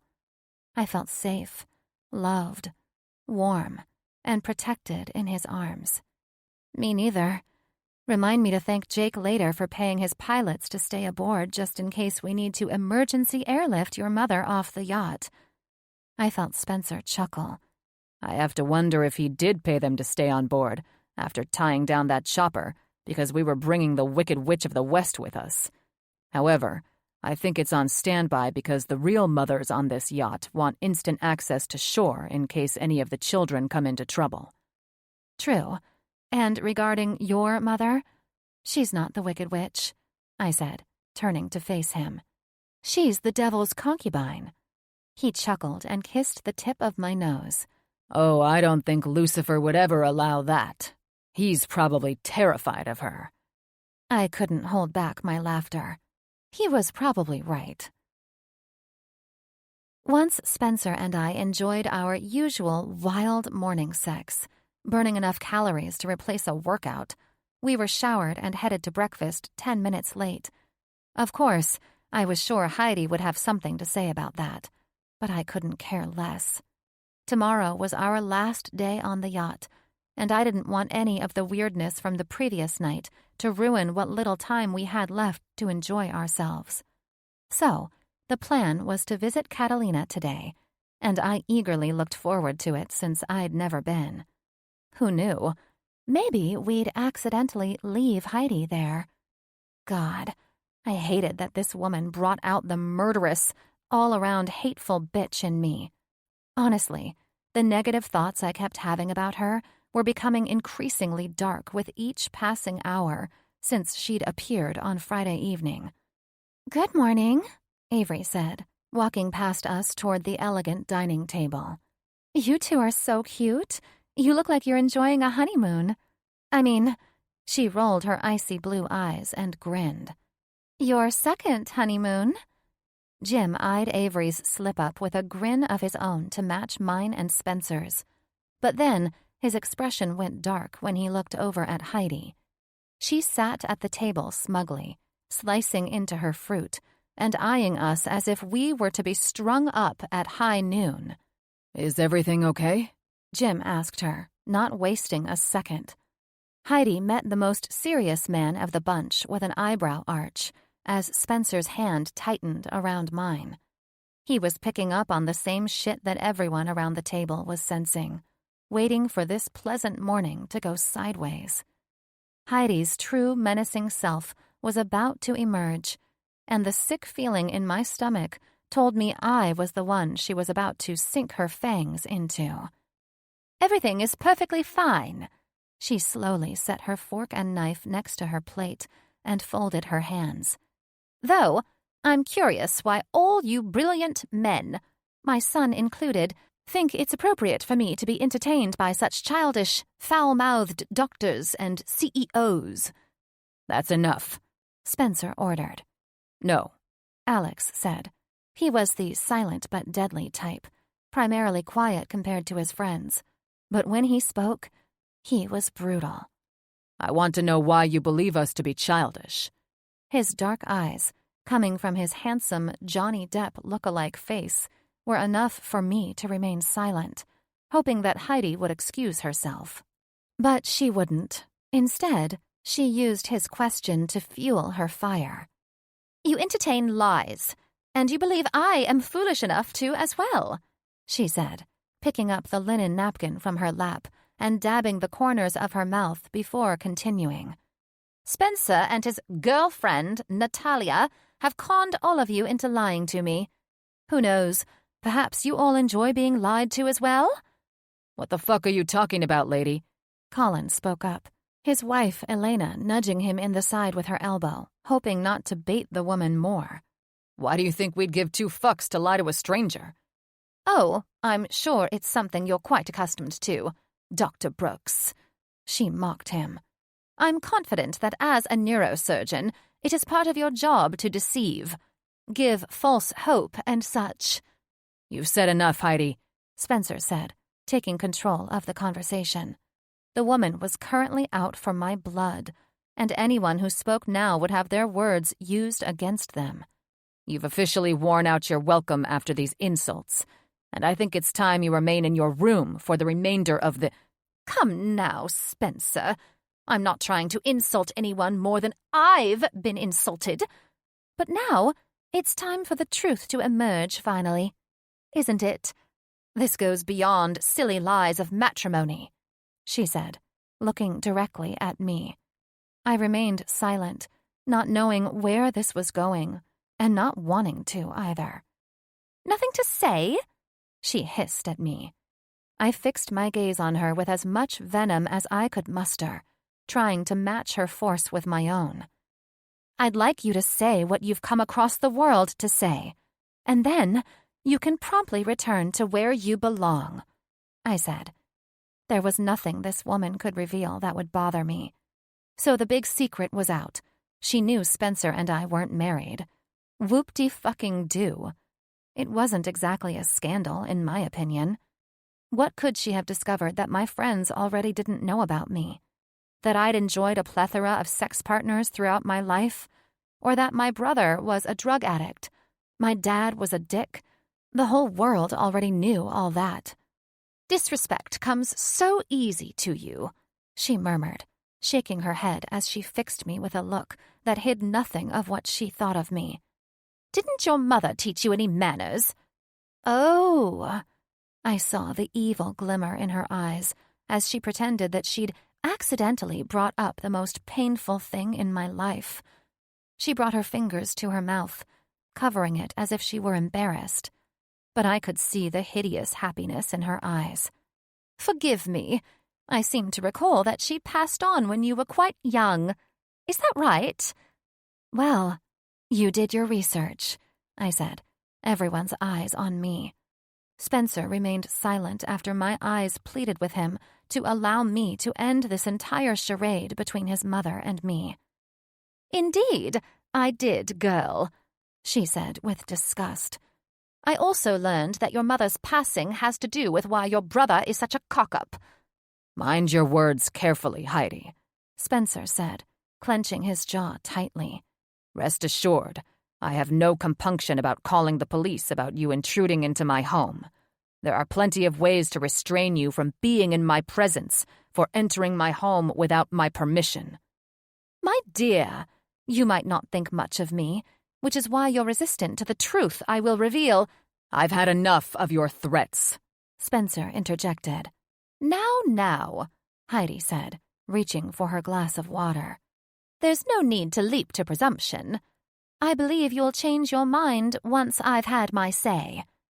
"Then have your goddamn say and then go," I said, frustration seeping out of me. "Everyone is waiting on pins and needles for your big reveal. But don't be too let down when nobody reacts the way you want them to. There is nothing a stranger can say about me that they don't already know." "A stranger, eh?" Heidi looked at me with a gaze as if I were pinned to a corkboard by her eyes. "One might say the same about you and the family you came from. That father of yours," she tisked a few times. "He was a foul specimen, wasn't he?" I could handle this woman delivering news that my father was a prick in front of all our friends. However, what I didn't expect was the fear that grabbed me when it registered that this woman did research my family. The look on her face was downright sinister, and it gave me the sinking feeling that she was about to reveal something I didn't want to know. "Enough," Spencer boomed. "No." She eyed her son. "Natalia just told me to say what I came to say." "And I'm telling you this is enough, and this conversation is over. I will not hear another foul word spoken about Nat or her family in front of our friends." "What do you know, Heidi? How do you know anything about my family?" I growled. I was incensed by this woman's audacity to intrude on my life's personal details. "Let her speak, Spencer. I'm sick of this shady shit." "Right," she nodded before she locked her gaze on me. "Did you feel sorry for her?" "Who?" I growled, forgetting we were with everyone aboard the yacht in the breakfast room. Right now, it was just me and this ruthless, sociopathic bitch. "Why, your poor mother, of course," she said, her face taking on a falsely piteous look. "She had a most untimely end, didn't she, when your little brother was so small, leaving you to be raised by your father alone?" She shook her head again. Her sympathy sounded genuine, but her demeanor told a different story. I'd never seen someone relish in recounting another person's tragedy, and as I listened to her, I was reminded of the part in horror movies where the villain speaks fondly about the bad things they'd done. "What an awful situation." "I don't know how you found out about any of this," I muttered, surprisingly flustered by what was transpiring. "More importantly, I don't know why you've come all this way to tell me things I already know. I was there, Heidi. I know what happened. I don't think you know all I have to tell you, dearie, she said. No, that's true, I responded. I knew you were cruel in Italy, but I had no idea you were a fucking sadist. Nat, Jim said, trying to catch my attention. this does not need to be said. The hell it doesn't, Jim, I said. I didn't care what kind of scene this was causing, and I didn't care if everyone on the ship heard me. I looked back at Heidi. Quit fucking around, Heidi. Tell me what you gain from being here and treating me as though you are reading my last fucking rights. I'm just a mother, she said, holding her hand to her chest as if I'd mortally offended her, who's trying her best to protect her son from the daughter of a murderer. I could hardly hear anything over my heart pounding in my chest, but I saw Bree scoot back in her chair like she was ready to get up and fight. What the hell are you talking about? Bree nearly shouted. How dare you imply such a thing? It's not an implication, my dear, she said, looking smugger than anyone I'd ever seen. Do you think I wouldn't have my people investigate the random nobody my son decided to bring to our family estate, claiming to have married? Do not presume to think I am a fool. I am not stupid. I've known who my son is from the moment he was born, and there isn't a woman alive who could change that leopard's spots. She stood up and turned to face Spencer, finally allowing me a break from her sadistic gaze. You can't really think you could get away with that silly lie that you were married and not expect me to look into it, did you? I could tell Spencer was struggling to keep his anger on a leash, and I couldn't blame him. If our roles had been reversed, I would have had difficulty restraining my temper. However, I'd silenced everyone here to get this woman to speak her truths, and now I stood here in shock, feeling more and more dissociated. And what did you find out in your valiant search, Mother, other than so many things that are none of your business? Nat's business is not yours, and you'd do well to remember that. How is this woman's history none of my business? You brought her into my home with a lie about your marriage to keep me from what's rightfully mine, when all the while you've been harboring someone whose father committed an outright murder to get his hands on what wasn't rightfully his. So, I'd say I have a right to be just a bit cross over this, darling. It was almost impossible to find words as I struggled to process what I'd heard from her. What the fuck was she talking about? My father murdering my mother. It wasn't what happened. No fucking way. None of this was true. My mother died in a car accident, coming home from a benefit when Liz and I were home babysitting Shane. My mother died in a car accident, I said softly, trying not to make it sound like I was second-guessing that fact suddenly, though my confidence had been entirely shaken. Have you never thought it suspicious, Miss Hoover, Heidi said, finally turning her gaze back toward me. That car of your mother's, which was top of the line according to the reports, suddenly had an issue with the brake fluid level when your mother was, by all accounts, such a diligent and careful person? Spencer? I watched as Heidi looked at her son, hoping for a reaction while I was fighting back the urge to vomit. I wanted to snatch up Heidi by her Hermes scarf and tell her to get the fuck out of my life with these ridiculous allegations. But I was frozen to the core over one thing. I knew my father and what he was capable of, and the thought that she could be telling the truth was almost too much for me to comprehend. What do you think of this, Spencer? She urged. Nothing much, Spencer said. All this is just typical Heidi, hurling vitriol at Nat and saying ludicrous things about how she's a nobody who doesn't belong here. It's something I expected of you because you've been threatened by her from the moment you first met. He was nonchalant, emotionless, and hardly engaging in anything she'd just proclaimed. Perhaps he just wasn't feeding this fire with emotion. I had no idea.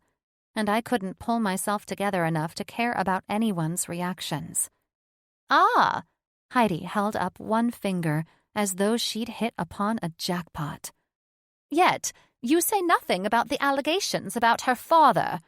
She tilted her head to the side. "It's almost like you were expecting me to say it. You're entirely unfazed, not defending or opposing what I've learned. Almost as if this is not news to you?" Her words rattled through me, and I looked at Spencer. I wanted him to deny it. Everything in my body repelled the words she'd said to Spencer, and I seemed to be having a visceral reaction to them as I went over it in my mind. The truth was that he hadn't been surprised by anything Heidi had said. Not about my mother, the brake fluid in her car, or the implication that my father had something to do with it. "Did you know?" The words fought their way out of my throat. "Is she right, Spencer? Did you know any of this about my parents?" "Nat." "It's a yes or no question, Spencer." I could barely withstand the tension, waiting for an answer I knew would break me. "Yes, but Nat," he said, reaching out to grab hold of my arm. I pulled away from him before he could touch me, holding up a hand as if to ward him off. "I know it sounds incredibly awful, but hear me out. I wasn't keeping anything—" "Bullshit!" I yelled at him. "Bullshit you weren't, Spencer. You had my family investigated, my parents, and you never told me? Because you knew that I'd say no." I turned away from him, holding my hands up to my face. I had no idea what to think as I processed the layers of betrayal. I'd never felt this way before, and it was the loneliest feeling I'd ever known. "I fucking knew it," I said, turning back to him. "I knew I couldn't trust you. All your words were just empty, weren't they? All of it was just empty promises." "Nat." "Spencer, stop," Bree said, her voice firm. "Give me some time with her. And if you care to regain a modicum of trust after going behind Nat's back and hiring a fucking PI, you need to remove that woman from this yacht."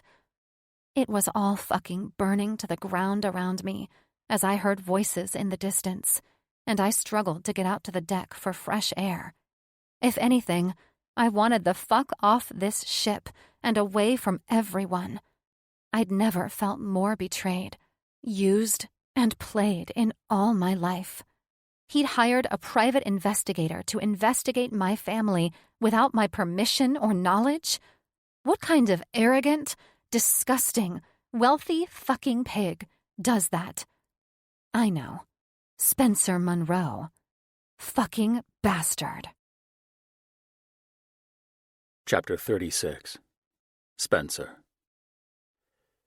The room was so quiet that I could hear the waves splashing against the hull of the yacht as it moved through the sea. I should have told Nat what I learned from the PI when I called him back, but she had been so unnerved by my mother's presence that I didn't want to add one more bombshell to make her head explode. I wanted to tell her at a time when she felt safe, far away from my vulture of a mother. But because of my hesitation, Heidi landed a death blow to whatever trust Nat might have had in me and probably our entire relationship.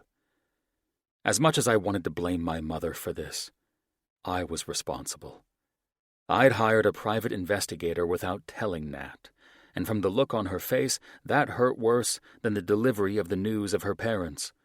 It was painfully clear to me that I'd crossed a sacred boundary, and there was no safe place I could have delivered this information which would have made things okay. Heidi or not, I was the one who'd hurt her. "I'll need you to notify the helicopter pilots that I will pay them double for a flight to LAX, departing within the hour," I said to Jake, while staring at the woman I'd never hated more than I did at this moment. "Heidi, you will wait in your room until the flight is ready to depart." "Spencer," Heidi said crossly, "this is for your own good." "I do not need or desire to hear your opinions. Get the fuck up and follow me." "Apologies if anyone has been offended today," she said, standing. I don't speak for myself when I say the only person you should be apologizing to is no longer in our presence, Jim said, while Jake returned to the room and looked at me. The pilots will have the chopper ready for departure in 10 minutes, he said, while I nodded in return. God knew what everyone at this table thought of my sorry ass. There was no fucking explanation, as far as anyone could see, for why I would think to hire a private investigator to look into Natalia's family because of how Heidi laid it out. I felt like the worst person on the planet.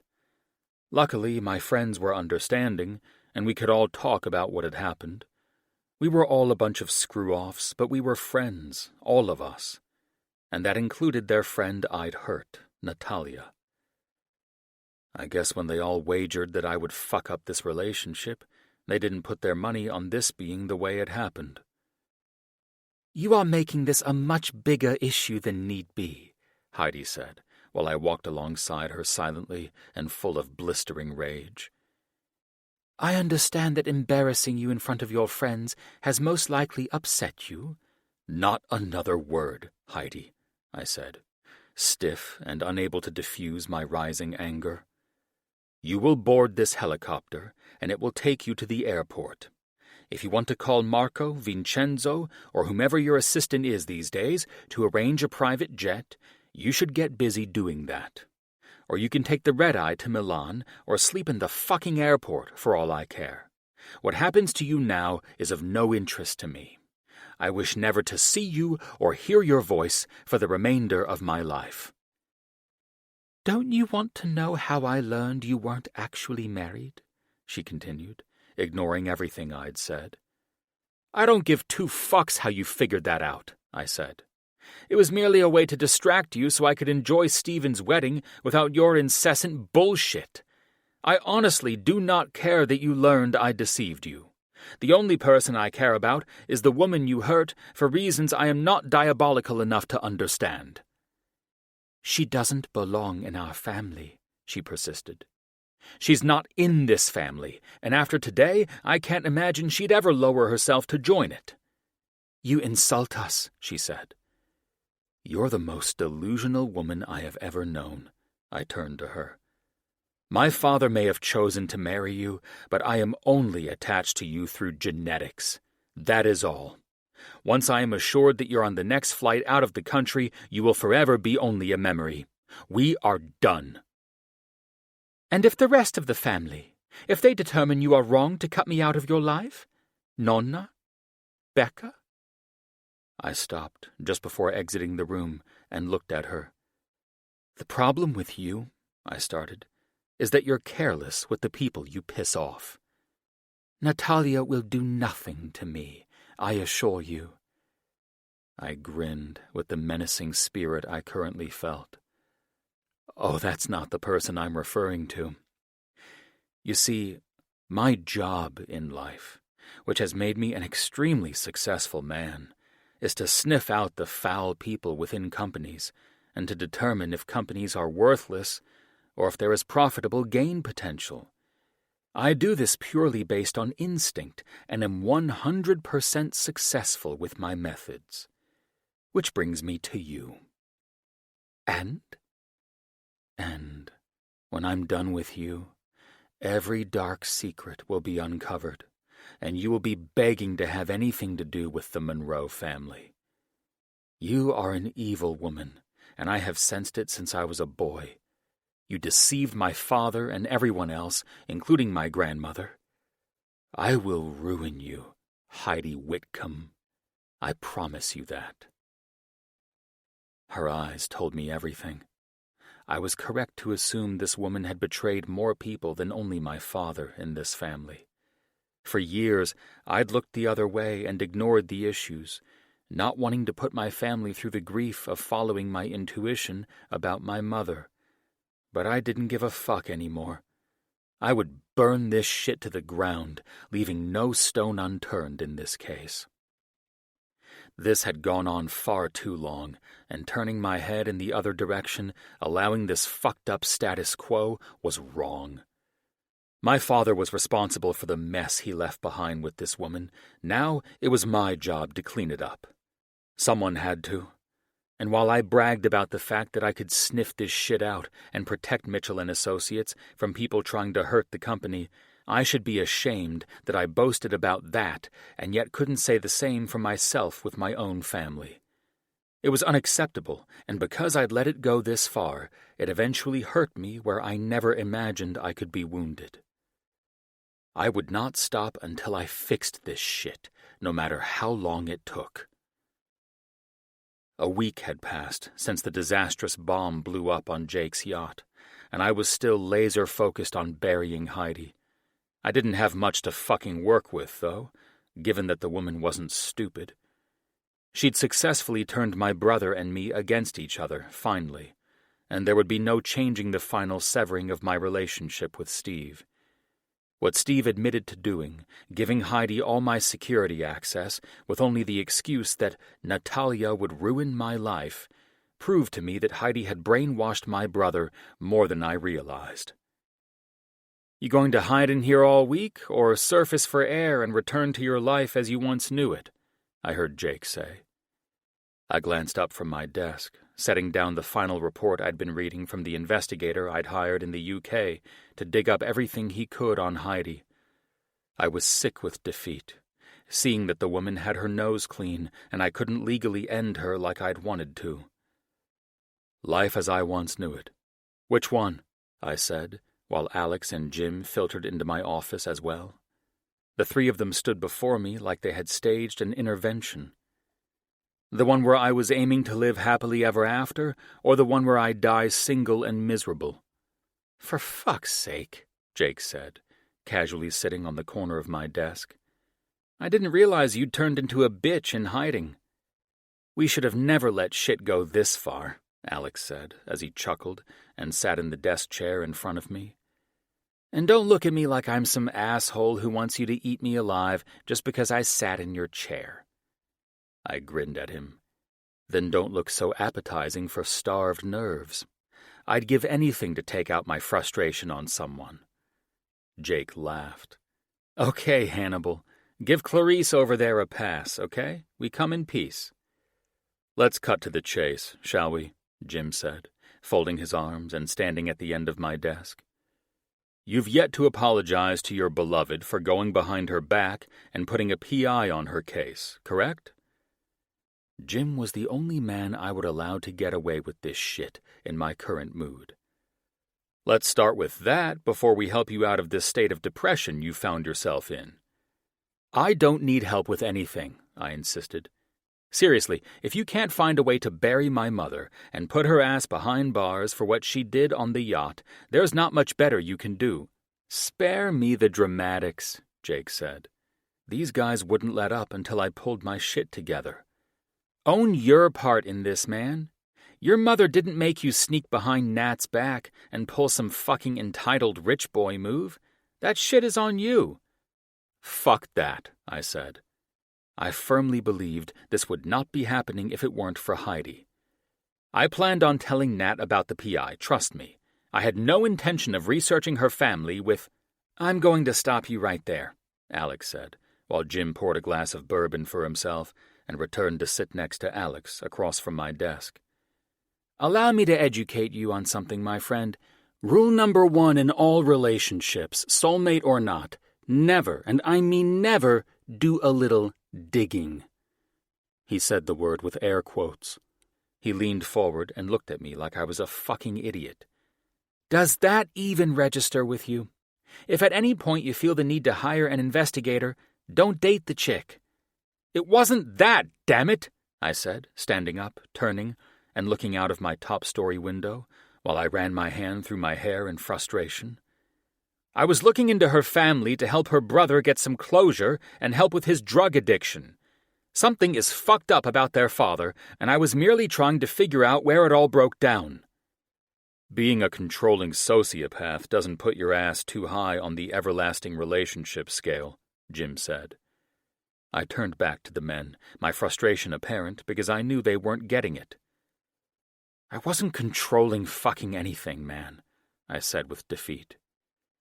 "How is it not controlling to take the resolution of their deep-seated issues into your own hands?" Did they ask you to do this for them? Seriously, Spence? Jim questioned, with a genuine look of confusion. What the fuck were you thinking, doing this without Nat's knowledge? I could understand if she knew about it, but it's pretty insulting and intrusive to go behind her back, regardless of whether your heart was in the right place. You're right, I conceded, knowing they were right. It was an absolute dick move on my part, even if it wasn't intended to be.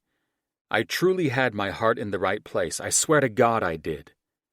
No doubt about that, Alex said with a smile. I'm sure he was surprised they got through my stubbornness quicker than anticipated. We know your heart was in the right place, Jake said. Your brain just fucking wasn't. And it bit you in the ass, Jim added. Now we're going to help you fix this shit. How the hell do you plan on doing that? I questioned, sincerely wondering how I could ever regain Nat's trust. How many times had I told her I'd be patient? Instead of waiting for her to come around and initiate things on her own, I bypassed her completely and told myself I was doing it for her and Shane. That's a hard one, Alex said. You know my story, right? My father inflicted untold abuse on me, and I buried that trauma deeply for self-protection. Then, when that trauma and all the memories came bubbling up, it nearly knocked me on my ass. It takes a lot of mental work even to begin to accept things, and only then can we move forward. I'm still working on it every day, and if Nat's dad was anything like mine, she needs your support, not control disguised as help. Jesus Christ, I said. There's no way I can make this right or fix what I've done. I can't even imagine what Natalia is going through after hearing about her parents like that. Then my betrayal to top it off. I've been so ashamed of how everything unfolded that I haven't even attempted to reach out to her. I can't imagine she'd have anything to say to me anyway, so I buried myself in trying to bring down Heidi. It's called hiding from your issues, Jim said. And while you've been hiding, Bree and Elena have been working with Nat to deal with what her father has done. I should have been there for her, I said. No, Alex said. You're pretty much an enemy at this point. You'll have to pray that Nat can deal with this shit, get through it, and then forgive you. Then, hopefully, if she is willing to trust you again, she can determine if she wants to be with you. Fucking facts, I admitted. I would never forgive this shit. Now we're getting a little somewhere with a lesson in humility, Jim said with a grin. How can you smile? I said. Because I've been through it. He pointed his thumb at Alex. This dipshit has been through it too. We've all been through it. I believe mine is worse. Unforgivable. That's relative, Jim answered. Everyone is different, and every situation is different. Trust is a hard fucking thing, and when it's broken, you need divine intervention to help put those pieces back together. The good news is this, Alex said. You and Nat are barely learning how to navigate a relationship. Things were just starting to move forward, and sometimes issues must arise so you guys can figure shit out together. There's a chance this can work. Yeah, right, I said, as hopeless as I felt. You're going to have to apologize, but first, her friends need to help her not to bolt out of the room at the mention of your name, Jim said. I'll call or text her, I said, unlocking my phone. Hold up, Alex intervened. Don't be stupid. Do you want her to forgive you or hate you? I have to say something. You missed the chance to get cussed out for that apology about a week ago, Alex said. That ship has sailed, buddy. Going silent fucked you on that opportunity. So now you have to wait until she can handle the thought of you before you apologize. She can start the process of her hating you then. There's a possibility she won't hate you, Jim said. She may even listen to what you have to say. But for now, this is how you need to work your way back. I'm not sure, I said, leaning forward in my chair. The more I acknowledge how this looks, hiring a PI to dig into the issues my new girlfriend was too embarrassed to talk about, the worse I feel. I shook my head and stared at my hands. It's so messed up. There's honestly no way I can get her to trust me after this. How will she believe I was ultimately doing this to help her and Shane move forward and put that bastard behind them? That's exactly how you're going to fix this. You're going to help them mend it all. A man who truly loves a woman will stick by her side, even if she hates him for fucking shit up. Your heart was in the right place. Your mind just wasn't at the time. If your heart is telling you to help them, then listen to it. How can I help them if Nat isn't speaking to me? Help her brother overcome his demons, Jim continued. It's what you set out to do in the first place. True. I haven't even returned his calls yet, I said, feeling like a bastard for ghosting him too. Yeah, well, thank God we've wrangled the kid while you've been on a mission to punish your mother, Alex said. How's that working out for you? I've got nothing on her, and now my brother and I are no longer speaking to each other. How do you feel about losing your brother over this? Jim asked. Horrible. Like this is one big fucking mess, I answered. I just need to prioritize. I can't lose Natalia. I need her in my life.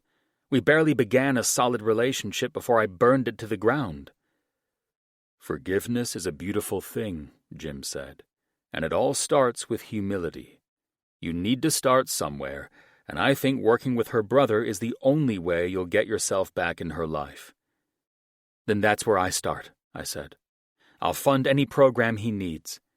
Stop throwing money at things, Jake said. I know we're all born and bred to use our wealth as an answer to everything, but trust me, you want to be helpful in a hands-on approach and go from there. If money is needed, then use it, but stop instantly assuming that financing anything will help them. Got me? I'm with you. I need to meet with Shane and figure out where he's at with everything. You're sure I shouldn't contact her? What does your gut tell you when you think about doing it? Alex questioned.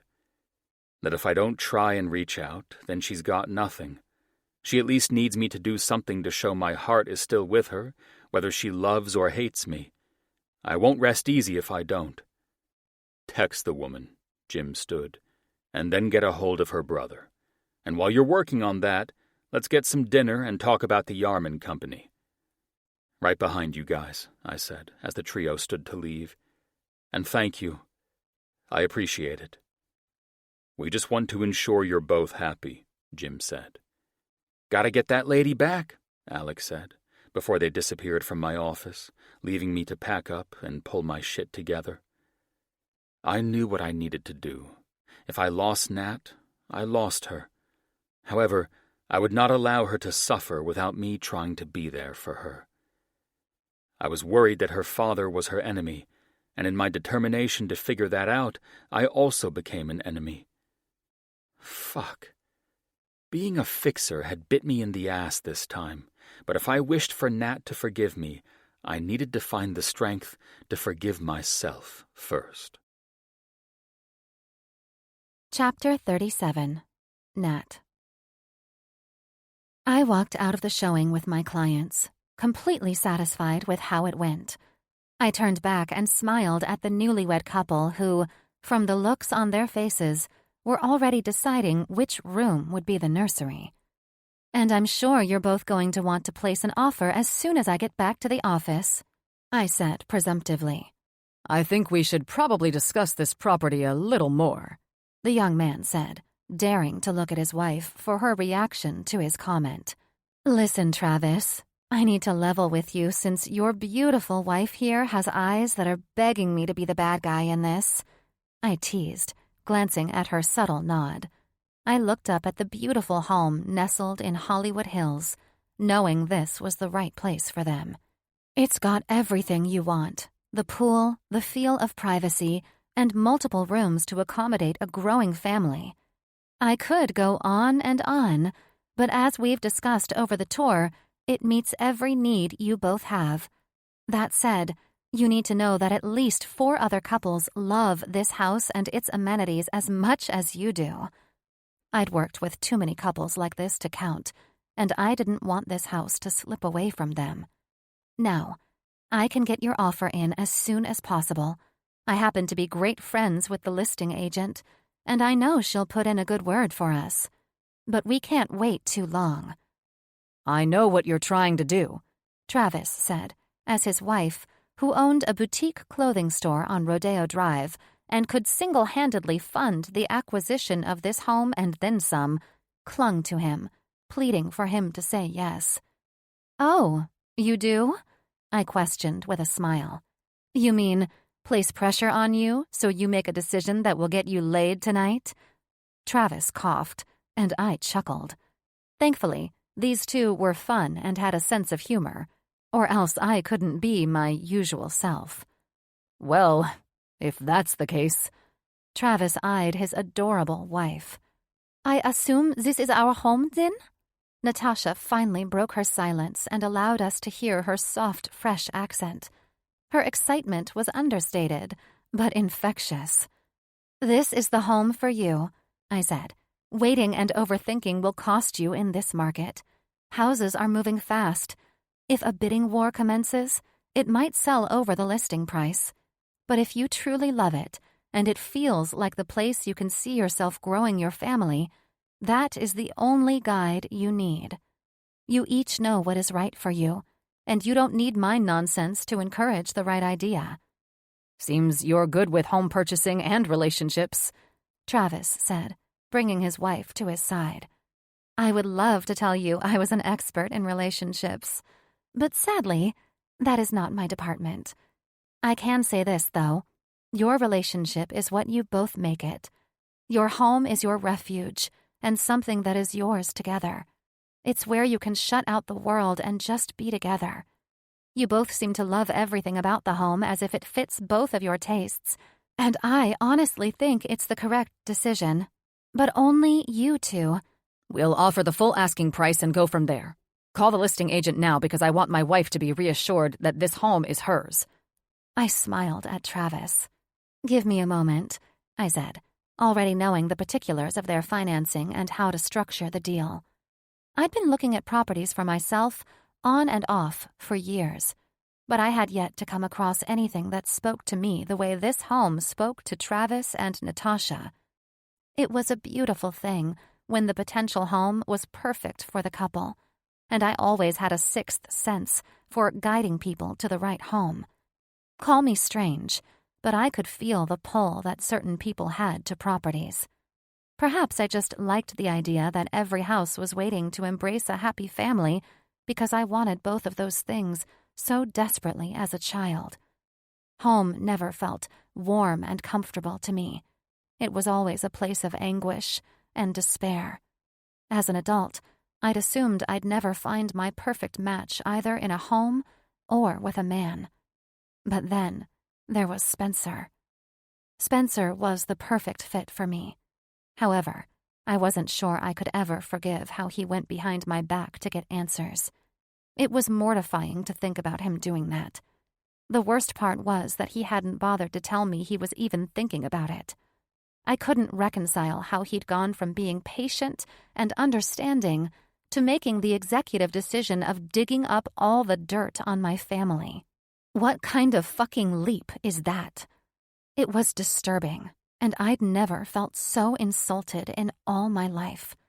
And now, after distracting myself all day with Travis and Natasha, I was going to end up where I started, feeling this knot in my stomach again.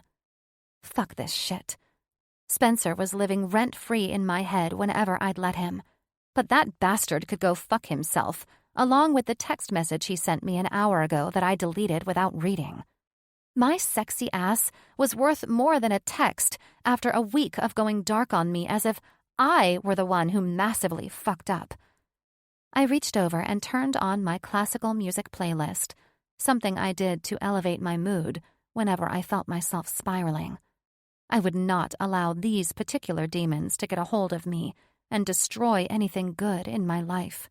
I needed to hit the kill switch on the Spencer thoughts and get to meet up with the ladies for dinner tonight. There was a good chance he would be brought up, given I would be out with the wives of all his friends, but I was hoping they wouldn't talk about him. I'd already vented my frustrations to them and grieved the loss of the idea that I'd found the only man I wanted to commit to fully. I'd closed that door and deadbolted it, so I would be shocked if any of them brought Spencer up tonight.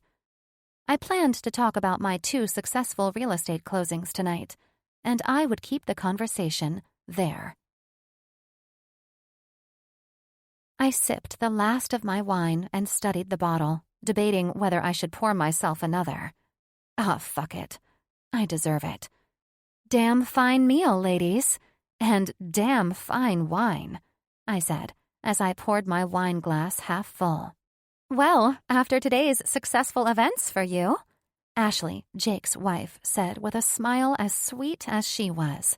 You deserve it. If only I could talk my clients at the art gallery into buying my canvases like you talk your clients into purchasing homes. Honey, I grinned and sipped my wine. One will never be able to talk anyone into purchasing anything in the ways that I do. That's the truth. Who knows, though? Maybe someday you'll face your Everest and you'll be stumped, Avery added with her usual sass. I arched an eyebrow at her. I wish I could agree, but hell, I could sell a vibrator to a nun during church. I sat back in my seat as the ladies laughed. The wine was hard at work, relaxing me and pushing my mind into some carefree way of thinking that usually got me in trouble if I wasn't too careful. Lately, I made a point not to drink at all because I knew it would bring up the topics I'd been desperately pushing out of my mind, and I would not let it come to that. So, Bree interjected, why don't we all jump in the car and drive up the coast tonight? We looked at her calculatingly, each of us determining if being so carefree on a Tuesday night was a good idea. I have a showing early in the morning, I said as soon as I felt that knot return to my stomach. I had these strange moments when I felt a rush of sudden emptiness or deep sadness. I couldn't decide which. All I knew was they were there, and they weren't welcomed feelings. I could hardly stomach them, so I couldn't process them, or I would go straight to panic. I stood. Just the acknowledgement of these thoughts made me anxious. I couldn't bear this, and I wouldn't. You know what? I said, trying to cover for myself. I think the wine has gotten to me tonight, so I'm going to go ahead and leave. Not without me, Avery said, standing. You okay? Bree asked. I'm fine, honey, I assured her. I'll be just fine. No, Bree sighed. Bree, I snapped, the anxiousness making me lash out like a caged animal. Please don't. I'm fine. Ash eyed me with a sorrowful expression that was too much for me, and I turned to leave without even considering paying for my share of the meal. Fuck, I said, my heart in some electric spasm, racing faster than a rabbit.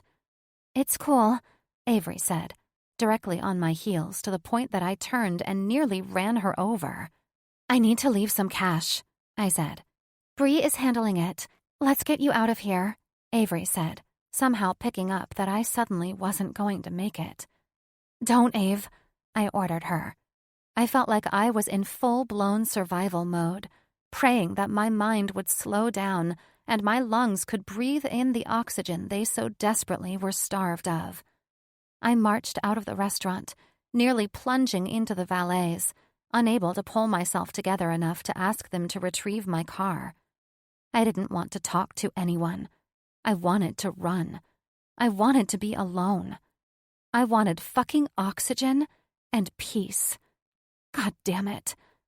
I had no idea how we got there, but Avery and I ended up on the top of a small hill overlooking the restaurant and parking lot. The grass was so cool compared to my body, which was scorching hot. I wanted to fall back on the ground and transfer this hot, horrible energy into the earth. Instead of rolling in the grass like a piglet, I pulled my legs into my chest and collapsed over my knees. I inhaled and exhaled in silence, feeling tears streaming down my cheeks and allowing the sobs to become more than just silent. I felt a warm hand on my back, and the rhythm it ran over me soothed me to my core. Thank you, I said finally, after what felt like 5 minutes of sitting here and trying to pull myself together. I promise I'm not a wreck like this. I don't know where it came from. I've never been prone to panic. Don't you dare apologize, Avery's scratchy voice said.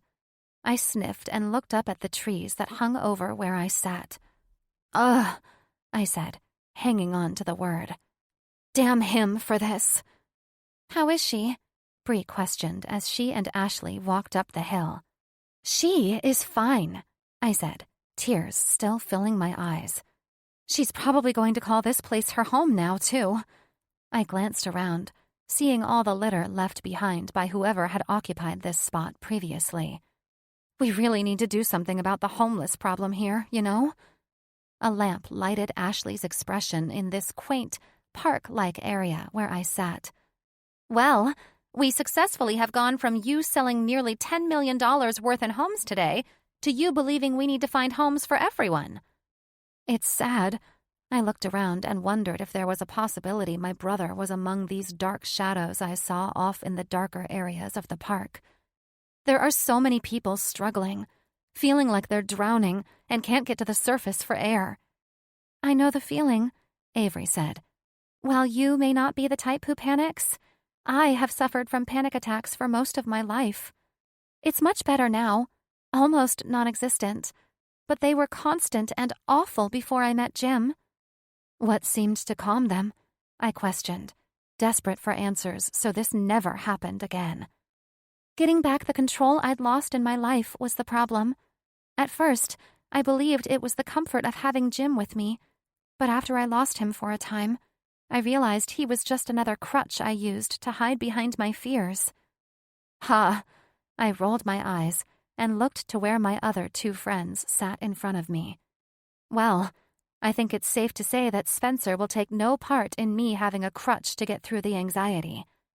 Your feelings for him, coupled with the pain he caused you and the trust he broke, is partly the reason for this, Bree said fearlessly. I grinned. Sorry I mentioned him. You hide from it, Nat, Bree said. My closest friend in the group was saying what she'd been holding back for days. You have got to stop doing this. You're only hurting yourself and hiding from the issues. That is why you're dealing with this panic. And Avery is correct. This stems from a loss of control. I won't let you continue to bury this. I sighed. But I'm making such good money by burying this and working instead. Ash chuckled. If only money were the solution to our karmic problems. Don't you dare start going into the universe, past lives, and karma on me, you little spirit chaser. I teased. Hey, she held her hands up. Take it for what it's worth. The bottom line, karma or not, is that you have to face your issues, deal with them, learn from them, and heal from them. And here comes my session, I playfully poked back. Listen, I know I have issues with that man. The sound of his name coming out of my mouth makes my stomach twist. I hate the memory of him, and I hate the goodness I saw in him. I hate that I can still smell him and hear his voice. He haunts me like a nightmare, and I don't know why I can't just get it out of my system and let him go. It's because you fell in love with him, Avery smiled at me. There's nothing wrong with that. There is something wrong with that, I answered. The man is a fucking bastard who didn't trust me enough to tell me he was privately investigating my family. I've honestly never been so insulted and mortified in my life. That's because these men are all fucking dipshits, Ashley said in a way that forced a laugh out of me. That's one way to put it, Avery added. The tone changed entirely for me at that moment. I know your men all put you guys through hell, I said, but I don't think they went near what Spencer did. No, Bree said, but the degree of offense doesn't matter. Each of us felt the same knife through our hearts that you're feeling now. You're not alone. They're fucking idiots who've excelled at their professions but failed miserably at different points in their relationships. It starts with bragging that they'll never fall in love. Avery paused and rolled her eyes as if she'd been a fly on the wall in each of their conversations. Then they raise their glasses to toast the next fallen asshole, Ashley added with a laugh. I also swore to myself I would not be a victim of love. I don't know how this even happened to me, I said. You think you're the only woman out there who put walls around her heart to protect herself from a man? Avery said with a smile. Babe, none of us went searching for a love like this, especially with these men who were known for using women for their pleasure because of their wealth and looks.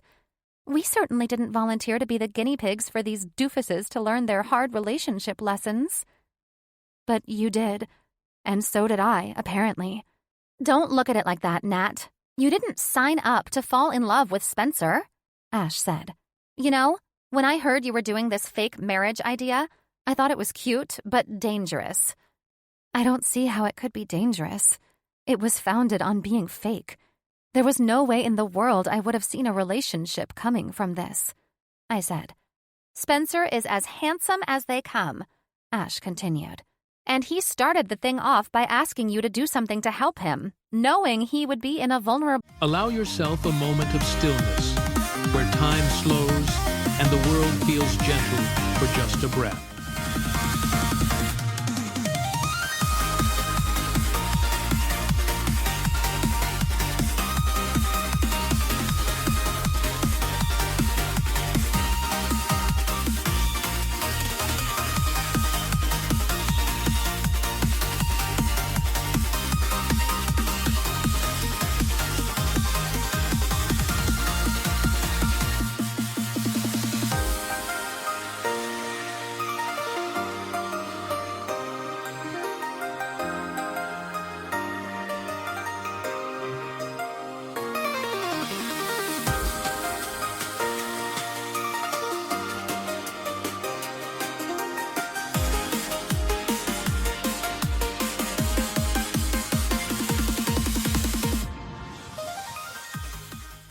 state.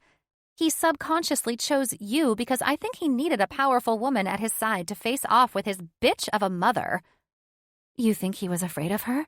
I said, somewhat getting her point, but also confused by it. I believe he needed a partner to help him be in her presence and deal with her bullshit. You were the perfect match for him, and he knew it. What both of you didn't know was that this would be a bonding event. Ashley answered. But the reality is that we are two players who played with fire and got burned. True, Bree said. But you either lick your wounds, heal, and get back up and fight, or stay down and stay out of control. Whether you and Spencer can heal from this together or apart, or whether you get back together is in your hands. But first, you need to heal. I never imagined that I would be the one needing these support talks. I always took my problems to bed with me and a vibrator, and I was healed by that night. I laughed. And now, I've found a man who hurts worse than when the vibrator runs out of batteries? Avery teased. No, I eyed her playfully. A man whose dick is more magical than any vibrator ever invented. Dear God, Bree said. I should have known somehow you'd begin bragging about his dick to all of us. Oh, sweetheart, that's only because this is the rare occasion where the man's penis is smarter than his brain, I said, standing up and feeling more like myself. Now, I need to seriously go get in a hot bath after all this girl talk. Why don't you let me drive you home? Bree said. One day, you'll be the mother to those twins only, and stop including me as one of your children, I said. I'm fine, and feel much better now that we can all agree these men are dipshits, and I'm the newest victim. Love will always come out of nowhere, Ashley said. Every time. What you do with it and the lessons it sends your way makes the difference. Well, I will tell you all this. What I will do with it stands to be decided. I will not be hurt again, and I promised myself and Spencer that I would have his balls on a silver platter if he ever hurt me. He obviously didn't take that threat seriously. Before we start thinking about cutting off balls, let's take this a day at a time. You're coming over tomorrow to go over the plans for that beach house, correct? I looked at Bree. So long as we're not bringing up relationships, yes, because I think I will make an offer on that home. I've got more than enough money saved. but for some strange reason, I'm starting to think my asshole boss, Adam, is fucking with me and stealing my commissions. Jesus, where is Spencer when I need him? He could sniff this man out in a heartbeat. It's a damn shame he concerned himself with sniffing out me and my family issues instead. Let's go home, Bree said. I want to show you what I have designed for the place. Let's get the fuck out of here, Avery said, before we end up in a turf war with those people over there. Thank you all for being there for me tonight. It did help, no matter how messed up the entire situation. After we left, I drove home with a bit of peace. But one glance back at the homeless people spending their night in the park made me wonder if I was leaving my brother on that hill, or somewhere in the dark, with no place to call home. I had no idea, and had no way of processing how that made me feel. It would be nice to hear from him again and know if he is okay. How was it that over the course of a month, I'd managed to lose the only two men I loved? I didn't understand what was going on with my life. Chapter 38. Spencer. I rolled my pen through my fingers, studying the file Jeff, the private investigator, had sent over. My eyes roamed over all the evidence, which should have been looked into further after Nat's mom passed in her car accident, but something had put a stop to the investigations. The fucker probably paid off a dirty cop, I said softly, swiveling in my office chair before I turned to face the windows behind my desk. Don't they all? I heard Jim say, announcing his presence in my office. I turned and rose to see Shane standing at his side. The kid looked like Jim plucked his sorry ass off the closest park bench and brought him up to me. "How the hell are you getting by, man?" I asked, deeply concerned for him. "I'm paying the price of being an addict who hasn't hit rock bottom." "Oh, fuck off with that," I said, while Jim nodded and took his exit. "I don't want any excuses. I want solutions." Shane rolled his eyes, and if I didn't have any love for Natalia in my heart, I would have asked his disrespectful drug addict ass to leave my presence. But I loved the woman and had a soft spot for what she and her brother went through with their shitbird of a father. "I see you're currently high," I said. "Sit down. We need to talk." "How would you know if I'm high?" he growled. "Because only someone high as fuck would be brave enough to walk into my office and roll their goddamn eyes at me," I answered, walking around my desk and sitting on the edge. "Let's get straight to brass tacks about how we're going to drag your ass to rock bottom and get you back up on your feet again." "Man," he said, tears forming in his eyes. "I'm trying. I've tried. I don't know what to fucking do. My life feels hopeless, and whenever things start to feel great, I fucking bottom out. The drugs keep me alive. They get me through. It's all a lie, man. The drugs and what you believe they do for you." I sighed. I'm not an expert in addicts and why certain people tend to abuse substances for their perceived survival, but I know that it's all an illusion you're creating. So every time the high wears off and the facade falls, you hurry to your next fix instead of looking at your reality. How would you know if you've never been down this road? I've never been down that road because I never wanted to look the way you do now. You look like death, yet you sit here and tell me that shit breathes life into you so you can go on another day. I stood and exhaled, not knowing where to start. I want to help you. We discussed this last week, but you fell off the face of the earth on me. I waved my hand toward his appearance. For obvious reasons, I see. I just don't know. Just how high are you? I asked. The kid looked like he was half asleep. I'm doing good. I keep everything at a base level, always the same amount. I stared at him in shock. Base level? So now you're regulating your drug abuse? How the fuck does that work? I take normal doses. Normal doses? What exactly is a normal dose of an illicit narcotic, huh? I had to stop myself from yelling at his ludicrous fucking logic. Okay, this shit isn't going to work for me. Until you get sober, I cannot have an adult conversation with you. I stood and walked around to sit at my desk. By the look of you, I assume you still have not communicated with your sister. No, he said, blowing out a hard breath. Jim, I said, ringing his desk intercom from mine. Right here, he answered. I need Avery to text me some numbers of good rehab centers while I have the kid with me.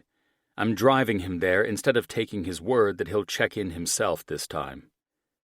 Got it. There is an excellent center she works with at her women's center. You want me to check him in? Right. Have Av send me the numbers. I looked back at Shane. It probably wasn't the right time to talk about his dad's shady shit. Avery will get me the number I need in a few minutes, but what I want from you is your word. My word? I nodded. You seem like the type to keep your word, high or not. Yes? Well, What I know from others who've checked themselves into centers, or in your case, had a wealthy individual care enough to fund an all-expense-paid vacation to one, is that they all seem to have something in common. What's that? A will to live and desperation for a second chance at life, I said. Is that something you're interested in? Do you want to live strong and independently, or remain in this illusion of drugs being your life support system, which is blindfolding you on your way to an early grave? I do, but fuck. He started to get agitated. You have no idea how hard it is. I'm not sure I can do this. The center Mrs. Mitchell recommends won't be an uncomfortable place, I assure you. They'll have everything you need to keep comfortable as you detox and learn to start over without the drugs. It's not that. It's just, when I'm sober, I see it all again. The night she died. Then I feel the pain and emptiness of losing my mom, he said, tears streaming down his face. How am I supposed to function knowing nothing can ever take that pain away? I don't want to feel it. My heart ached for him, and I knelt in front of where he covered his face in his hands. The smell of the kid made a dumpster seem sanitary. I don't understand anything of your grief, the horror of not being able to grieve properly, and then the nightmare of an abusive father.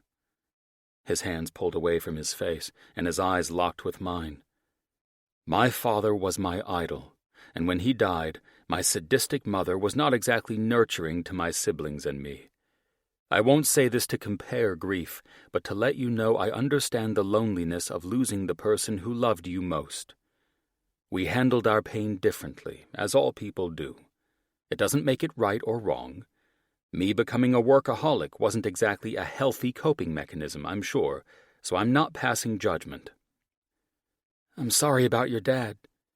Is your mom really that bad? He asked. My mother is a stone-cold sociopath, I said. My father died of a heart attack, but part of me wonders if that woman was responsible for it. You think she killed him? Fuck, that came out wrong, given what I'd discovered about his parents. Do I think she gave him something to induce a heart attack? No. But she pushed and pushed him, insisting he work harder to secure their future. The irony is that my father was one of the most successful businessmen in Italy, so he did not need to work as hard as he did, if at all. Who knows? Maybe he was just trying to avoid her all that time, I said with a slight laugh. Your father was Italian? Shane asked with a look of confusion. Very Italian, I said. I know what you're thinking. Monroe is not an Italian name. My father's family has lived in Scotland for more generations than I can count. His father met my nonna on holiday on the Amalfi Coast, and the rest is history. Suffice it to say that my grandfather preferred the weather in Italy to the Scottish Highlands, and they made their fortune in the olive oil business. My father expanded that business and became a self-made billionaire in the process. He sounds impressive, Shane said, with a look of melancholy. I wish my father could have been like that. He was a force, and I worshipped him, I said, seeing my father in my mind's eye and missing him immensely. My mother's incessant manipulations wore him down, and soon after his death, it didn't take long for me to hate everything about her. I knew instinctually that she wasn't trustworthy, and I spent the better part of my childhood observing and analyzing her behavior out of self-protection. Flexing those mental muscles and observing every microaggression or weird vibe from an early age is why I am so good at my job. Perhaps my intuitive ability is a gift. I'm not sure. But with this sixth sense, I can see that you're a good person, Shane. He looked away from me and shook his head. Don't bullshit me, man. I chuckled and stood, looking down when his eyes met mine again. Trust me, I'm not the type. Are you trying to score points with my sister? I think that game ended before it started, I said, feeling an emptiness in my gut that I hated. Your sister and I are no longer seeing each other. He laughed with disgust and rolled his eyes. Let me guess, she ran off with another guy. A relationship was too much for her? No, I shook my head. Your sister is a beautiful soul, and I fucked this one up, buddy. How the hell did you do that? You were a full-blown clinger with her. I'm positive you scared her off. I stared at him in disbelief at his likely true insults. I probably was a bit much in the beginning, and I'm sure of that. However, I betrayed her trust, and from what I've gathered, that's not something easily earned back. So you're fixing me to get her back? I smiled. I would be lying if I told you no, but after sitting here with you, I promise this is more than that. I see a good person who fell into a void, and I want to give him a hand and help him out. You're a good kid, Shane, and I want to help you get back on your feet where you belong. You, your sister, and even I deserve to be happy in this life, despite what our fucked-up parents have done to derail it. Yeah? That, and after this week, I no longer have a relationship with my brother. Perhaps I'll take your ass in and work my way into your sister's heart from there. Glad I can help. My phone dinged, and it was probably Avery's text. Let's stop worrying about everyone and everything else and give you the help you need. He stood up, nervous. You can do this, but you need to do this for yourself above anyone else, I said, trying to be his #1 cheerleader. Do it for her memory. I watched him stare out at the sprawling city that went on forever from the vantage point of my office window. Who? Your mother, I said, a bit nervous that I'd overreached on that statement. He turned back to me, tears in his eyes. She'd be so upset with me. We're not doing that, I said sternly. None of that shit, you hear me? It's the fucking truth. That's fine, I said. But you need to talk about the positive. He shook his head. I don't know how the fuck you find anything positive in that truth. The solution is where you'll find the positive.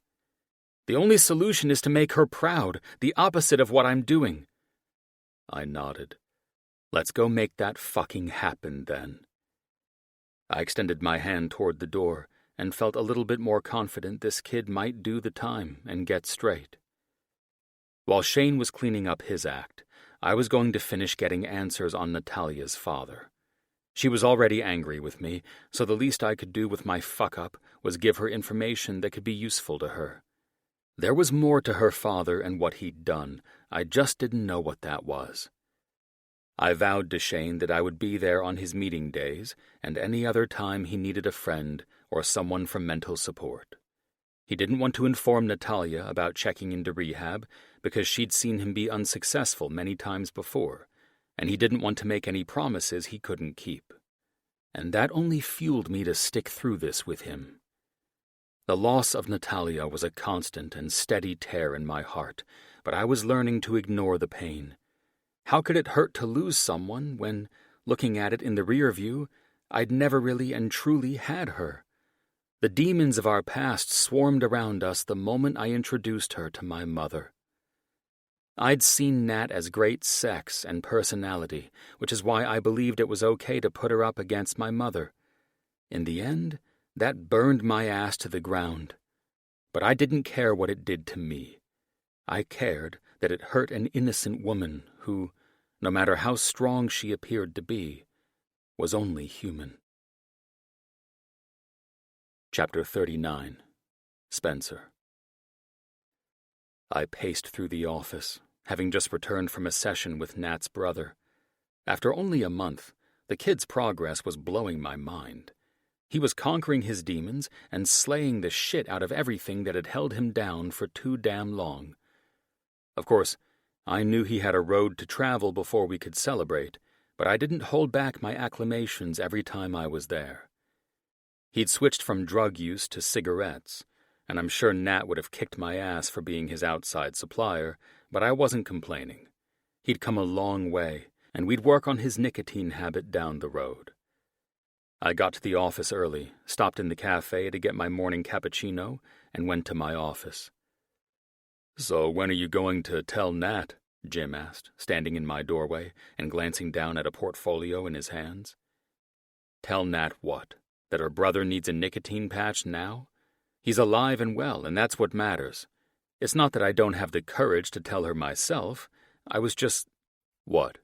Jim said, looking up from the paperwork in his hands and staring at me like I was an idiot.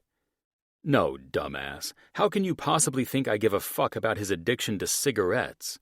I'm referring to the information Jeff sent over last night. You know, the PI you're still using? Yeah, well, I'm working on that. If you think this will play out like some fucking romance movie or something, you're wrong. You need to sit down with her." "I know that. I just wanted to handle this when her brother is out of rehab and sober." Jim seated himself across the desk from me. "This shit can't wait. You know this can't wait. Stop doing undercover shit behind her back like she's a company we're investigating, hoping to use the element of surprise before we start getting people arrested." "Why must you always come at me like I'm trying to treat Natalia like she's business?" "Because that's what you're doing. You're in this position because of it, and you continue to do this shit behind her back, not being upfront about anything. She's a woman, your woman, if you play this right, so don't keep fucking it up." "I understand, but I didn't have all the information I needed until last evening. I didn't want to go waltzing up to the woman, who is probably itching to cut my dick off, and tell her I learned something else after investigating her mother's death behind her back." Jim sat back in his chair and studied me. "When you think about it, you're fucked either way. She's going to be even more furious that you continued researching her." "So glad you're making me feel better about this," I answered. "Not my job to make you feel better. It's my job to make sure you don't keep fucking it up, and I think I slipped on that part." "Jim," I said, nervous now, "what the fuck?" He grinned. "Love is a beautiful thing, man," he said. "And if she loves you, she might forgive this. However, you might be right to show up with her brother gift-wrapped and sober. And speaking of which, don't you think she should know that he's safely off the streets and in rehab?" "You're seriously mind-fucking me right now. What the fuck do I do?" "The right thing," Jim answered, "and only you know what that is." I sighed. Yeah, thinking I was doing the right thing got me into this shitstorm. I think it's obvious that my right and wrong meter is broken. Jim chuckled and stood up. "Seems like you're on the right track, though, admitting to your faults and wrong choices. You can only learn and grow from there." "Get the fuck out of here, dude." "It'll all work out. Just try not to force it. Follow your heart." "Again, my heart fucked me the last time, too." Jim shook his head.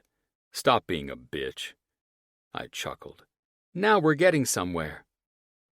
After Jim left my office, I resumed studying the file Jeff had sent over. Why the fuck did I let Jim leave? I needed to run this shit past him. So I called him on the intercom and asked him back in. "Some of us are trying to run empires and shit, you know? What do you need?" he asked, stepping back into my office. "Check this shit out," I said, feeling more comfortable investigating hard facts instead of trying to work out mental love-life situations in my head. "As you know and have reamed my ass about, I've done more digging on Nat's dad. In my defense," I said, as Jim smugly raised his eyebrow at me with disapproval. "I only did so because if the bastard did murder her mom like everything seems to indicate, I wonder if he wouldn't do the same to his kids.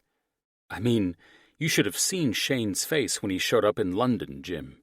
He didn't just have a black eye, the kid was brutally beaten by his father." Jim's demeanor softened as I continued. "It turns out this shady bastard has been up to no good when it comes to his daughter." "No good as in what?" Jim answered. I glanced at my laptop and then at Jim. "The real estate company Nat works for has a mysterious investor that caught my attention." "How the fuck did you go from researching her mother's death to investigating the company she works for? Are you trying to get her to murder you?" "On the surface, it does appear extremely obsessive."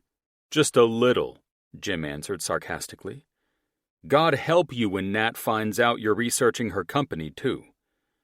I rolled my eyes.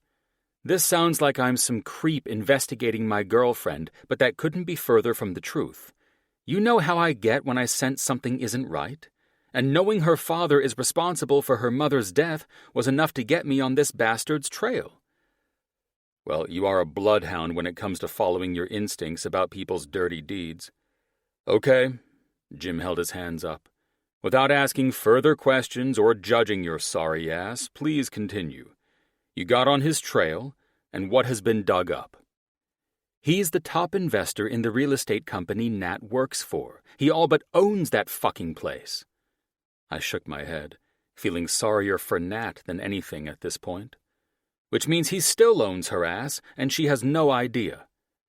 "So Triton Realty is owned by her father.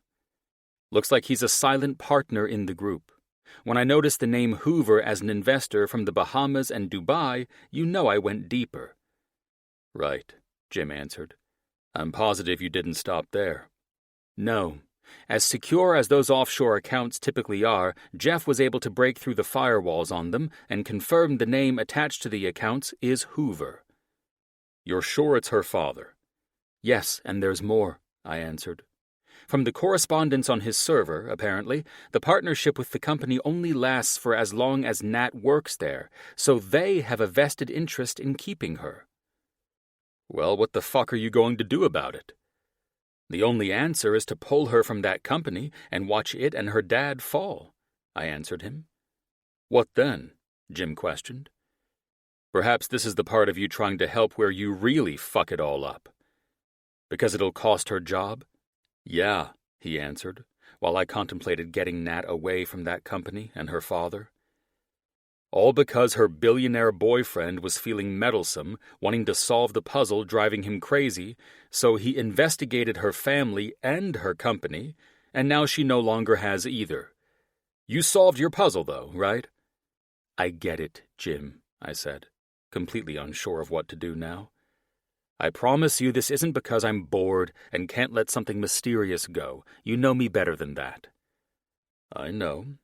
You just need to put yourself in her Louboutins and imagine how it looks from the outside," he said, eyeing me. "Lucky for you, we're friends, and I'm a big enough prick to take the heat off you. What do you all plan to do to make my fuck-up right?"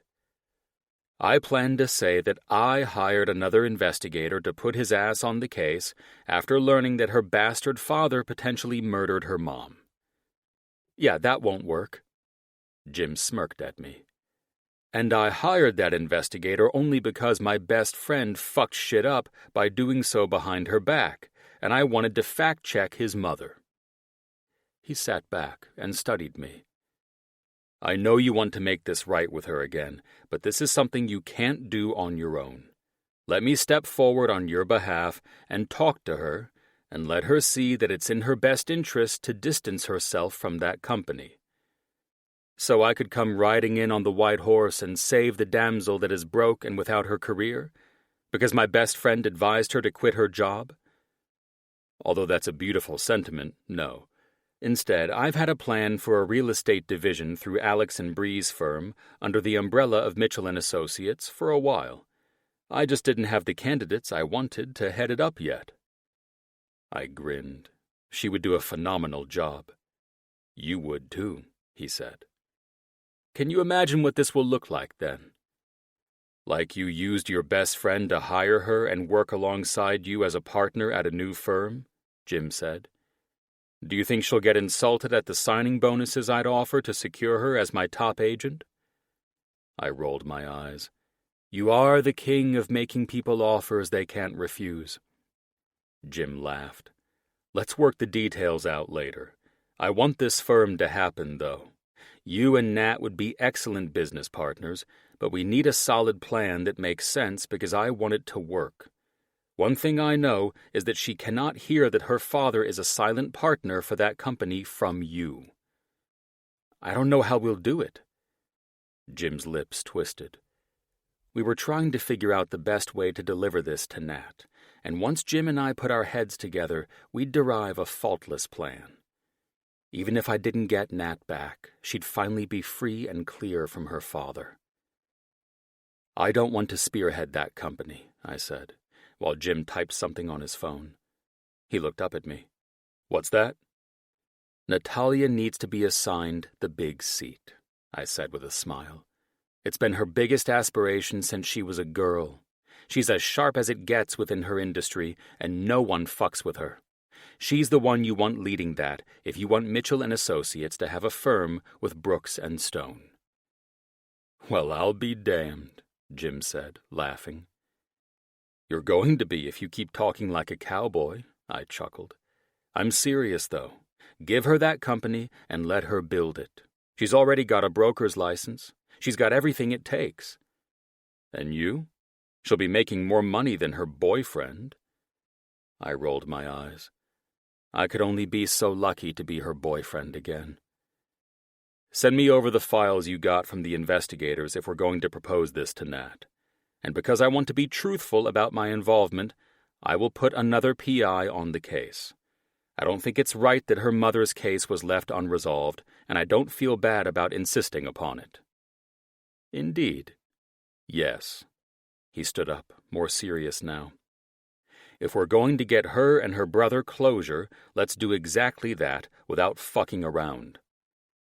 Putting that fucker behind bars may be the only closure that truly needs to happen. My thoughts exactly, Jim answered, turning to leave my office. I checked my watch again. Shit, I need to get to Shane's meeting. Jim laughed at me. Look at you, being the best man and all. Always, I answered him, closing my laptop.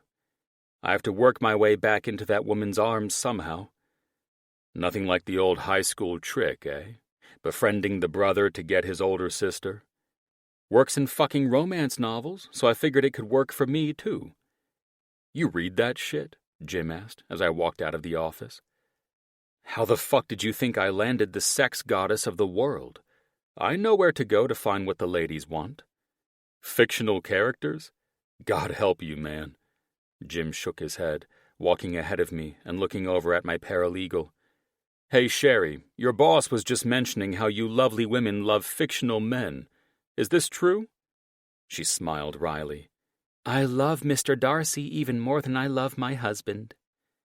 Poor Phil never stood a chance, eh? Jim said with a laugh. Jim looked back at me, and I shrugged.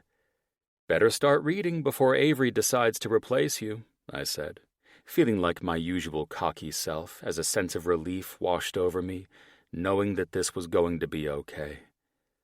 What didn't kill me always made my ass stronger, and I wasn't dead yet.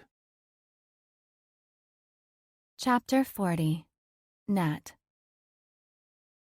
I was in utter disbelief, ear-ringing shock, feeling the nausea that would be the prelude to the rest of my fucked-up fucking life creeping up on me.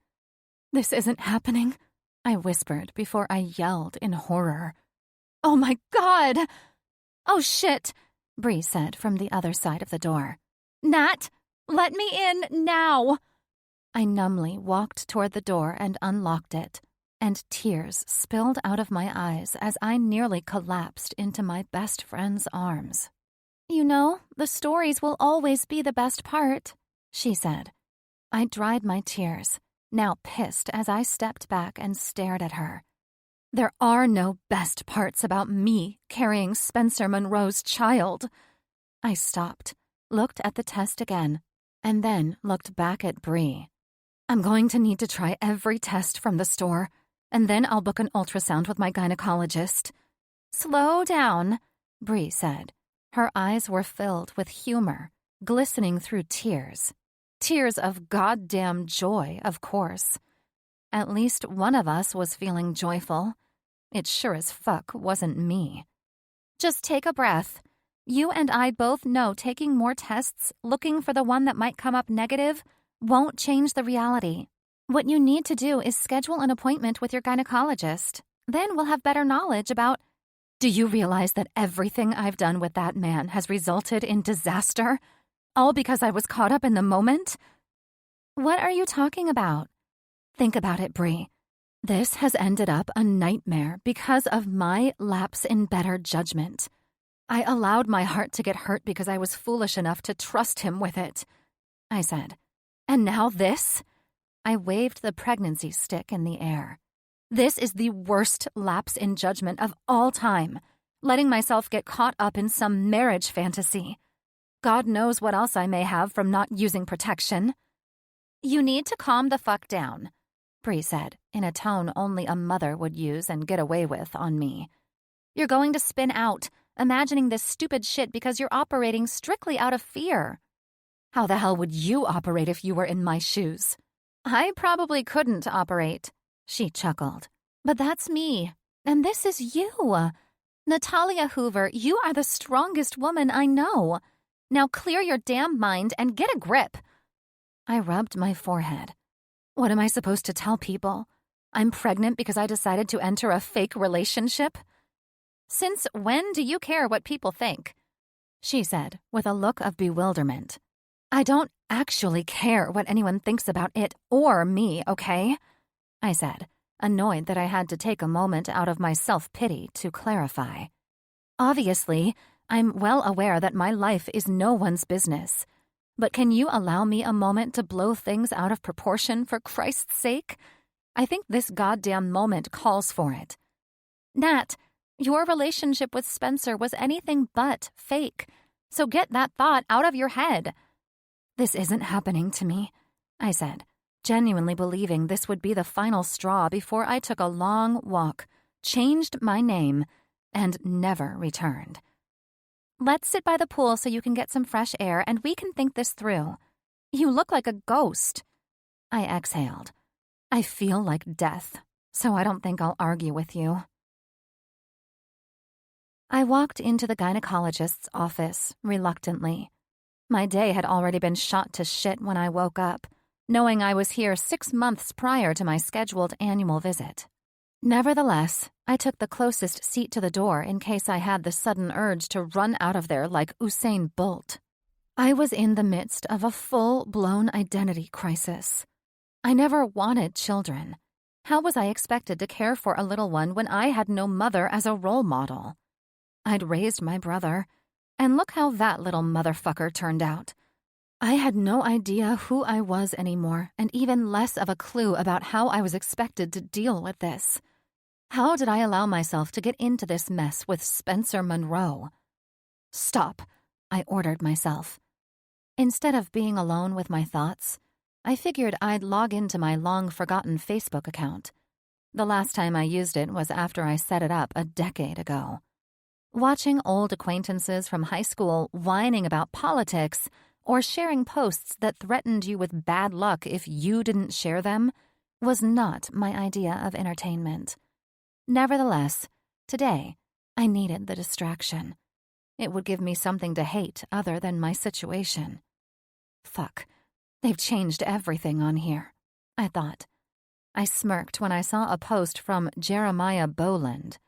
Looks like this dumb bastard's wife finally filed for divorce. I scanned through the page of the top jock from high school and rolled my eyes at his perfect profile picture.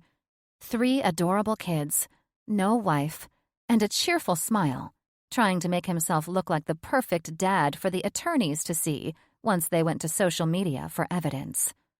Oh well, he was a piece of shit in high school. I'm sure he's a piece of shit now, too. My foul and depressed mood moved on from Jeremiah and brought me to some motivational posts by Frances Killigan. Who the fuck is this lady again? Who knew? Probably some former client.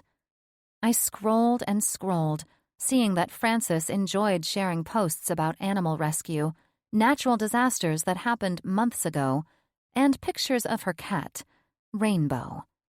Nothing to judge here. Moving on. I continued through my feed.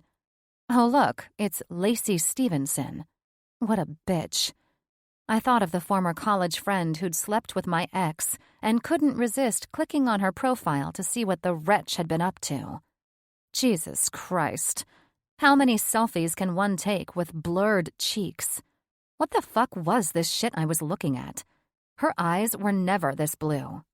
And don't get me started on the airbrush contour filter, which looked more like taking a picture in a room filled with smoke than anything else. The fuck? Why would she post these horrifying images of herself? Meh. She was a distorted bitch anyway. Nothing was genuine about her personality, so these pictures are a fair reflection of her. I got bored, trying to pick apart my college archenemy. Eventually, I found myself looking at a picture of a carpaccio salad Josie Blanchard was eating at a new upscale restaurant I wanted to try out. I glanced up at the clock, seeing it was 20 minutes past my appointment time, and I was reminded why I hated going to the doctor's office. Facebook was becoming dull, and a sponsored diaper ad wasn't helping my stress. I closed the app, more irritated than when I opened the damn thing. Fucking hell, I said before noticing the 2 pregnant women on each side, who were probably unappreciative of my foul mood and language. Apologies. I was flustered and totally out of my natural environment. It's fine, the young woman on my right said. She was about my age, and I couldn't help but be humored that she had her cell phone and keys resting on her very pregnant belly.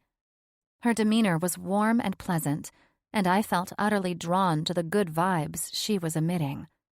When are you due? I asked, feeling less like myself in that statement than I'd ever been. 2 weeks, she answered with a brilliant smile.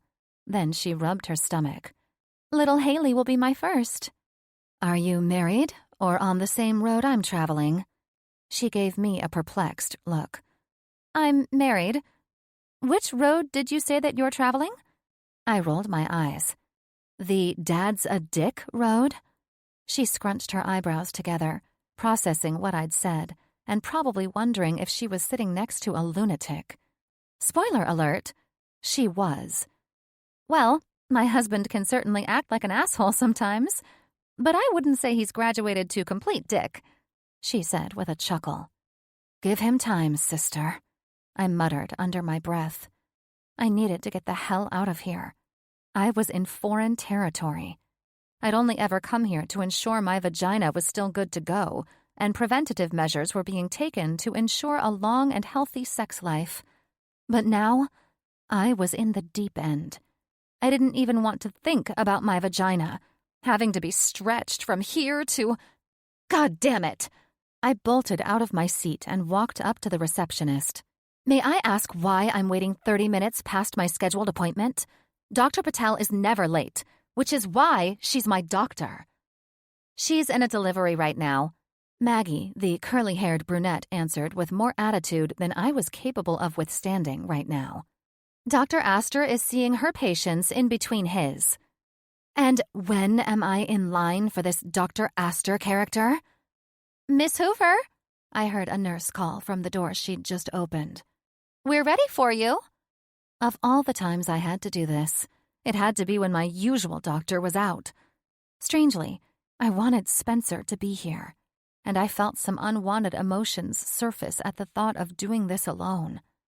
I tried to keep my mind off my bare ass, sitting on the paper barrier covering the exam table, and I focused on the task at hand. Falling apart was not an option right now. Period. I heard 2 soft knocks at the door before it opened to reveal a tall, tanned specimen of God's glorious creation. "You must be Natalia," he said. "I'm Dr. Astor, and I'll be treating you today." "The hell you are," I said, seeing how stupidly gorgeous this man was. His chestnut hair set off his bright hazel eyes, and underneath his lab coat, he wore suit pants and a tailored button-down shirt that clung to his chest, leaving too much to the imagination. "Listen up, Doc," I smiled, trying to reason with him as best I could, wearing nothing but this paper towel for a gown. "By the looks of you, you must have graduated college yesterday, and I'm your first patient." I inhaled, ignored his humored yet annoyed expression, and went on. "And while I may be ideal for your first exam of the female vagina and breasts, this shit is not going to work for me." "I assure you that—" "I don't want to make this any more uncomfortable for you and your assistant, Farah." I smiled kindly at the young nurse who entered the room behind Dr. Gorgeous. "All I can say is, this is not going to work. I will not let a man as handsome as yourself work on my female body parts." "Ma'am," he insisted. "Oh, no, you don't." I stopped him, holding up my hand. "There is no ma'am here, okay?" His expression might have been charming, but I was in no mood to be charmed. "Of course not, Ms. Hoover," he conceded. "Unless you're gay, I don't want you poking around me with those things." I waved at the equipment he was about to use to examine me. "So, are you gay?" No, I'm not," he stammered, clearly caught off guard by my defensiveness. "Well then," I said, raising my eyebrows and crossing my arms over my chest. "I think we started on the wrong foot," he said, putting his hands in his pocket and staring at me squarely. My God, he was an Adonis.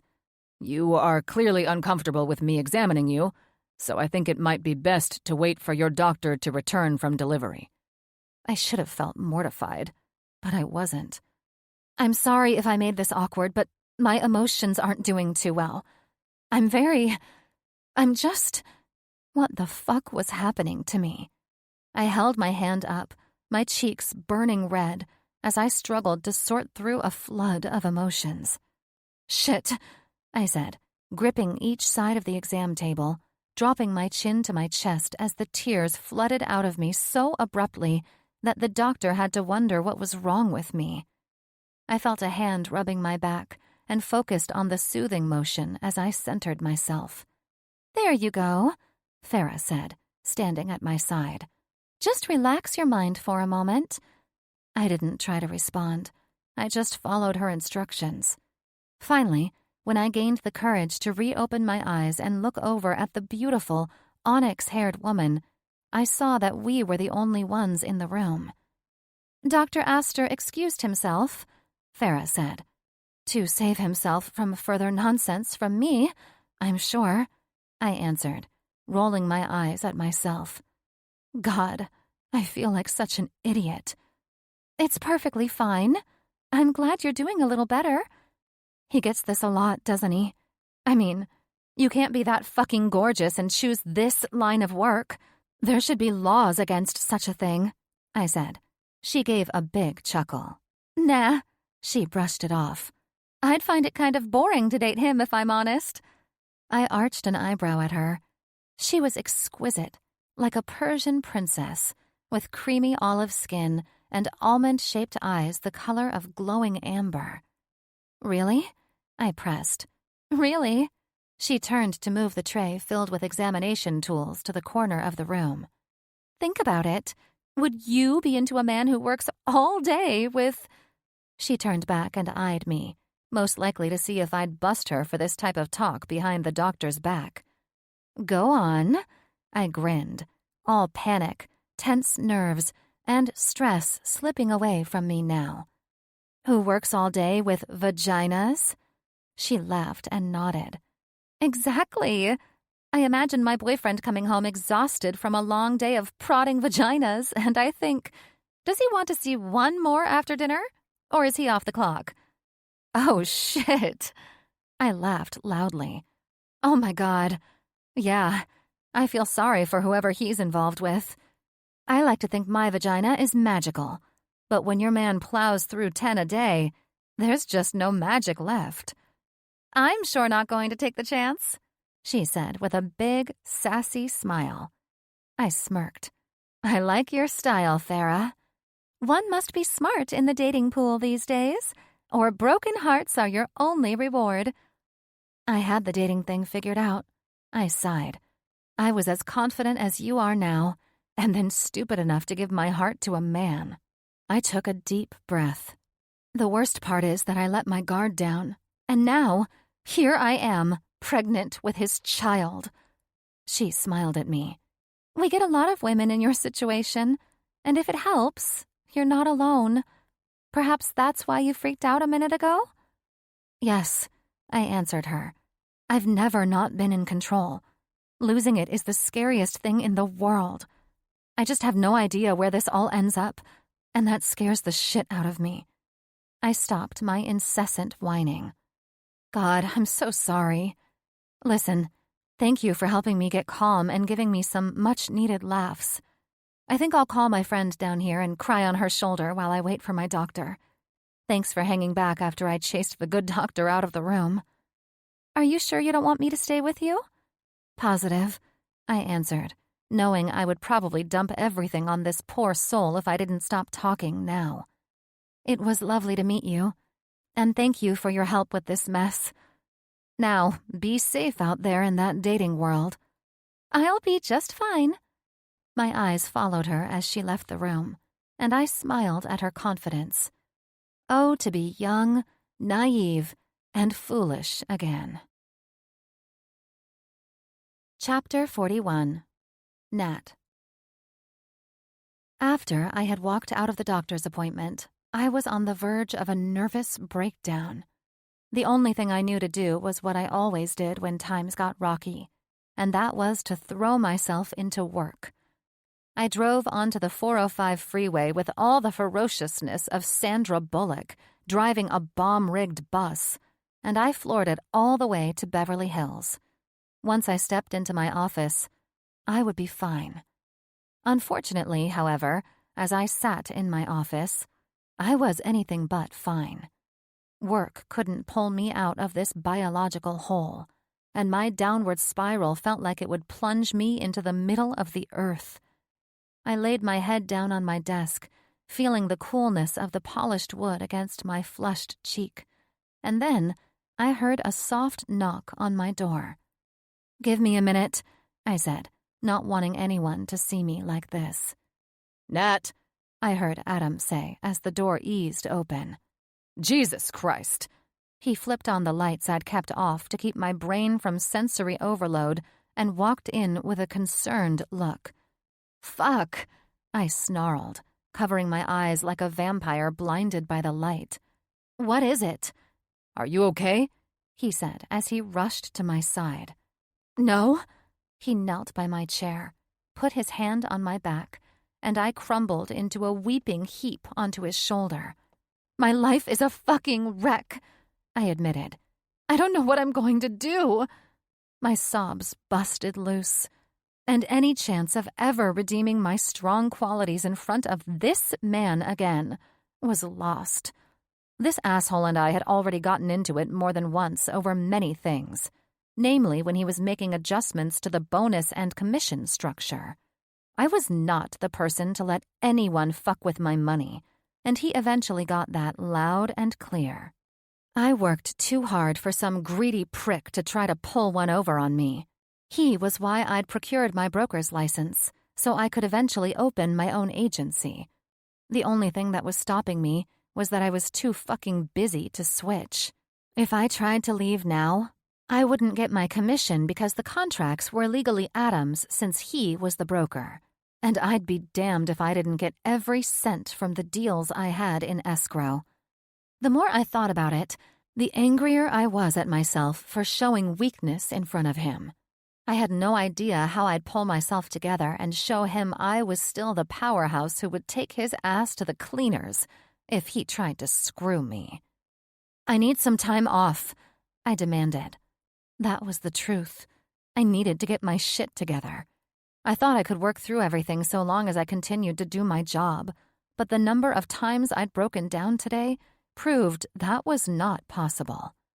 Yes, of course. He grinned sympathetically. Take the next 2 days off. I want you back and refreshed to land this huge opportunity that hit my desk about an hour ago. Typically, I would be all smiles and starved for a new challenge, but not today. I'm going to need more than just a couple of days, I said. I have a lot of shit on my plate that I need to sort out. Do you want to talk about it? Perhaps that will help you? I frowned, wondering why this bastard was being such a stiff-ass with me instead of giving me what I asked for. No, I said with irritation. I'm not talking about my problems with you, of all people. I can't lose you for more than a week, Nat. In fact, I won't lose you for more than a week. So take the rest of this week and see how you feel. Then I'll send info on the property we're looking into for an impressive client. I want you on this. The commission is well over $5 million with included bonuses. I stared at him. Speaking of commissions and bonuses, I started, with no tears or smiles. I was just rigid and pissed. I didn't see those bonuses before I went to Europe, and I haven't seen any since I've been home. They haven't been added to any of my commission checks, so where the fuck is my money? He rolled his eyes. Go home and rest. We can talk about it more when you get back. Are you serious? No, I said, sitting up in my chair and crossing my arms. Why do you keep dodging the question, Adam? Nat, he said, seemingly nervous. Please. Don't fucking please me. I'm the reason this company can afford rent in this part of town, and you know that. So do not piss me off or lie to me. Are you stealing my money? There's no way in hell I would do such a thing, he said, as firm and stiff as I was now. I just haven't had Lisa add them to the payroll. Quarterlies come up, and then I'm... Excuses, Adam, I snapped. If you hadn't noticed, I don't tolerate them from anyone. I don't even tolerate them from myself. I handle shit. Maybe you should take the time you need, he said. Avoiding me now? No, I just need to get together with Lisa and get your money to you. It's going to take some time. I believe it's only been 6 weeks. Months, I corrected him. 6 months. I have at least $500,000 wrapped up in bonuses you failed to pay because you can't do your fucking job.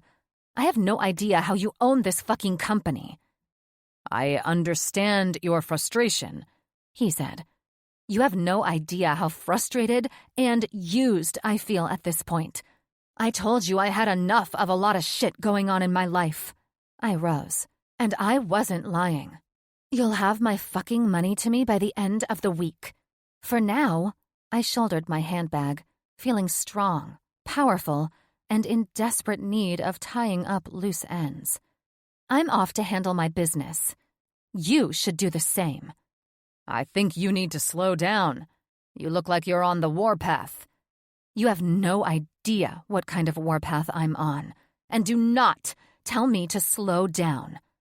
I want my money, or I quit. You can't do that, he said, edgier than I expected him to be. Watch me, I said. I have an excellent attorney, so don't fuck with me. He was jumpy, and I could have sworn I saw him break a sweat. I'll report you to the board for unethical behavior. All your fucking around with other brokers and pocket listings, and I'll get your license suspended. I inhaled sharply. You think you can blackmail me, you slippery little weasel? I nearly shrieked. I don't ever think I'd been as furious as I was now, and if I didn't get out of here, I would punch this motherfucker in the face. You can't quit on me, Natalia, he said. I can do whatever the fuck I want. That was the last thing I said before I bolted out the door. I might have engaged in activities with other brokers that looked unethical on the outside, but I took my career very seriously, and I'd never breached any code of conduct.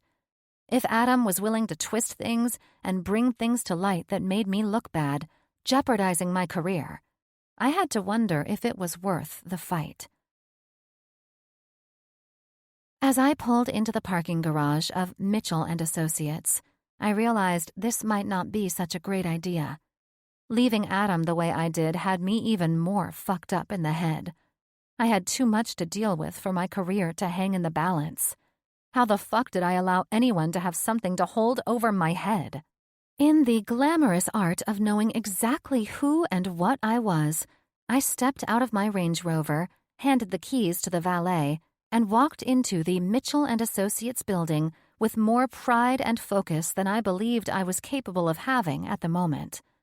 The elevator stopped on the top floor, where I had to be cleared by security, informing Jim Mitchell I was on my way up to see Spencer. Apparently, Spencer had just returned from his lunch, and I'm sure he was prepping himself to see me for the first time in what felt like months. "May I assist you?" a beautiful woman asked. She had bronze skin, perfectly blown-out hair, and was dressed immaculately in a white Dolce & Gabbana suit I'd been meaning to buy for myself. "I'm here to see Mr. Monroe," I said. "Mr. Monroe is with a client. I'll notify him that—" "With a client?" I said, my blood pressure rising with this little gatekeeper lying straight to my face. "That's bullshit, and you and I know it." "Excuse me?" She raised her eyebrows, clearly unappreciative of my tone. "Inform Spencer that Natalia Hoover is here to see him, and remind him that I do not like to be lied to or kept waiting. He's most fortunate that I'm even here." "Miss Hoover," she said, "I can have security escort you from these floors and—" "It's all right, Monica," I heard Jim say as he approached from behind where this woman and I were in some weird standoff. "Natalia is a close friend." Jim walked over to me, the handsome man grinning with a hint of arrogance. "How are you, Nat?" "I'd be much better if I didn't have to argue with everyone that I crossed paths with today," I said, as he greeted me with a kiss on the cheek. "You'll have to forgive Monica," Jim said, smiling at Spencer's secretary. "She's exceedingly good at her job." "Forgiven," I said, nodding at the woman. I was, however, feeling smug as fuck that I'd won the showdown. "Anyway, I need to speak with Spencer. It's sort of urgent." "I'm glad you're here," he said, leading me down the hall. "He and I have some urgent issues to discuss with you as well." "Really?" I said, confused. "Why the hell would you both need to discuss something with me?" "Well," he said, opening one of the double doors that led into his exquisite office. "Are you comfortable here? Perhaps I can give you some information before Spencer arrives.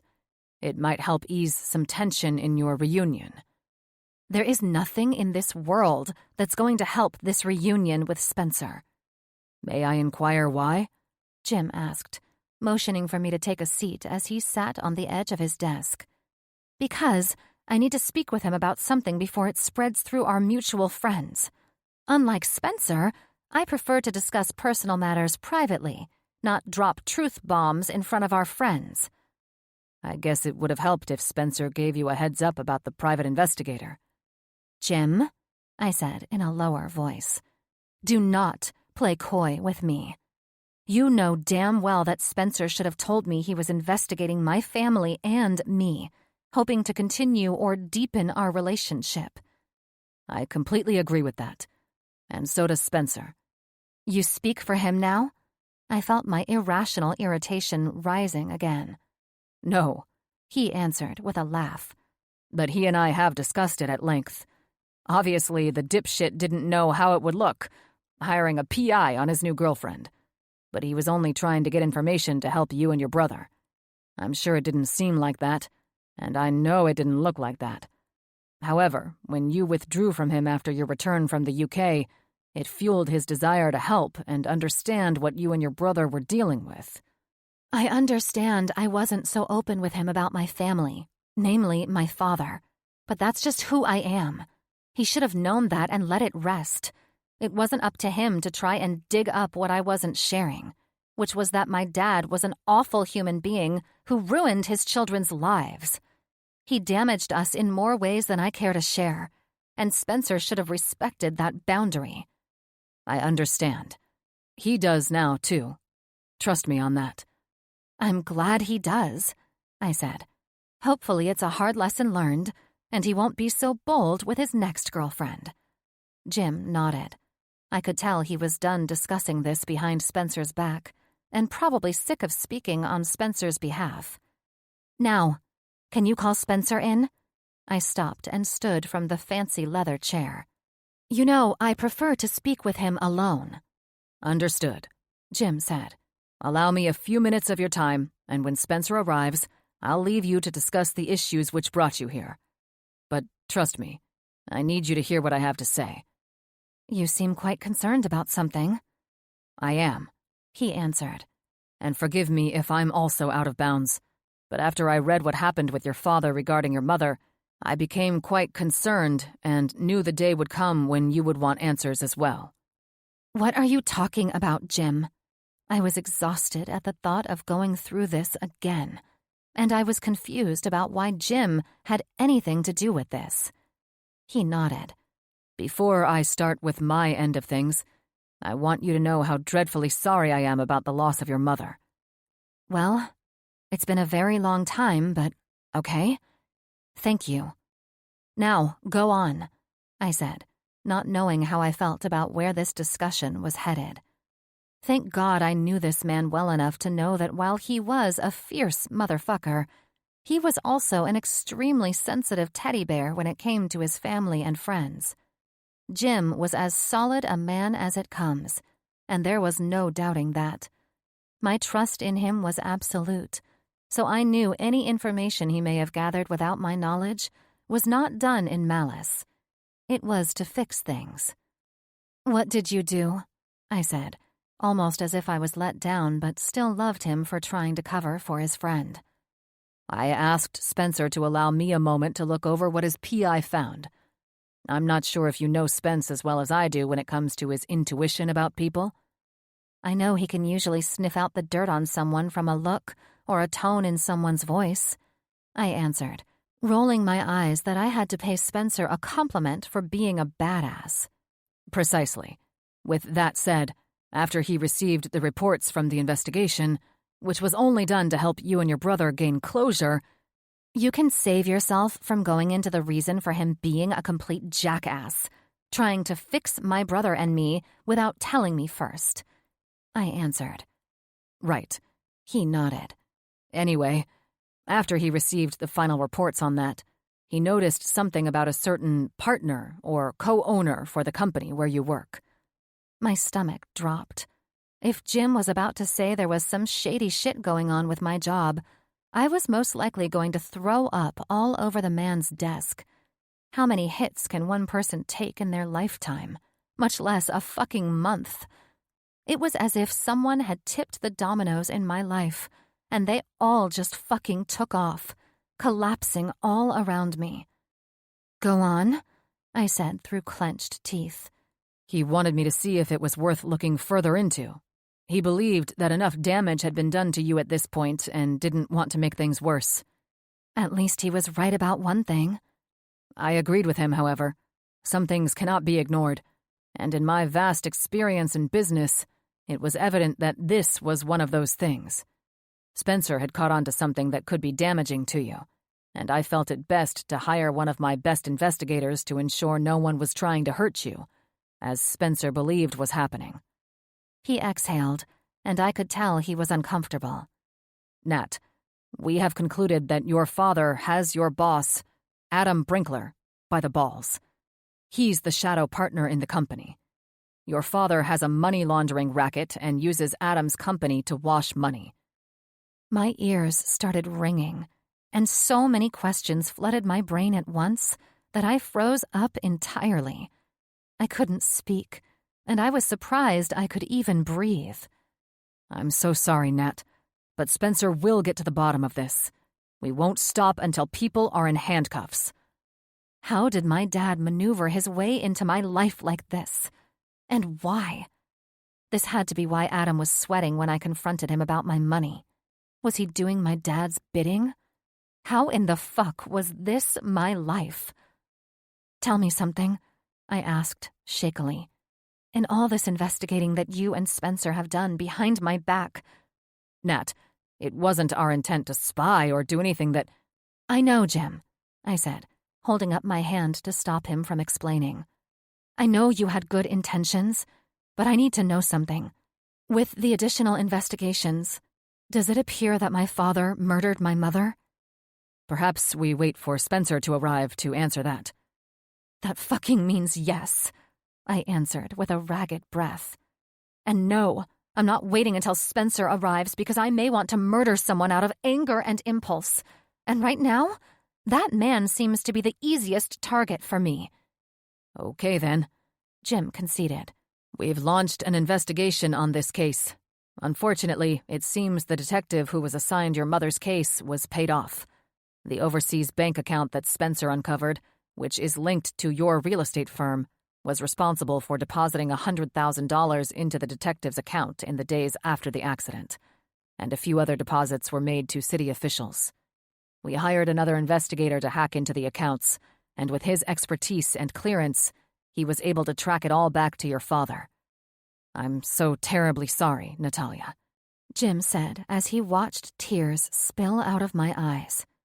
I didn't know where to start. I was overwhelmed, pissed, sad, brokenhearted, betrayed. You name it, I felt it.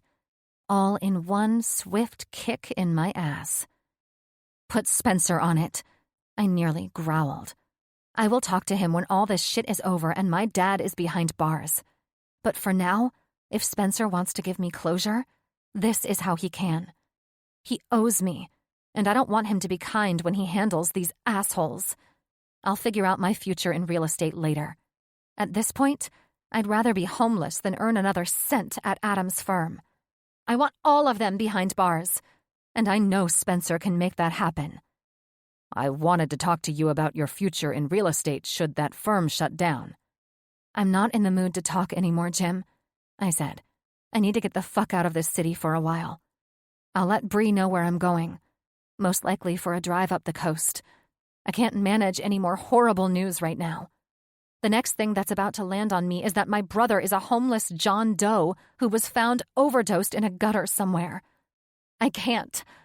Your brother is successfully entering his second month in a very nice rehabilitation center, I heard Spencer say from behind me. I turned, and my heart melted at the sight of the man. I still felt angry and betrayed by him, but I also felt warmth and comfort. I couldn't help but feel a sense of security he would be my advocate, treading through this fucked-up situation. I felt a wave of emotions, the ones I'd grown accustomed to before I thought this man was out to hurt me or protect himself from me. And instead of shoving the emotions away, I absorbed them. I fucking needed this good feeling that I was receiving for the first time in too long. I wouldn't let Spencer see that I was melting at the sight of him. But what I would do is take the leash off this damn dog and let him hunt. Jim filled me in on what you and he uncovered about my entire existence, I said. Find a way to end all of them. I want them behind bars. I'm sure you understand. Spencer nodded, and his chocolate irises were almost too much for me at the moment. More than you know. It's the least I can do, Nat. I know. When you're done, reach out to me.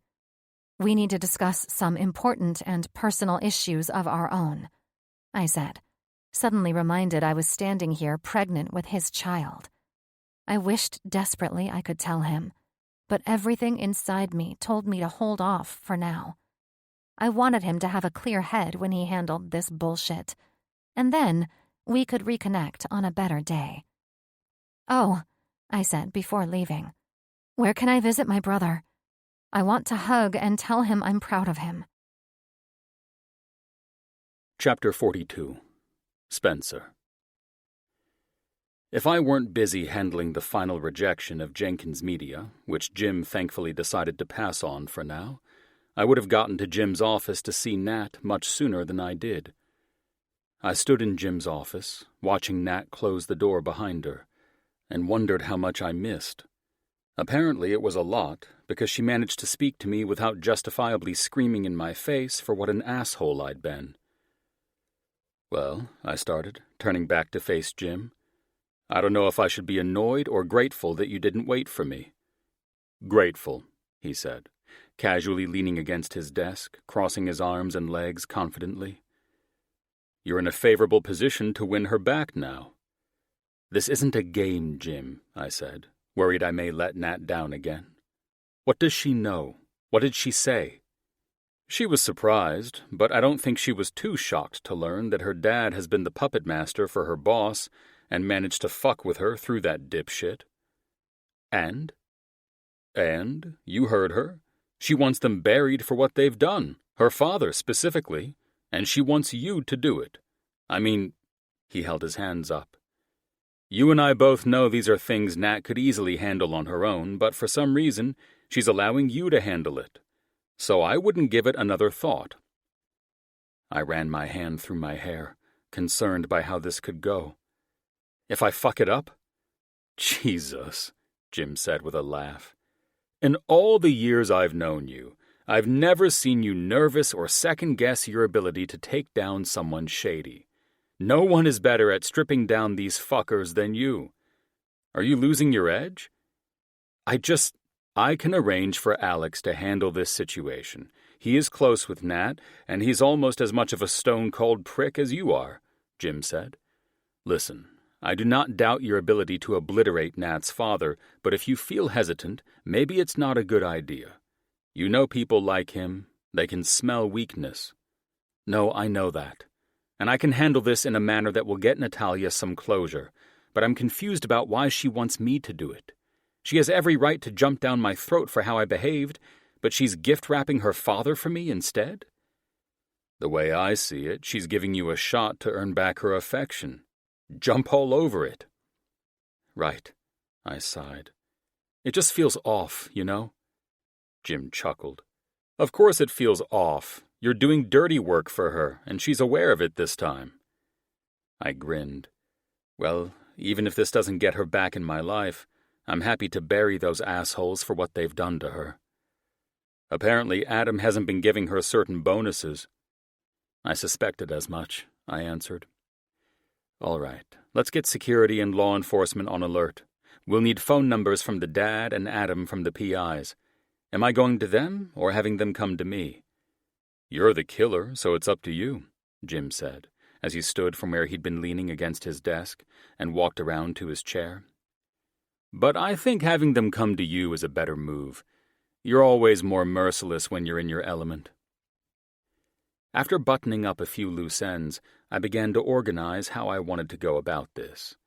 I'd sent all my investigations to a close friend in the FBI, and after following up on it, they didn't hesitate to take action. Indictments were being drawn up for wire fraud and tax evasion for the real estate agency, and those were just the beginning. Once the feds got to the bottom of the money laundering scheme, there would undoubtedly be more to follow. It wouldn't be long before they raided Adam's office, and I anxiously awaited that. I called in a favor with Captain Dufresne at the LAPD, and he agreed to have a pair of trusted homicide detectives look at Nat's mother's case.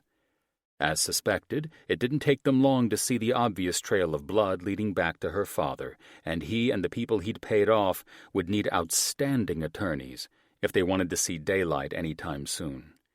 My only request to Detectives Lee and Mulvaney was that I be able to speak to her father before his arrest. Malcolm Hoover is here, Monica announced. Send him in, I answered. It was strange to think the real estate company was being raided at this very moment, and good old Malcolm was none the wiser. I'm sure he had no idea why he was summoned to my office, but I was counting on the fact that a money launderer wouldn't pass up a meeting with a billionaire. I was not disappointed. I did wonder if he questioned why there were so many security guards in the building, but even if he didn't know the half of it. Half a dozen police officers and a few feds were waiting in Jim's office, ready to haul his ass out of there. Mr. Monroe? Nat's dad said, with a hint of nervousness in his voice. He grinned at me as I flashed a fake smile. Please, sit, I said. waving my hand toward the leather chairs across my desk. He unbuttoned his suit jacket and took a seat. "I have to say you have me at a disadvantage. I'd love to know why I've received the honor of your invitation to meet with you today." He was almost too much of a cliché. He was greasy and sweaty, with the permanently flushed face and bulbous nose of a seasoned alcoholic. Nat had his eyes, although hers were much less beady, but that was about it. And even though he was wearing an expensive suit, he looked like a used car salesman. It was probably because the bullshit was oozing out of his pores. I crossed the room to make myself and this dick a drink. "Would you care for a bourbon?" A rhetorical question, obviously. "I could go for a drink." I eyed him from over my shoulder, disliking the tone of his voice. The vibe I got from this guy was worse than I expected. I'd met a lot of shameful con artists in my day, but he was different. Something told me that murdering his wife, abusing his children, and laundering money was only a part of the horrible things he'd done. I handed him the bourbon and walked around to sit behind my desk. I watched as he gulped the liquid down as if it were a cheap shot of hooch, instead of Kentucky's finest 30-year-aged private reserve. "Thirsty?" "This is some good stuff," he said, eyeing his glass. I nodded. "Well, you are in Jim Mitchell's office, speaking with his VP, so it damn well better be good, right?" "That's right." He took a sip and then sat back while I studied him. "Now, will you indulge me and explain what I can do for you?"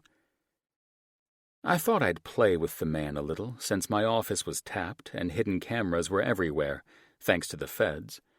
My only concern was whether Natalia had chosen to come and listen to what her old man had to say. I was good at bleeding people for information, and while I wanted her to have closure, I didn't want her to be re-traumatized. I had to remind myself that Nat was a big girl who could leave the room if she'd heard enough, though, and I couldn't worry about her if I wanted to do this right. "You seem like a very smart man, Mr. Hoover," I started, clasping my hands together. "Why do you imagine a man like Jim Mitchell would want you in his office?" I couldn't tell if he looked excited or nervous, but there was a glint in his eye that was unmistakable, like he might have hit the jackpot by garnering Jim's attention. "Well, I'm not sure." "Don't play coy with me," I offered my wolf grin, baiting him into my lie. "I think you know exactly why you've been called to meet with the VP of a billion-dollar conglomerate." "Mm-hmm," he said, staring at me with those shifty little eyes, as though he were measuring me carefully. "And how can I trust you or Jim Mitchell?" "Because I wouldn't have invited you into my office or offered you my expensive booze if I didn't think you were the best man to provide the services Mr. Mitchell and I need." He looked at me with concern and distrust, but I could tell he was the kind of man who wanted you to know how good he was at being bad. People like him always told on themselves, and I could see he was itching to be impressive. "Now let's get this small talk out of the way," I said. "We've spoken to Adam. I believe you know him?" "I know Adam," he answered smugly. "He and I are in business together. Adam Brinkler, correct?" "That is correct." "Okay," he said, leaning back in his chair as if I'd said the magic word to get him to open up. "So, tell me, Mr. Monroe, why does your billion-dollar company want me to partner with them?" "Partner?" I questioned. As I suspected, it didn't take more than a few words to get this fool to say something incriminating. "I'm not sure I'm following." "Well, Adam and I partnered up at his firm to skirt taxes and clean some extra money that a few important mutual friends had lying around." I could see it all over his face.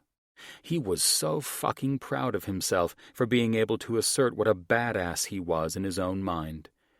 Who in their right goddamn mind would confess to money laundering 5 minutes after meeting someone? He made my job too easy. All you had to do with a con man was play to his ego, and this guy was more eager than most to spill his misdeeds. It made me wonder how he'd managed to keep his role in his wife's murder a secret for so long.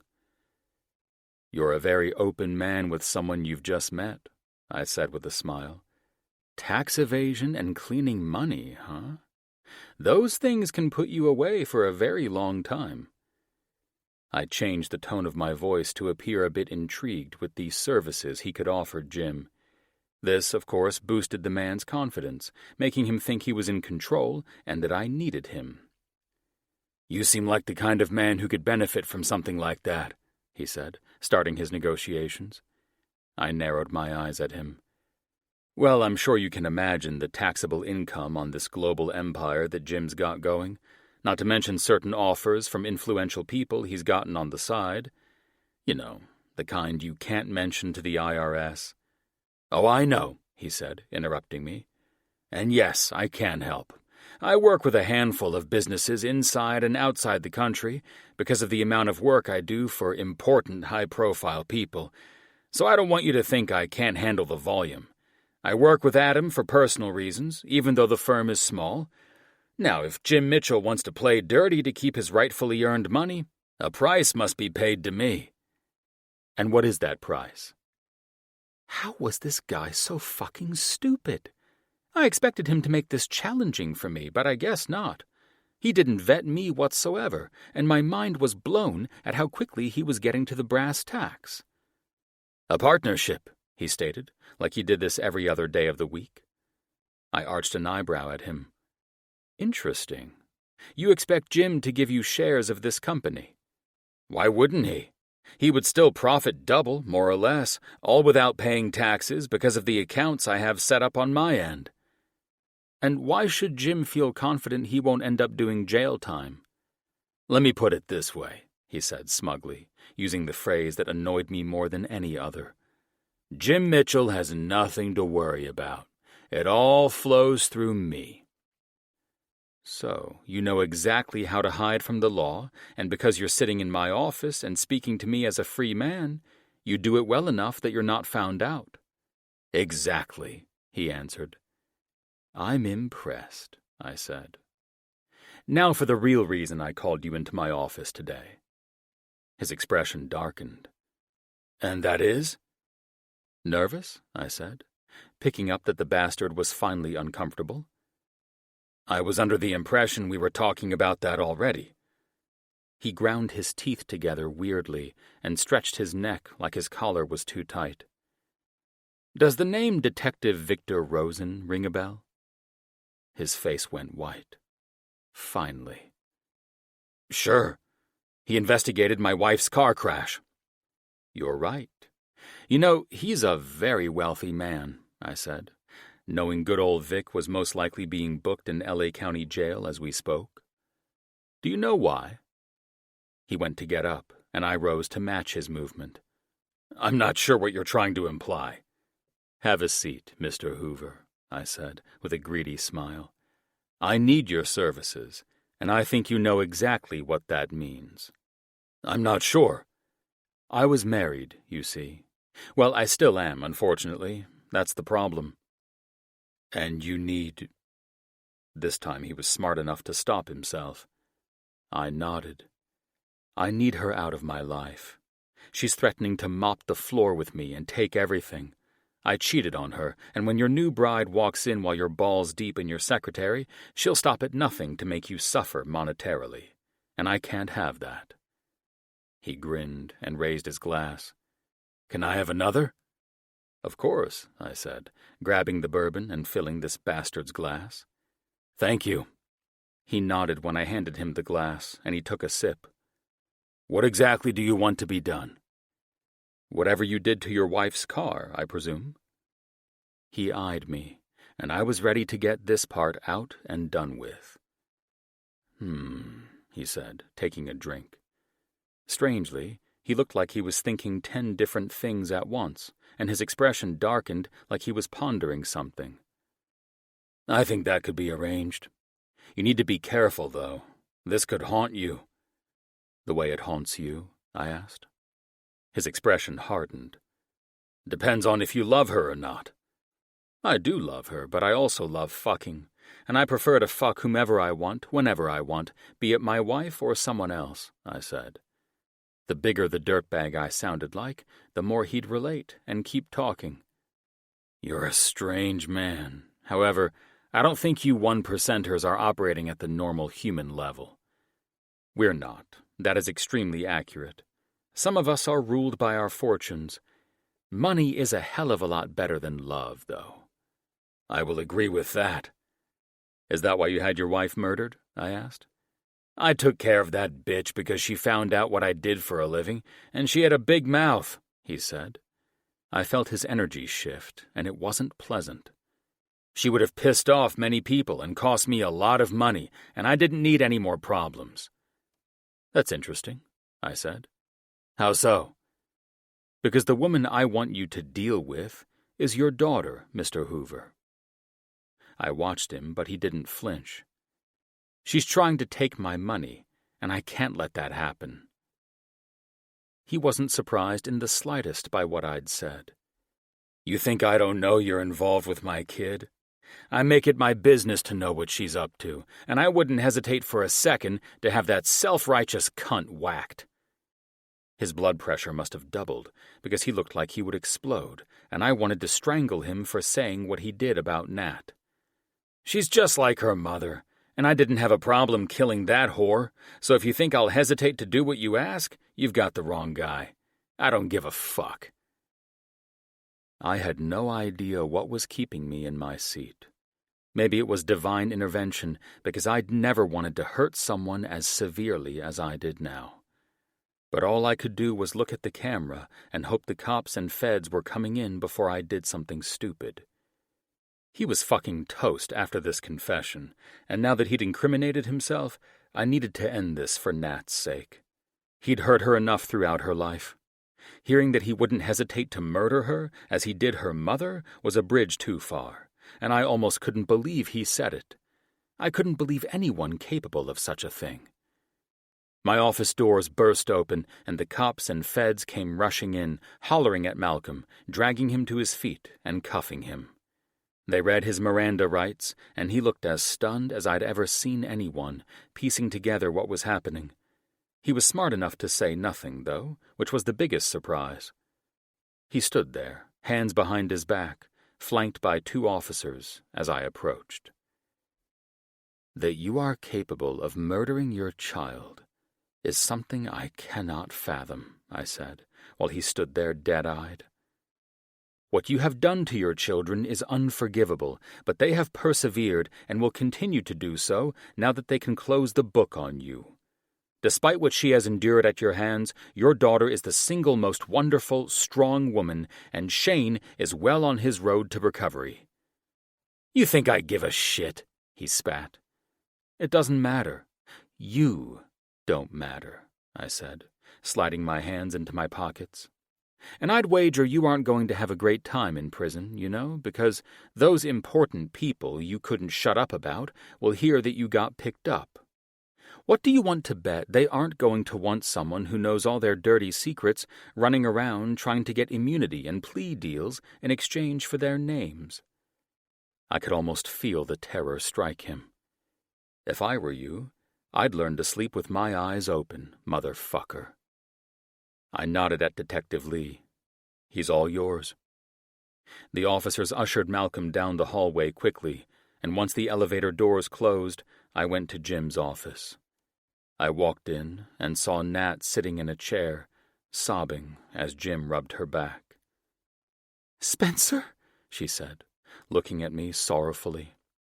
She reached her arms around me as soon as I knelt next to her, and I held her tightly, letting her crumble into my arms. I had no idea where things would go from here, but at least that bastard would be behind bars, and she knew the truth. There was nowhere to go from here but up. Chapter 43. Nat. Everything felt like a sick joke when I was first brought into Jim's office and introduced to the FBI.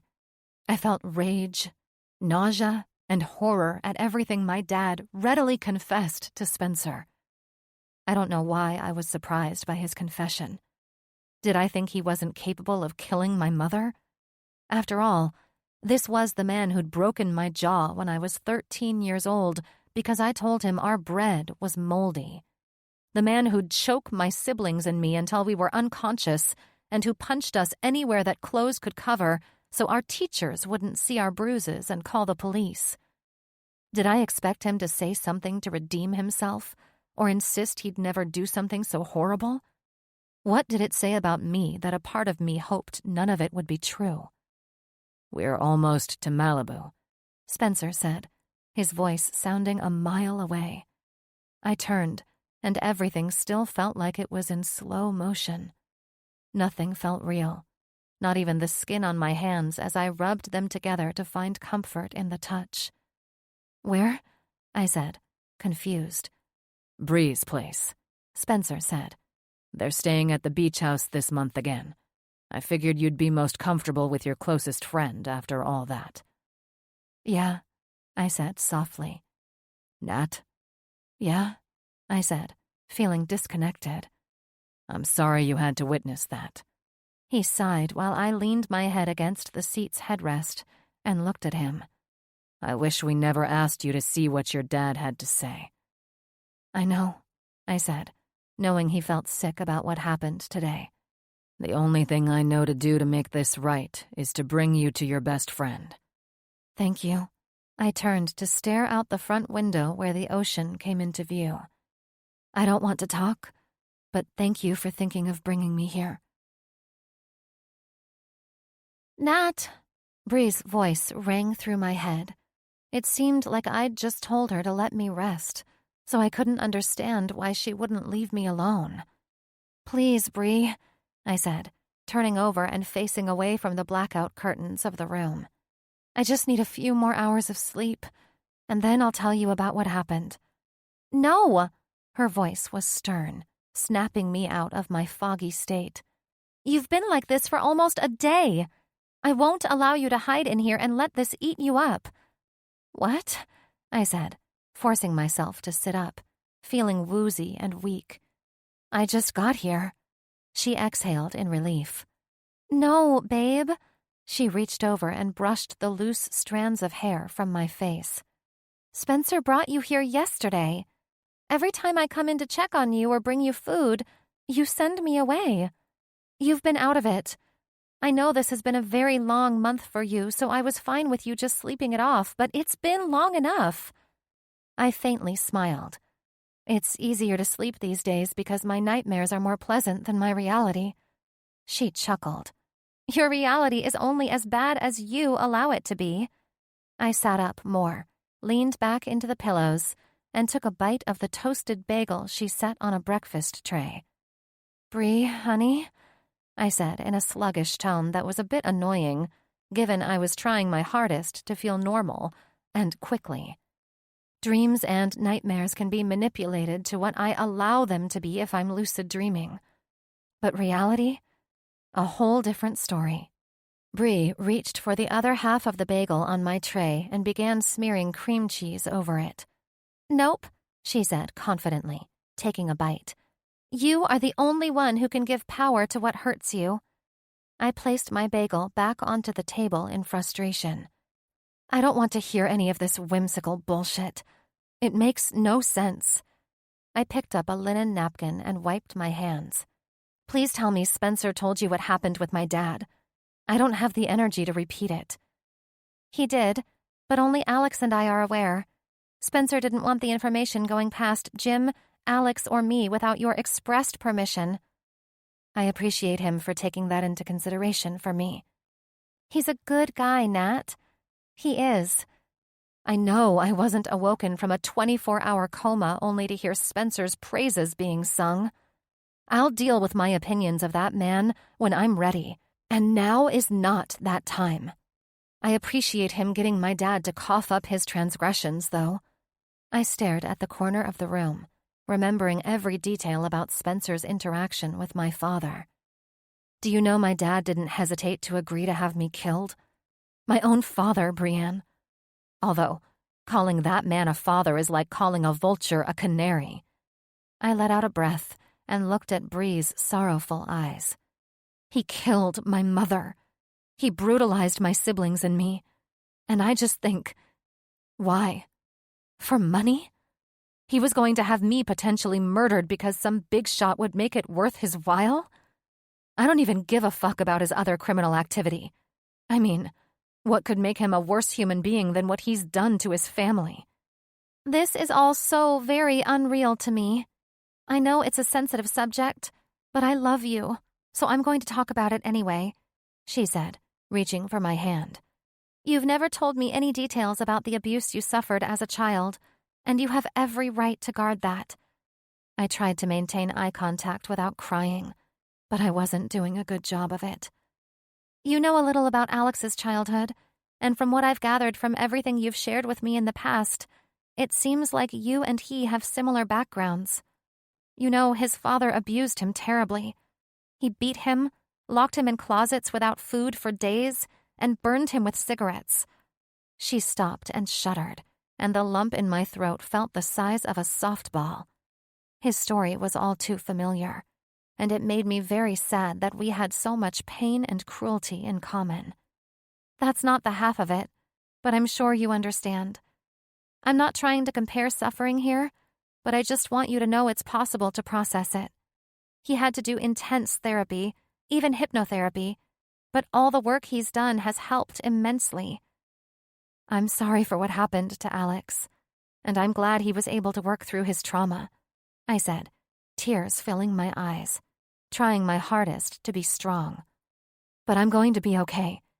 I have to be tough as nails since I'm carrying this little slip-up of mine and Spencer's for the next 8 months, and will endure the torture of giving birth. That's very true, Bree chuckled before she grew serious. But you're not dealing with this on your own. I won't allow that. Neither will I. I heard Shane's voice and wondered if I was hallucinating. Shane?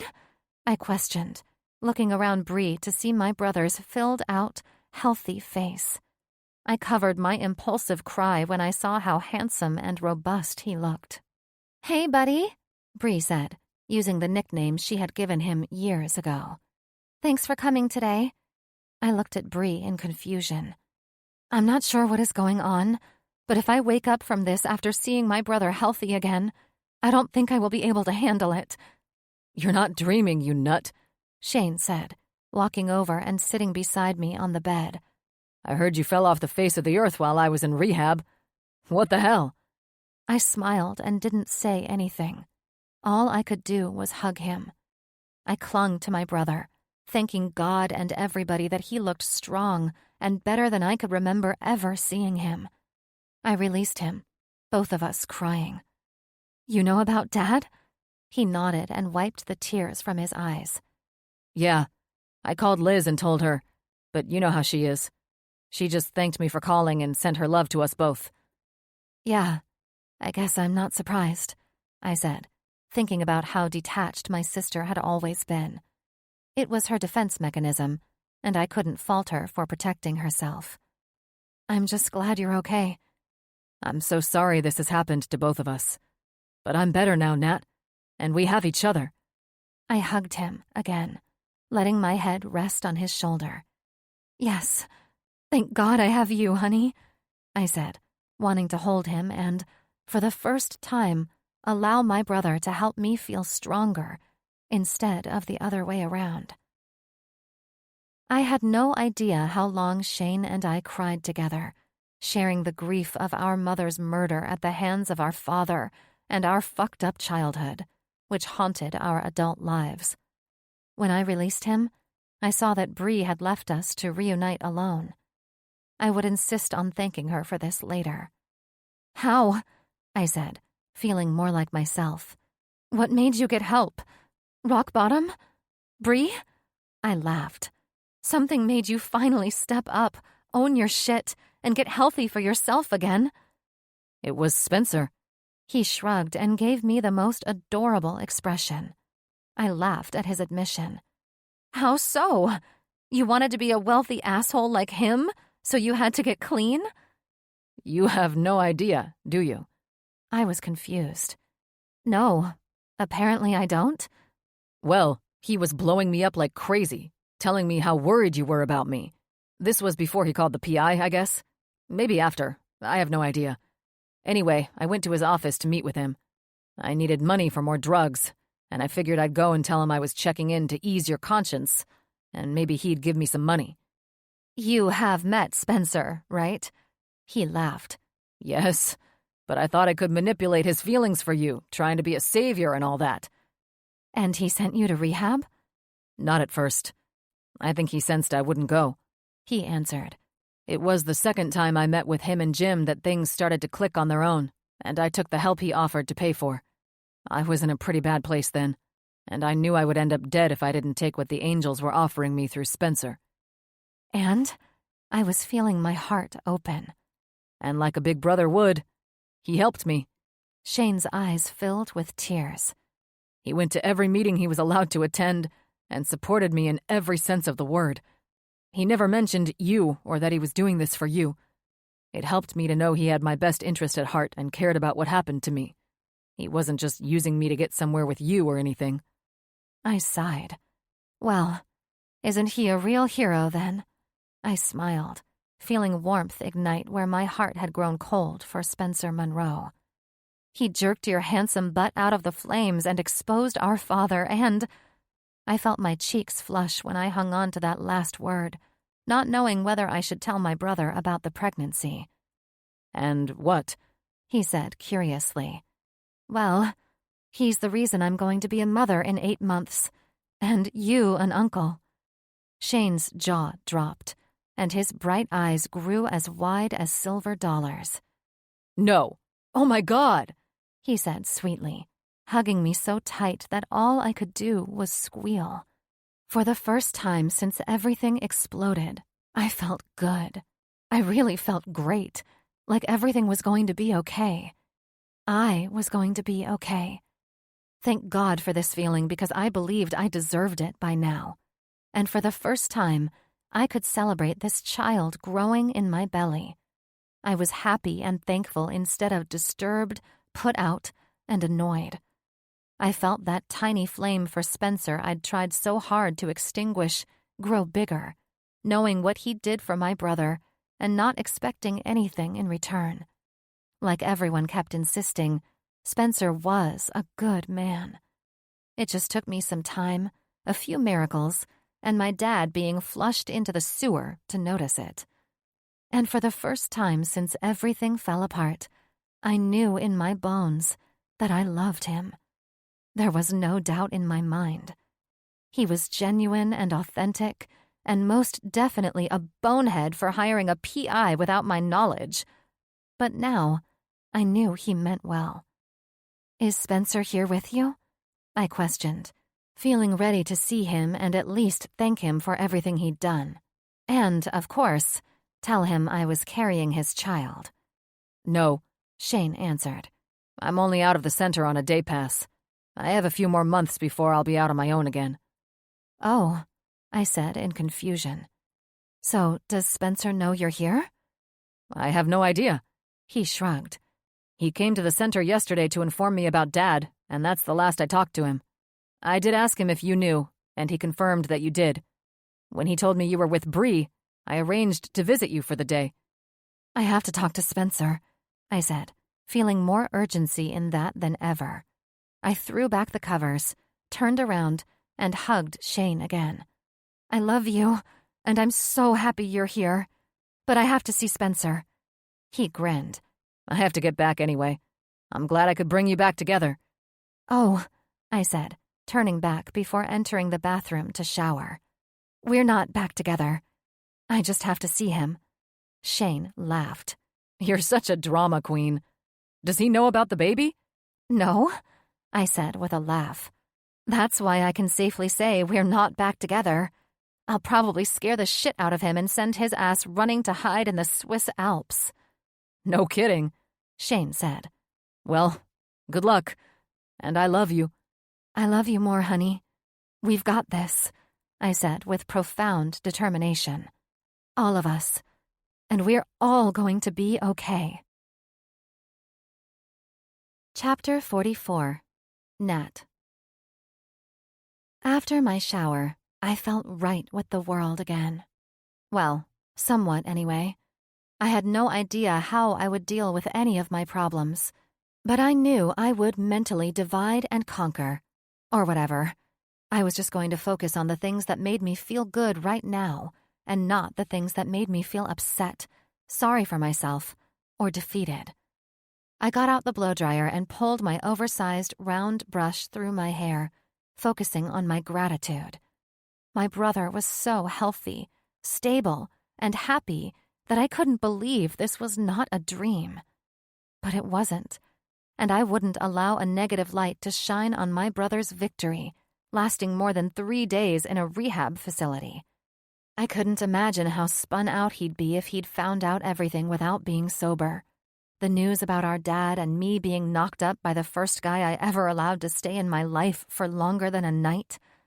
I was primarily thankful he was sober because I needed my brother by my side this time, to have someone to grieve the loss of our mother and move on from our childhood trauma. I still wasn't sure about Spencer. My knee-jerk reaction was to see him, hug him, and make everything right again. But I understood it wouldn't be easy. I flipped the blow-dryer off, placed it on the counter, and turned to leave the bathroom. "Bree," I said, hearing her giddy laugh from just outside my room. "Right here, babe," she answered, peeking inside the door. "Trying to get these boys out to the pool for swimming lessons." "Okay, well," I said, tapping the back of my makeup brush against my teeth. "I was going to see Spencer, I think." She looked down the hall. "Alex, I have Albert right here. Take him out to the pool, please." On it. I heard Alex answer her while Bree stepped into my room. "Are you sure that's something you want to do right now?" I grinned. "After hearing you snap your fingers and having Alex come running to take over children's duties for you? Yes. I'm quite confident that's exactly what I want to do." She rolled her eyes at me. "I'm serious," she answered. "Let's go get some drinks, maybe? Celebrate your brother doing well?" "Have you lost your damn mind?" "No. Going to see Spencer on emotions of excitement is you losing your damn mind." "Unless I want my unborn child to have serious issues, I think it's best I stay away from the drinks to celebrate shit with you girls." "Oh," she laughed. "God, this has been quite the afternoon. Alex got home early, and then the swim coaches showed up to the house early." "Well, there you have it. Everyone is punctual and early, and I'm late to leave. I'm not sure if I'm going to see Spencer, but—" "He's gone, Nat," Bree said. "Gone, as in—" "As in, left the country last night, from what Jim told Alex. Something to do with settling the last of his estate with his family. I have no idea." "When will he be back?" "Not sure," Bree answered. "Well, fine. I'll fly to Italy," I answered, driven to see him again. "I need to talk to him, Brienne. And don't look at me as if I'm your child, damn it." Bree's expression softened. "I understand. I guess I wouldn't be able to rest if I were you either. I just wonder if you've forgiven him." "I'm confused." "Of course you're confused," I grinned, "because you want us to get back together. I mean, I don't know whether I've forgiven him." I opened the darkened drapes, allowing light into the room. "Well, that's not entirely true. I think the issue is that I don't know if I can trust him." "Then why are you so determined to see him in Italy?" "Most people like to thank the person who helped their brother overcome years of addiction in person. That center has helped Shane, but I think the catalyst for Shane putting himself first was that Spencer cared and believed in him. I just want to thank him." "Then call him." She nodded toward where my phone sat on the end table on a charge. "Why?" I said with irritation. "Listen, I'm pretty much unemployed now, and I may as well start looking for employment opportunities anyway.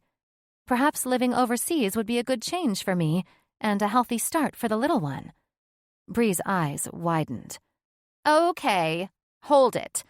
I think it's best if I leave you to decide everything independently. Trying to get you to slow down on seeing Spencer before you've thought things through has pushed you into hyperdrive, planning a move across the ocean. all that within the span of the 10 minutes we've taken to discuss this.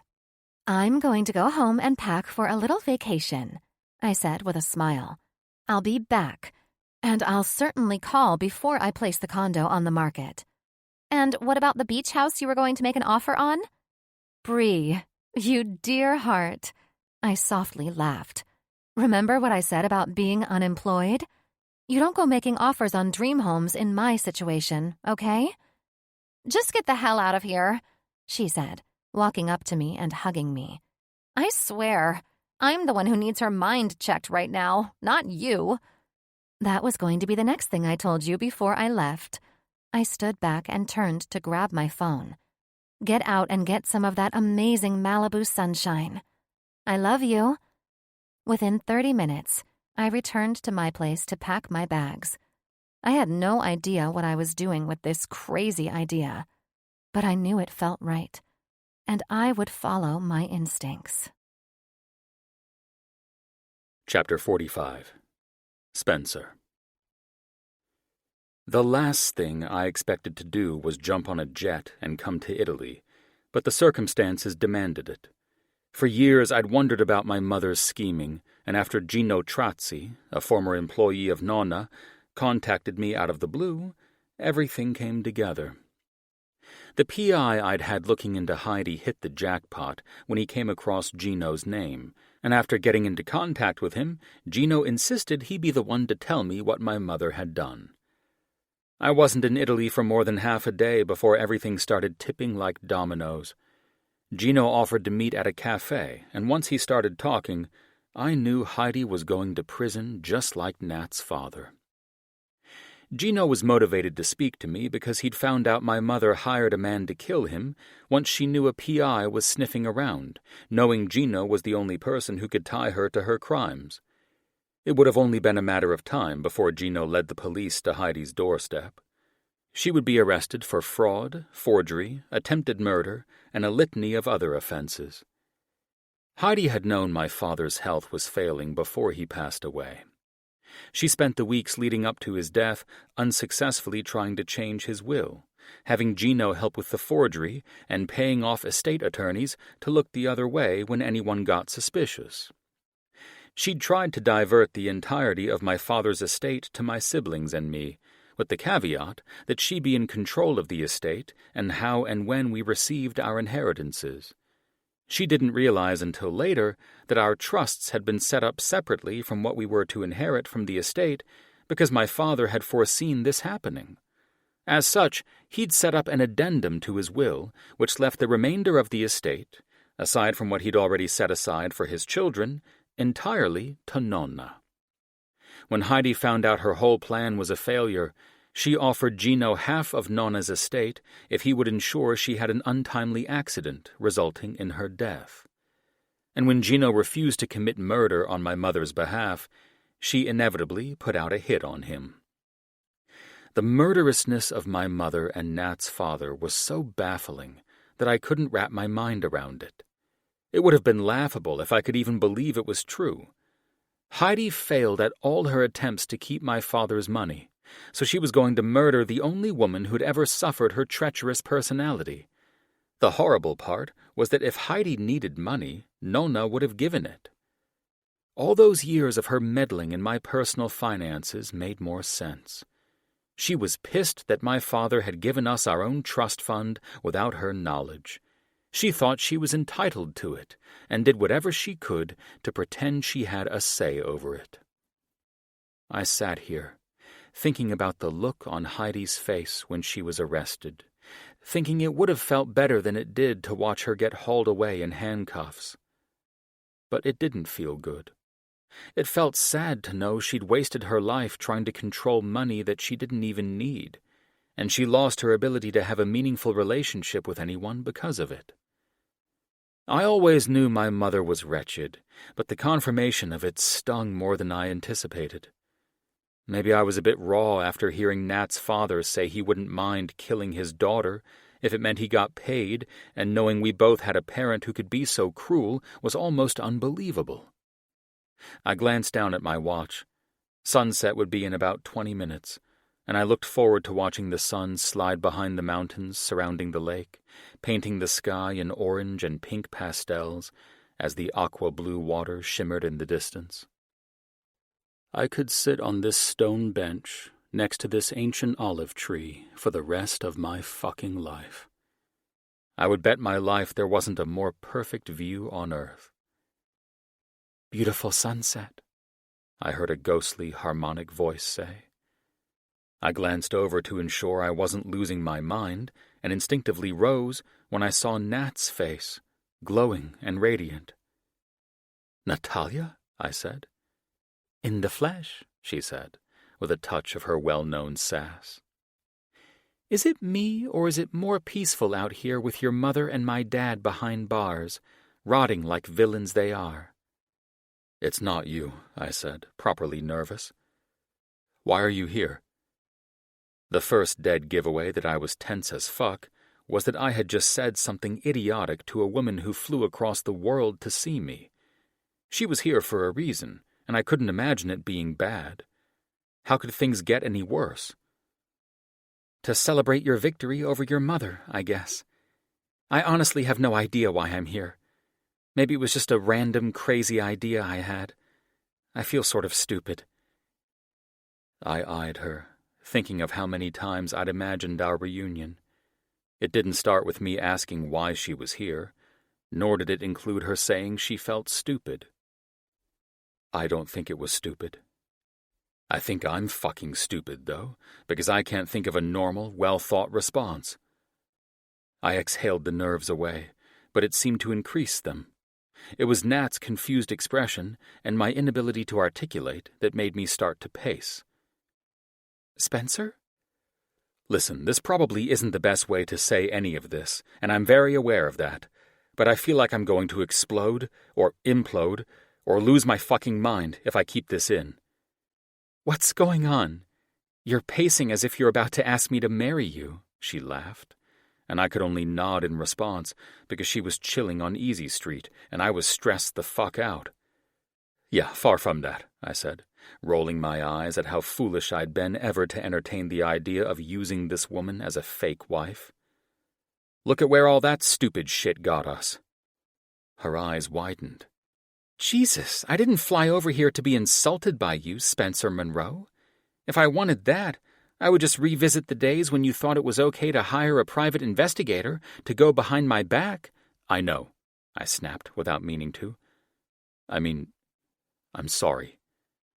Sorry for hiring a private investigator to sniff out some dirty details on my family, or for being a complete dick right now? Both, I answered, with some weird wimpy tone I was surprised I possessed. She folded her arms and arched her eyebrow in the sexiest and sassiest way.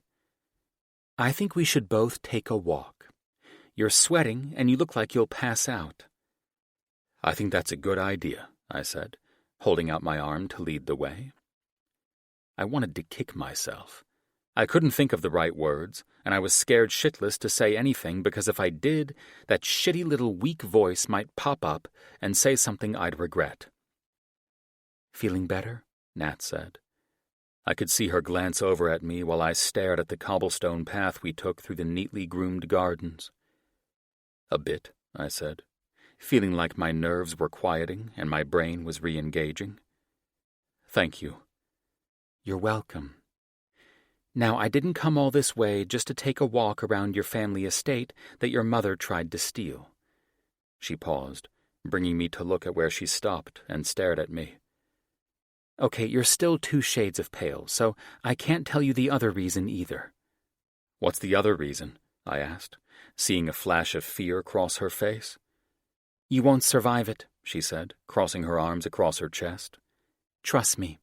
If you can't even handle apologizing to me, I know you won't be able to handle that. Nat, I said, feeling more solid in my shoes now.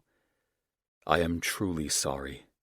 I swear to God that I never intended to hurt you in the way that I did. I understand that trying to fix your family problems, even when it was to help you and your brother, was wrong of me. I was so foolish to believe I could hire a fucking PI and go to work, trying to figure out ways to fix everything. She went to speak, and I reached for her hand. Please, let me get this out. I've had plenty of time to hate myself for doing this to you, and my mother being the reason you found out in the way you did was the icing on the worst cake ever. These shoes are killing me, and I'd love to sit down, she said with a smile that gave me hope I was going in the right direction with the apology of the century, or lifetime. I guided Nat to one of the many stone benches lining this path. For everything I did, I said, as she sat. Sorry is not enough, and I understand that. It was selfish of me to behave like that. I wanted to fix things, get our relationship on a good track, and get your brother healthy so you would be happy and not stressed about him. Everything was done because my needs were not being met in the relationship. Her expression told me she might never forgive me for what I'd done, which was understandable. I was still struggling to forgive myself after acknowledging my true motives. What I learned after I hurt the person I cared about most was that I was a damn selfish fool. A fucking spoiled bastard who was used to having everything his way or no way. If I didn't get my way, I usually cut people out of my life, believing I was punishing them by not giving them my attention anymore. She said, holding up a finger, and I could hear the fight in her voice. You didn't cut me out of your life, Spencer. I believe I was the one who shut the door in your face on that one. I grinned. That is very true. And no, I didn't cut you out of my life. That's what I used to do to others. I prided myself on being above everyone and fixing their problems in a way that served me best. I believe most call that narcissism, and if that's the case, there is no hope for a relationship because I will not serve a man— Nat, please, let me finish. Go ahead, she rolled her eyes. I know I have a bit of a self-serving ego. Hell, I wouldn't be able to help run a fucking company if I didn't. But maybe because I'm remorseful and have felt like I would die without you, might mean there's still hope for me? No, she stated firmly, but with her usual feistiness. Most women don't buy excuses for acting like an arrogant ass, especially in the name of learning a lesson. However, in your case, Spencer Monroe, I believe you're not entirely doomed. I'm not, I answered, confused. No, she said. And it's only because we have mutual friends who all agree that you're not a narcissistic asshole. I understand now why you did it, and I know it wasn't only to meet your needs. You wanted to help us. You went out of your way for my brother, and I knew nothing about it. Your care and concern for him, knowing you weren't going to gain anything from it, was the thing I needed to see. You're a selfless man. Your ego just has a smaller brain than your dick. I coughed out a laugh. What? You heard what I said. Listen, I know I deserve every insult in the world from you, but I do hope you won't bury the blade up to the handle while stabbing. Let's kill the dramatic analogies. I am jet-lagged and irritable. I've had a lot of time to think about this, and if I thought you did those things out of selfishness, I would never forgive you. But I know your heart was in the right place. However, I will warn you, if you do some shady shit like that ever again, I will cut your balls and your dick off as promised. I sighed. Are you letting me off this easy? The smile on her face scared the shit out of me. I had no idea what was hiding in her gorgeous mind and behind the beautiful blue eyes that I hadn't seen in too long. It was almost as if she were about to get the best revenge in the world at the best time possible. What the hell is that look? I questioned. Oh, Spencer, I have no plans to let you off easy. I see that, I said very cautiously. Can I ask what my punishment will be? Her eyes narrowed, and I felt like I was about to get leveled. Depends on whether you see it as punishment or not. Nat, you're either fucking with me, or I'm pregnant with your child. I had no idea what my expression was. I felt frozen, trying to process this news while fireworks went off inside me. Holy shit! We're going to have a baby? If you don't say something, I'm going to kick you in the balls, Nat said, cutting through the silence. Okay, I answered, fumbling for the right words. Right. Okay. Spencer, Nat said, standing up and taking my hand into hers. You won't be responsible for the baby in the way you might think I would hold you accountable. Jim has offered me the most amazing opportunity to open a luxury real estate firm, and I can bring over all my existing clients. I'm not after your money. I just want you to know. I let her say all that while I stood there staring at her, not listening to everything she said or giving two fucks about money. I was just trying to process how beautiful she was to me after saying she was having my child. I didn't believe I could love you more than I already did, I said, running my knuckles over the softness of her cheeks. But here I am at a loss for words to describe how beautiful and amazing you are to me. I have no words because I honestly can't think of anything to say. She smiled, and my heart skipped a beat when her eyes closed, and she exhaled in reaction to my thumb grazing over her bottom lip with a will of its own. I think this reaction is perfect, she answered. I've missed you. I couldn't believe this was suddenly where we were. I can't believe I just said that. I mean, Nat rose and jerked away as if I'd electrocuted her and covered her mouth. I mean, I've missed you, but there's still a lot to prove, you know? I grinned at her usual feistiness. Oh, I know, I answered, thankful my confidence returned. And I'll prove it. I stepped toward her, reaching for her hand and bringing her wrist to my lips. Slowly, I said, pressing my lips into the fragrance I desperately missed so much about her, and with a smooth intensity that smolders, melting you from the inside out. Her breathing picked up. It'll leave you lightheaded, holding tightly to me and begging to trust me with more. I should tell you, she said, her breath ragged. I already asked the doctor if carrying the baby will hinder my sex life. Hopefully your sex life with a vibrator, since I know I wasn't in the picture when you asked that of the doctor. Of course. And no, I've been with no other men since you crushed me. I believe I am bound to you by some witch's curse or something, because I tried to get over you for doing this shit to me, and all that did was make it worse. I stepped back, looking into her eyes, because I knew exactly what she was talking about. I know that feeling, I said. The more I thought to distract myself, the more my mind went directly back to you. It was pure torture. Unless you had frightening panic attacks from out of nowhere, leaving you stranded near a homeless encampment, don't talk to me about torture. What? I said, horrified by what I heard. It was nothing, she said with a laugh. I grinned and pulled her into my arms.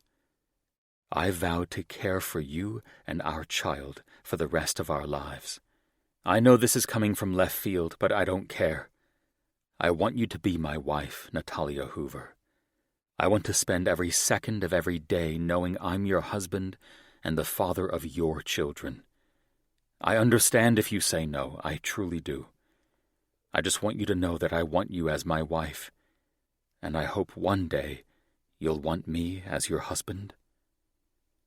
I wouldn't be here going to these lengths if I didn't think we were worth a chance. I'll be honest, though, I didn't come out here to get engaged. We don't have to be engaged, I said with a small laugh. But maybe I might want to be engaged, she said, with the most adorable, questioning look, which I found so irresistible now. Then let's get engaged. God, what are we doing? She said. We're doing the right thing this time. Nat, I don't know what happened between this place, London, and California, but something did happen, and I learned that I can't live in this world without you in my life. I've never needed anything as much as I need you.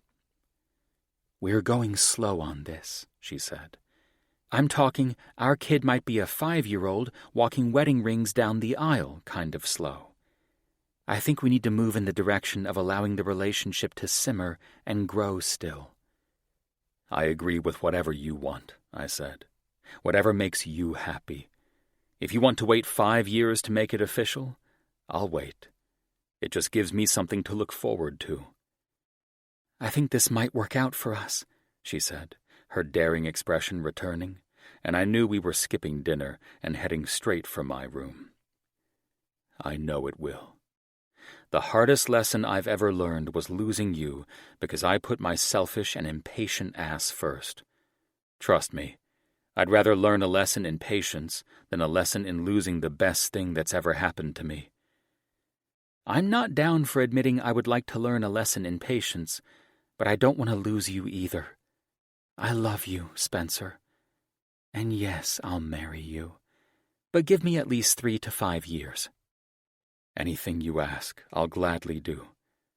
Now, let's celebrate alone. Preferably in Verona, where we can relive some of the good times we had without distractions. Won't the family be irritated we left? I just saved them from losing my grandmother and this estate to Satan's sister. I think they'll all survive. Besides, Steve and I are back on the mend, so that's settled. And in his deepest apologies to you, he'll be kissing your ass for quite some time. Seems like things got a little intense out here. Just bizarre. You'd think I was making it up if I told you everything. It's sad that our child will never have any grandparents. Do you really want them to know your father and my mother? God, no, she answered. It just sucks. I don't want my kid to be sad when all the other little asshole kids have their grannies and grandpops show up on Grandparents' Day or whatever, and all our kid can do is look at mugshots. Our child will not be the only one who has no representation on Grandparents' Day, if that's even a thing, I answered. Hey, Bree and Alex's twins are in the same position with their misfortunes. Instead of thinking about the sadder things, why don't we focus on the fact that I still have no idea how I managed to get you back into my arms so easily? You think this is going to be easy? She laughed. Spencer, you're signing on to wait at least 5 years to marry me, dealing with the wild life of being with a pregnant woman. Trust me, friend. I'll be miserable and probably unbearable. It's half the reason I'm waiting 5 years for marriage. How's that? I don't want to be pregnant in a wedding dress, and I may want another child to get it out of the way. So you never know how long these things can take. You can't just throw together a couture gown, either. These things take time, you know? I couldn't help but laugh at how she was planning this out in her head. Don't you think that's a little backward, though? I mean, most people like to get married and start a family when they determine they want to spend the rest of their lives together. I'm not most people. I must have this all planned out or it just won't work. I'm following your lead, sweetheart. At that moment, I picked her up, prompting an excited laugh from her, and marched up to the house. We'd have a lot to discuss after everything we'd been through with our parents, but I was ready for it all.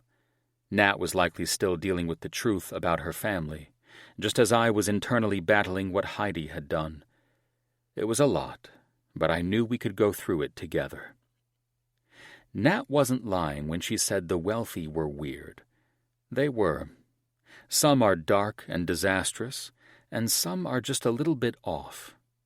I'd like to think we fell into the latter category, with some fun sprinkled in. I'm sure we would have one hell of a wild engagement, probably 5 years long and 3 kids later, but I was already committed to this woman in my heart, so I would wait for however long she wanted me to. I loved her enough to sacrifice everything to build a harmonious life together. I was a fool in love, and a damn proud fool, too. Funny how life works out, and how the lessons and paths we unknowingly take are leading us in one way or the other to our destiny. Epilogue. You have cordially been invited to the wedding of Spencer Monroe and Natalia Hoover. 6 months later. So much for that 5-year plan. Natalia. The chaos of the catering company filled the hallways and the room I was in. The sounds of crashing dishes, some head chef yelling at her line cooks, and the smell of lobster bisque, coupled with the other exotic dishes on the menu for our wedding, added to my nervous excitement. "Nat!" I heard Bree call as I leaned over to taste the delicious bisque. "Do not get that on your dress!" I sighed, delicately placed my spoon handle against the bowl's rim, and glared over at my maid of honor. She was lucky she looked dazzling in her strapless sage gown, which accentuated every curve. "You look very bangable in that dress, you know. Alex can thank me later," I said. "Now, let me eat this before I turn into Bridezilla on all of you." "Alex already nailed me in the bathroom, but I'll remind him to send you a thank you card," she said sarcastically. "I'd believe that if you didn't sound annoyed," I said. She grinned. "I swear, I don't know how you haven't put on 500 pounds with your recent cravings for baguettes and lobster bisque." "Honey, I was a shade worried about it too, but it appears pregnancy suits me. I was born to shine in a wedding dress just 2 months before I drop this baby." "Your confidence baffles me sometimes," our dear friend Cass said, walking up and kissing me on my cheek. "You look radiant, darling." "I know." I winked and leaned over, continuing to devour this soup before Shane came into the room to load me up and bring me down the aisle to Spencer. "Damn, this is fucking delicious." "Excuse me?" I heard an elderly voice say. I glanced up, seeing Nona in the doorway. I smiled widely as I approached her. "I'm so thrilled to surprise Spencer with you. You look gorgeous, Nona," I said, hugging her and grinning at her purple dress. I released her and looked around. "Are Sloane and Becca with you?" "Sì, dolcezza. They are coming," she said as a teasing grin spread across her face. "Now, may I ask if you're Italian?" "Unfortunately, the only Italian in me was put there by your beloved grandson, and is growing bigger by the second," I said as she snickered. "Why do you ask, Nona?" "I don't know of any other culture that would have their brides get ready in a room attached to a kitchen," she teased. "Are the chefs taking care of you?" "You know they are." I chuckled and brought my hand through the bend of her arm, escorting her to the sofa I had placed in the corner of the room to make this part of the second kitchen feel more like a bridal dressing room. Yes, my food cravings were a problem, and no, Bree wasn't lying when she couldn't understand why I didn't look like the Goodyear blimp either. I ate so much rich and fattening food the last few months that I shouldn't have been able to fit into my dress. But, by some miracle, I could. I was grateful my pregnancy had been relatively pleasant, as much as a pregnancy can be. It wasn't what I'd expected, but nothing was when it came to Spencer, was it? Every plan I'd ever made with the guy went the other way somehow. Our fake, no-strings-attached marriage ended up in soulmate-level love. Oh, and the 5 years I insisted on waiting to get married turned into 6 months because, why wouldn't it?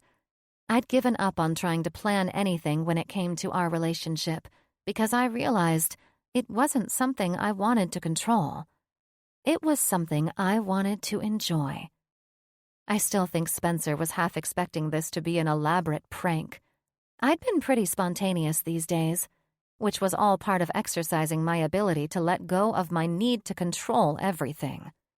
It was going pretty well, if I did say so myself. I managed to whip this wedding together in 6 weeks, from this elegant hotel venue down to the helicopter waiting to take us to Jim's yacht, ready to set sail to Alaska for our honeymoon. It was all done on short notice, and so far, it was working as planned. All I could do now was cross my fingers that Murphy's Law didn't crash the party. "You only gave me a month's notice to be here, Bella," Nona said while the chef came out and gave her a plate of snack food. "I'm just thankful to be here."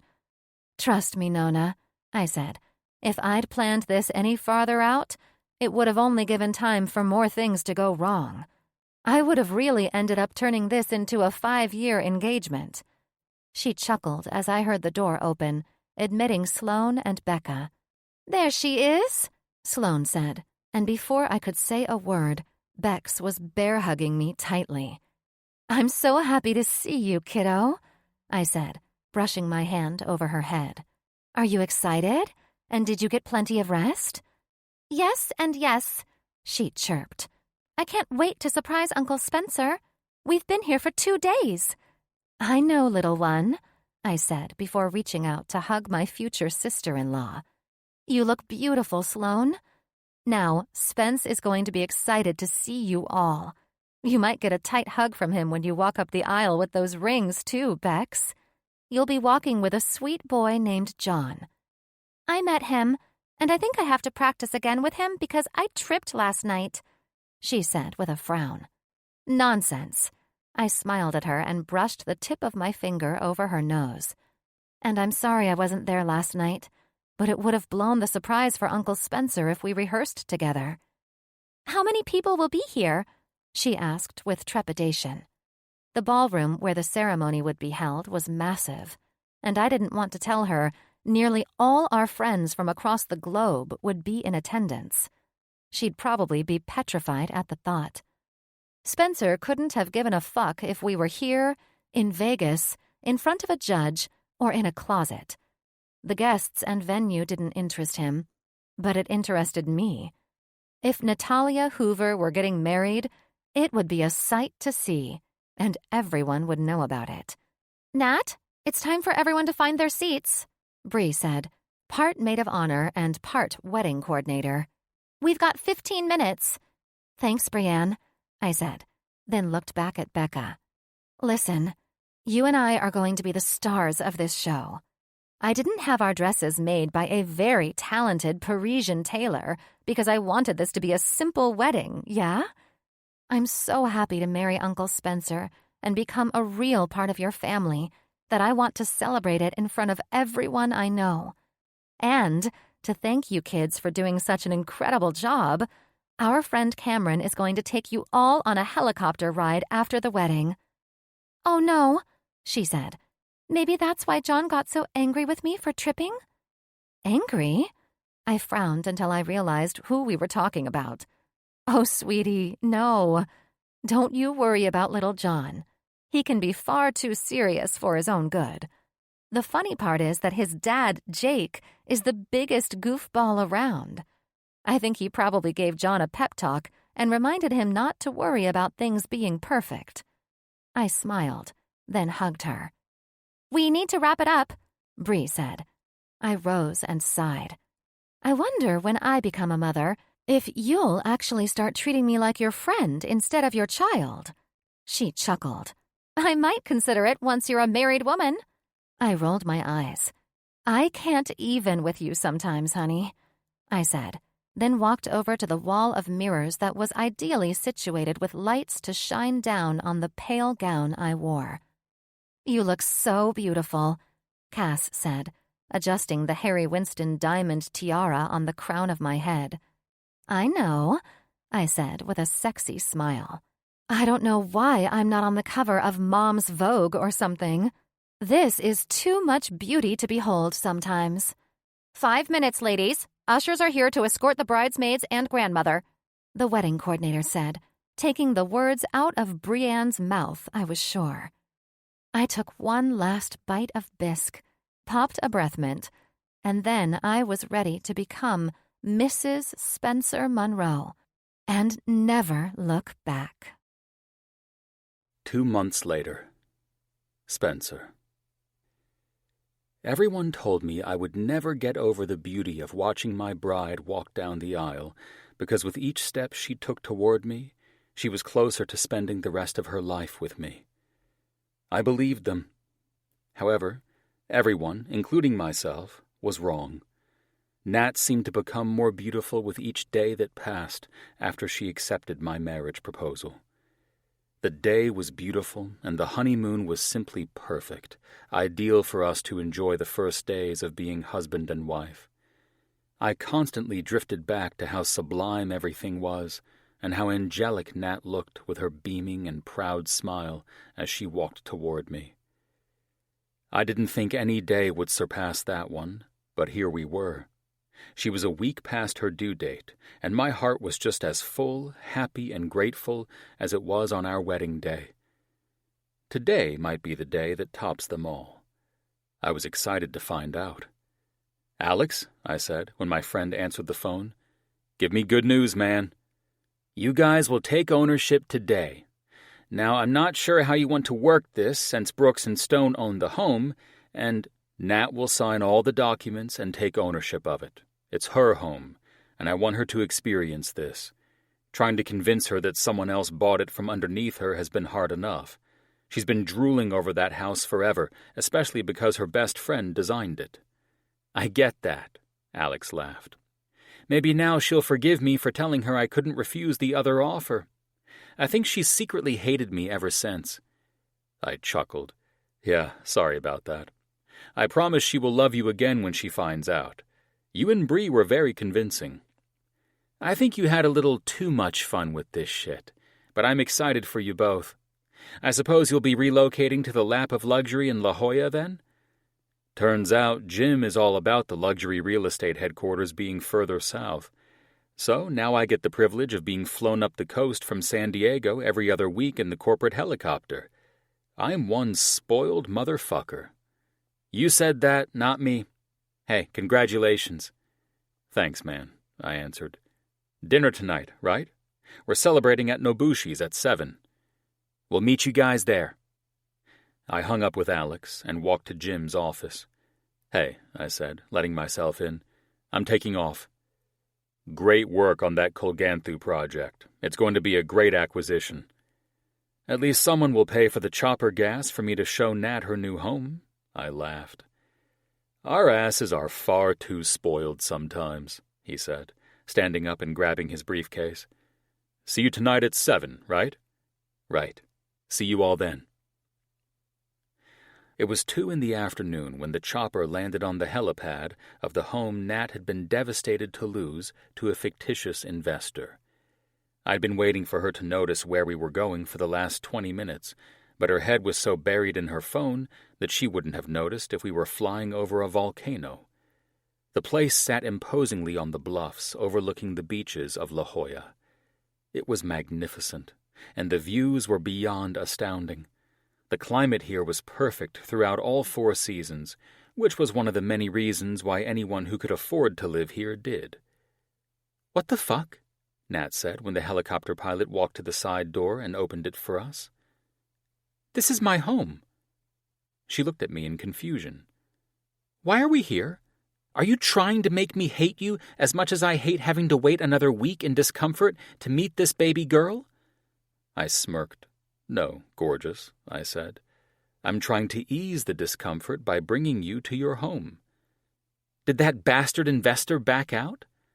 I sighed. No, I answered with a grin.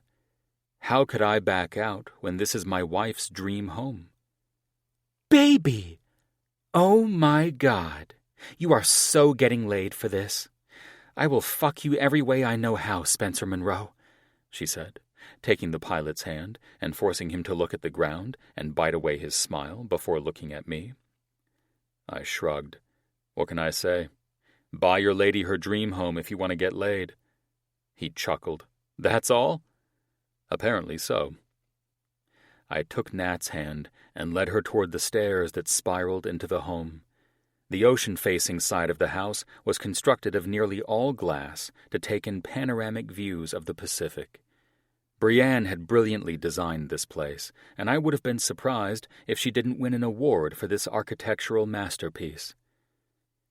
I don't even know what to say, Nat said with a crack in her voice. You don't have to say anything, sweetheart.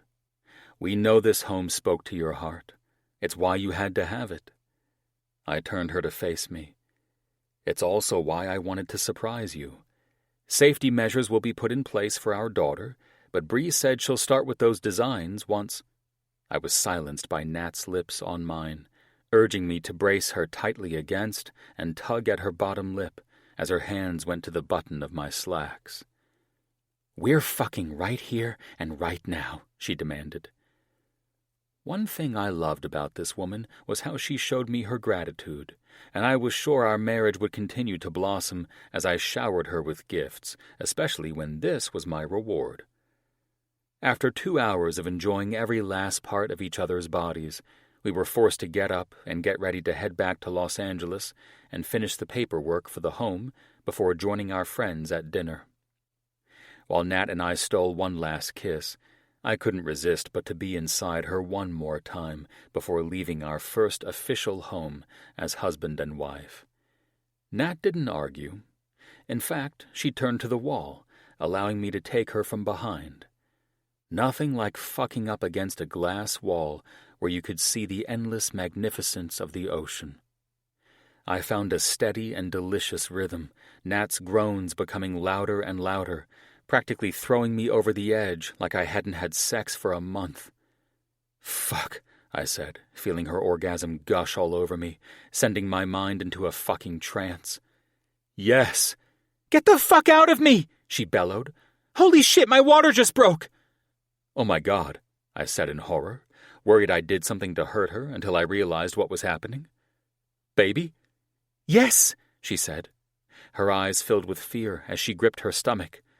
"I can't believe it happened like this. It's mortifying." "It's natural, honey," I said, trying to keep my shit together.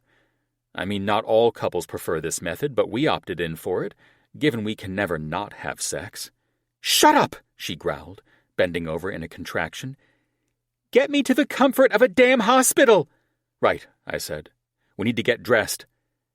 There was a lot of shouting, panting, and heavy breathing from both of us until we landed on the helipad at St. John's Hospital. It took minutes to have Nat admitted and dressed in her hospital gown. After they examined her and saw she was already dilated to 9 centimeters, shit escalated too real and fast. "I thought first-time babies took about 100 hours to deliver. This is my first baby, Dr. Astor. I know it's probably your first delivery out of college, but Jesus, there's no way I'm at 9 centimeters already." The young, handsome on-call doctor looked familiar, but I couldn't place him. I had probably met him before through Jake and Cameron at a bar or something. Nat was correct in her assessment, though. He looked like he was still in college. "I think you should call for a second opinion," I advised him, wanting only the best doctor to attend to my wife and child. Nat was hooked up to all sorts of monitors, and when they all started going off at once, I freaked out. "We need to prepare the OR room now. The baby's heart rate is dropping," the doctor said to the nurse reading the machine. "Now!" he ordered. As soon as I heard the thundering sound of his voice, I understood that his looks were deceiving. The man was in command, acting like the chief of obstetrics. "Sir, come with me, and I'll get you scrubbed in," a nurse said, guiding my shocked-into-silence ass out of the room. I stopped and snapped out of the horror, returning to where Nat lay crying and scared. They were practically racing her from the room on a rolling bed, and at that moment I knew shit was serious. "Baby, I love you," I said, staring intently into her eyes. "You're both fine. We're going to meet her soon. Just imagine her having your blue eyes and my smile like you hoped to see." "Spencer, you can't leave me," she said, her weak and scared voice breaking my heart. "Never. I'm not leaving you, sweetheart," I told her. "I need to change into the gear that allows me to go into the room with you, okay? I'm right here." "Okay," she said, and then the nurses were racing the bed down the hallway, saying uplifting words of encouragement, and telling Nat everything would be fine. I went into some strange survival mode and focused on getting to the operating room where the young doctor would perform a C-section on Nat to deliver our baby. When I walked in, I was guided to sit where Nat's face was turned toward me. A curtain was draped over her chest while the doctor went to work. No one was fucking around, and I appreciated that the life of my Natalia and baby daughter was being taken so seriously. "You look so beautiful," I said, seeing her eyes glistening under the bright lights of the room. I wiped away the tears streaming from the corners of her eyes. "So beautiful." "I don't know, you two, but I think you're going to have competition with this little one," I heard the doctor say before he raised our daughter over the curtain for us to meet her. Her hair was full and curly, her eyes a deep blue, and her lips pouted sweetly before she let out her first scream. I choked, feeling tears in my eyes, and covered my mouth while I unexpectedly realized that I wasn't choking. I was crying. My God. She was the most beautiful thing I'd ever laid eyes on. "She's so beautiful," Nat choked out, laughing and crying simultaneously. "She looks so much like me." "We're going to go get her vitals," the nurse said, as the doctor handed her our daughter. "Dad, you may come with us or stay with Mom." "I love you," I told Nat. "There is no better gift." "Go be with her, Spence," she said, smiling. "Don't leave her side." "Okay," I answered, then kissed her forehead and walked over to where the nurses were cleaning our daughter. "Hey, sweetie," I said, when she started screaming at the top of her healthy lungs. "It's your daddy." Just like the books and the shows we watched had said, our baby would find our voices comforting if they heard them while in the womb. I could see that now as my face grew lighter, watching her eyes search the room for where my voice came from. "A miracle," I said, awe-stricken. "You can hold her hand, Dad," the nurse advised me. I reached into the warming area where they were cleaning her and reached my pinky in, watching in amazement as my daughter clasped her tiny fingers around it. The miracle of this was overwhelming me. I felt like I was floating, feeling so peaceful and in love with her. I'd heard many stories of parents bonding with their children, but I never knew what that was all about until now. I was experiencing emotions I didn't know existed. Everything was rushing past in a whirlwind, and Natalia still had not had the luxury of holding our daughter. Then, after the nurses wrapped her up, she smiled at me. "Would you like to bring her to Mama?" "I'd love to," I said, taking my daughter in my arms and letting the love wash over me. There were no words to describe the feeling I was experiencing. I wanted these first moments to be spent with just me and Natalia. I knew we'd have the chaos of the operating room and then returning to the postpartum room, but all I wanted was to watch my wife hold her baby for the first time. Nat's eyes widened when she took her, and with the assistance of me holding our daughter, Nat and the baby were able to stare at each other and meet for the first time. "Hey, apple cheeks," Nat said, obviously feeling great with the drugs in her system and acknowledging how chubby our daughter's perfect cheeks were. "You're so beautiful."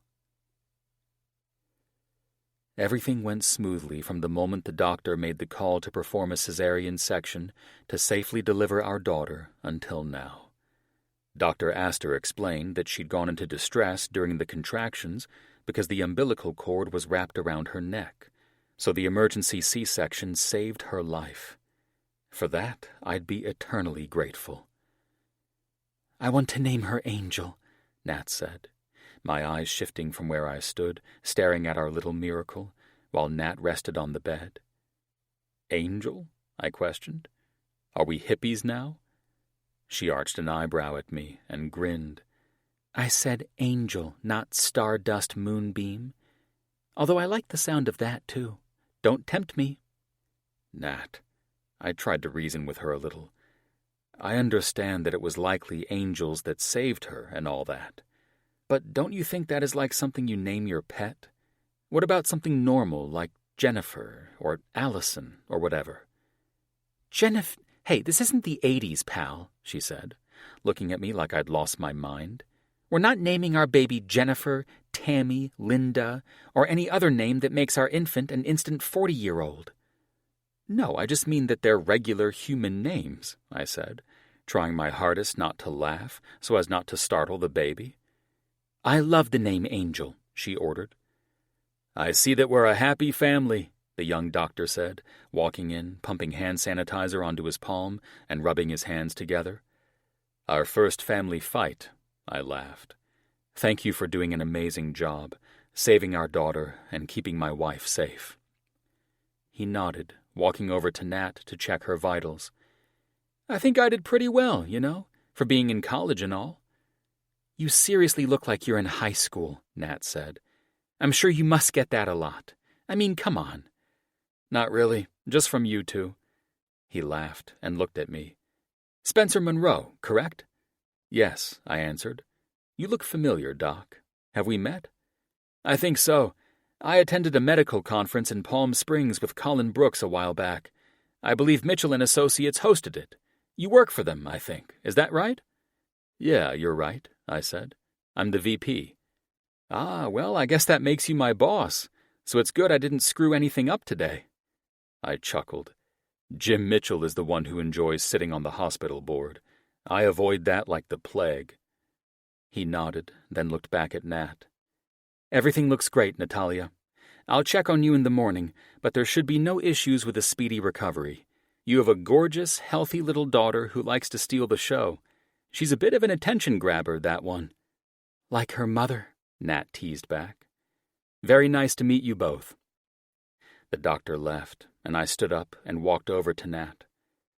I love you beyond words, and I'm so thankful for you, baby, I said, bending over to kiss her.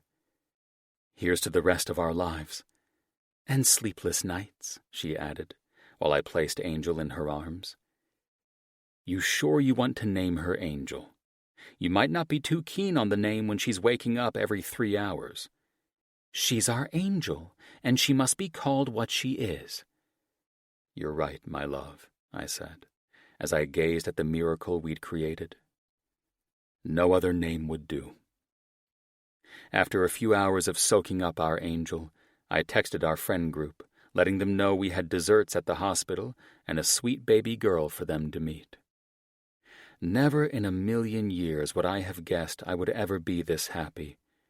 I didn't think it was physically possible until I met Natalia.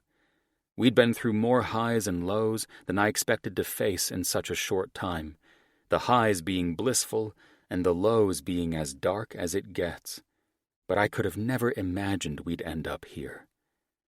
Nat and I had endured painful childhoods and managed to come together on the other side, whole and full of love, despite the path our parents had laid out for us. The most important thing to me was my family now, my wife and daughter, who was hopefully the first of more children to come.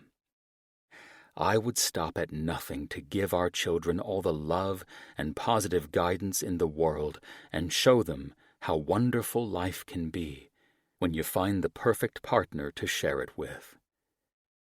This was the way life was supposed to be lived. This concludes Mr. Monroe by Raylin Marks. Narrated by Stephanie Rose and Jeremy York. Copyright 2023 by Raylin Marks. This unabridged audiobook is published by arrangement with Raylin Marks and was produced in the year 2023 by Tantor Media Incorporated, a division of Recorded Books, which holds the copyright thereto. Please visit tantor.com for more information on our growing library of unabridged audiobooks.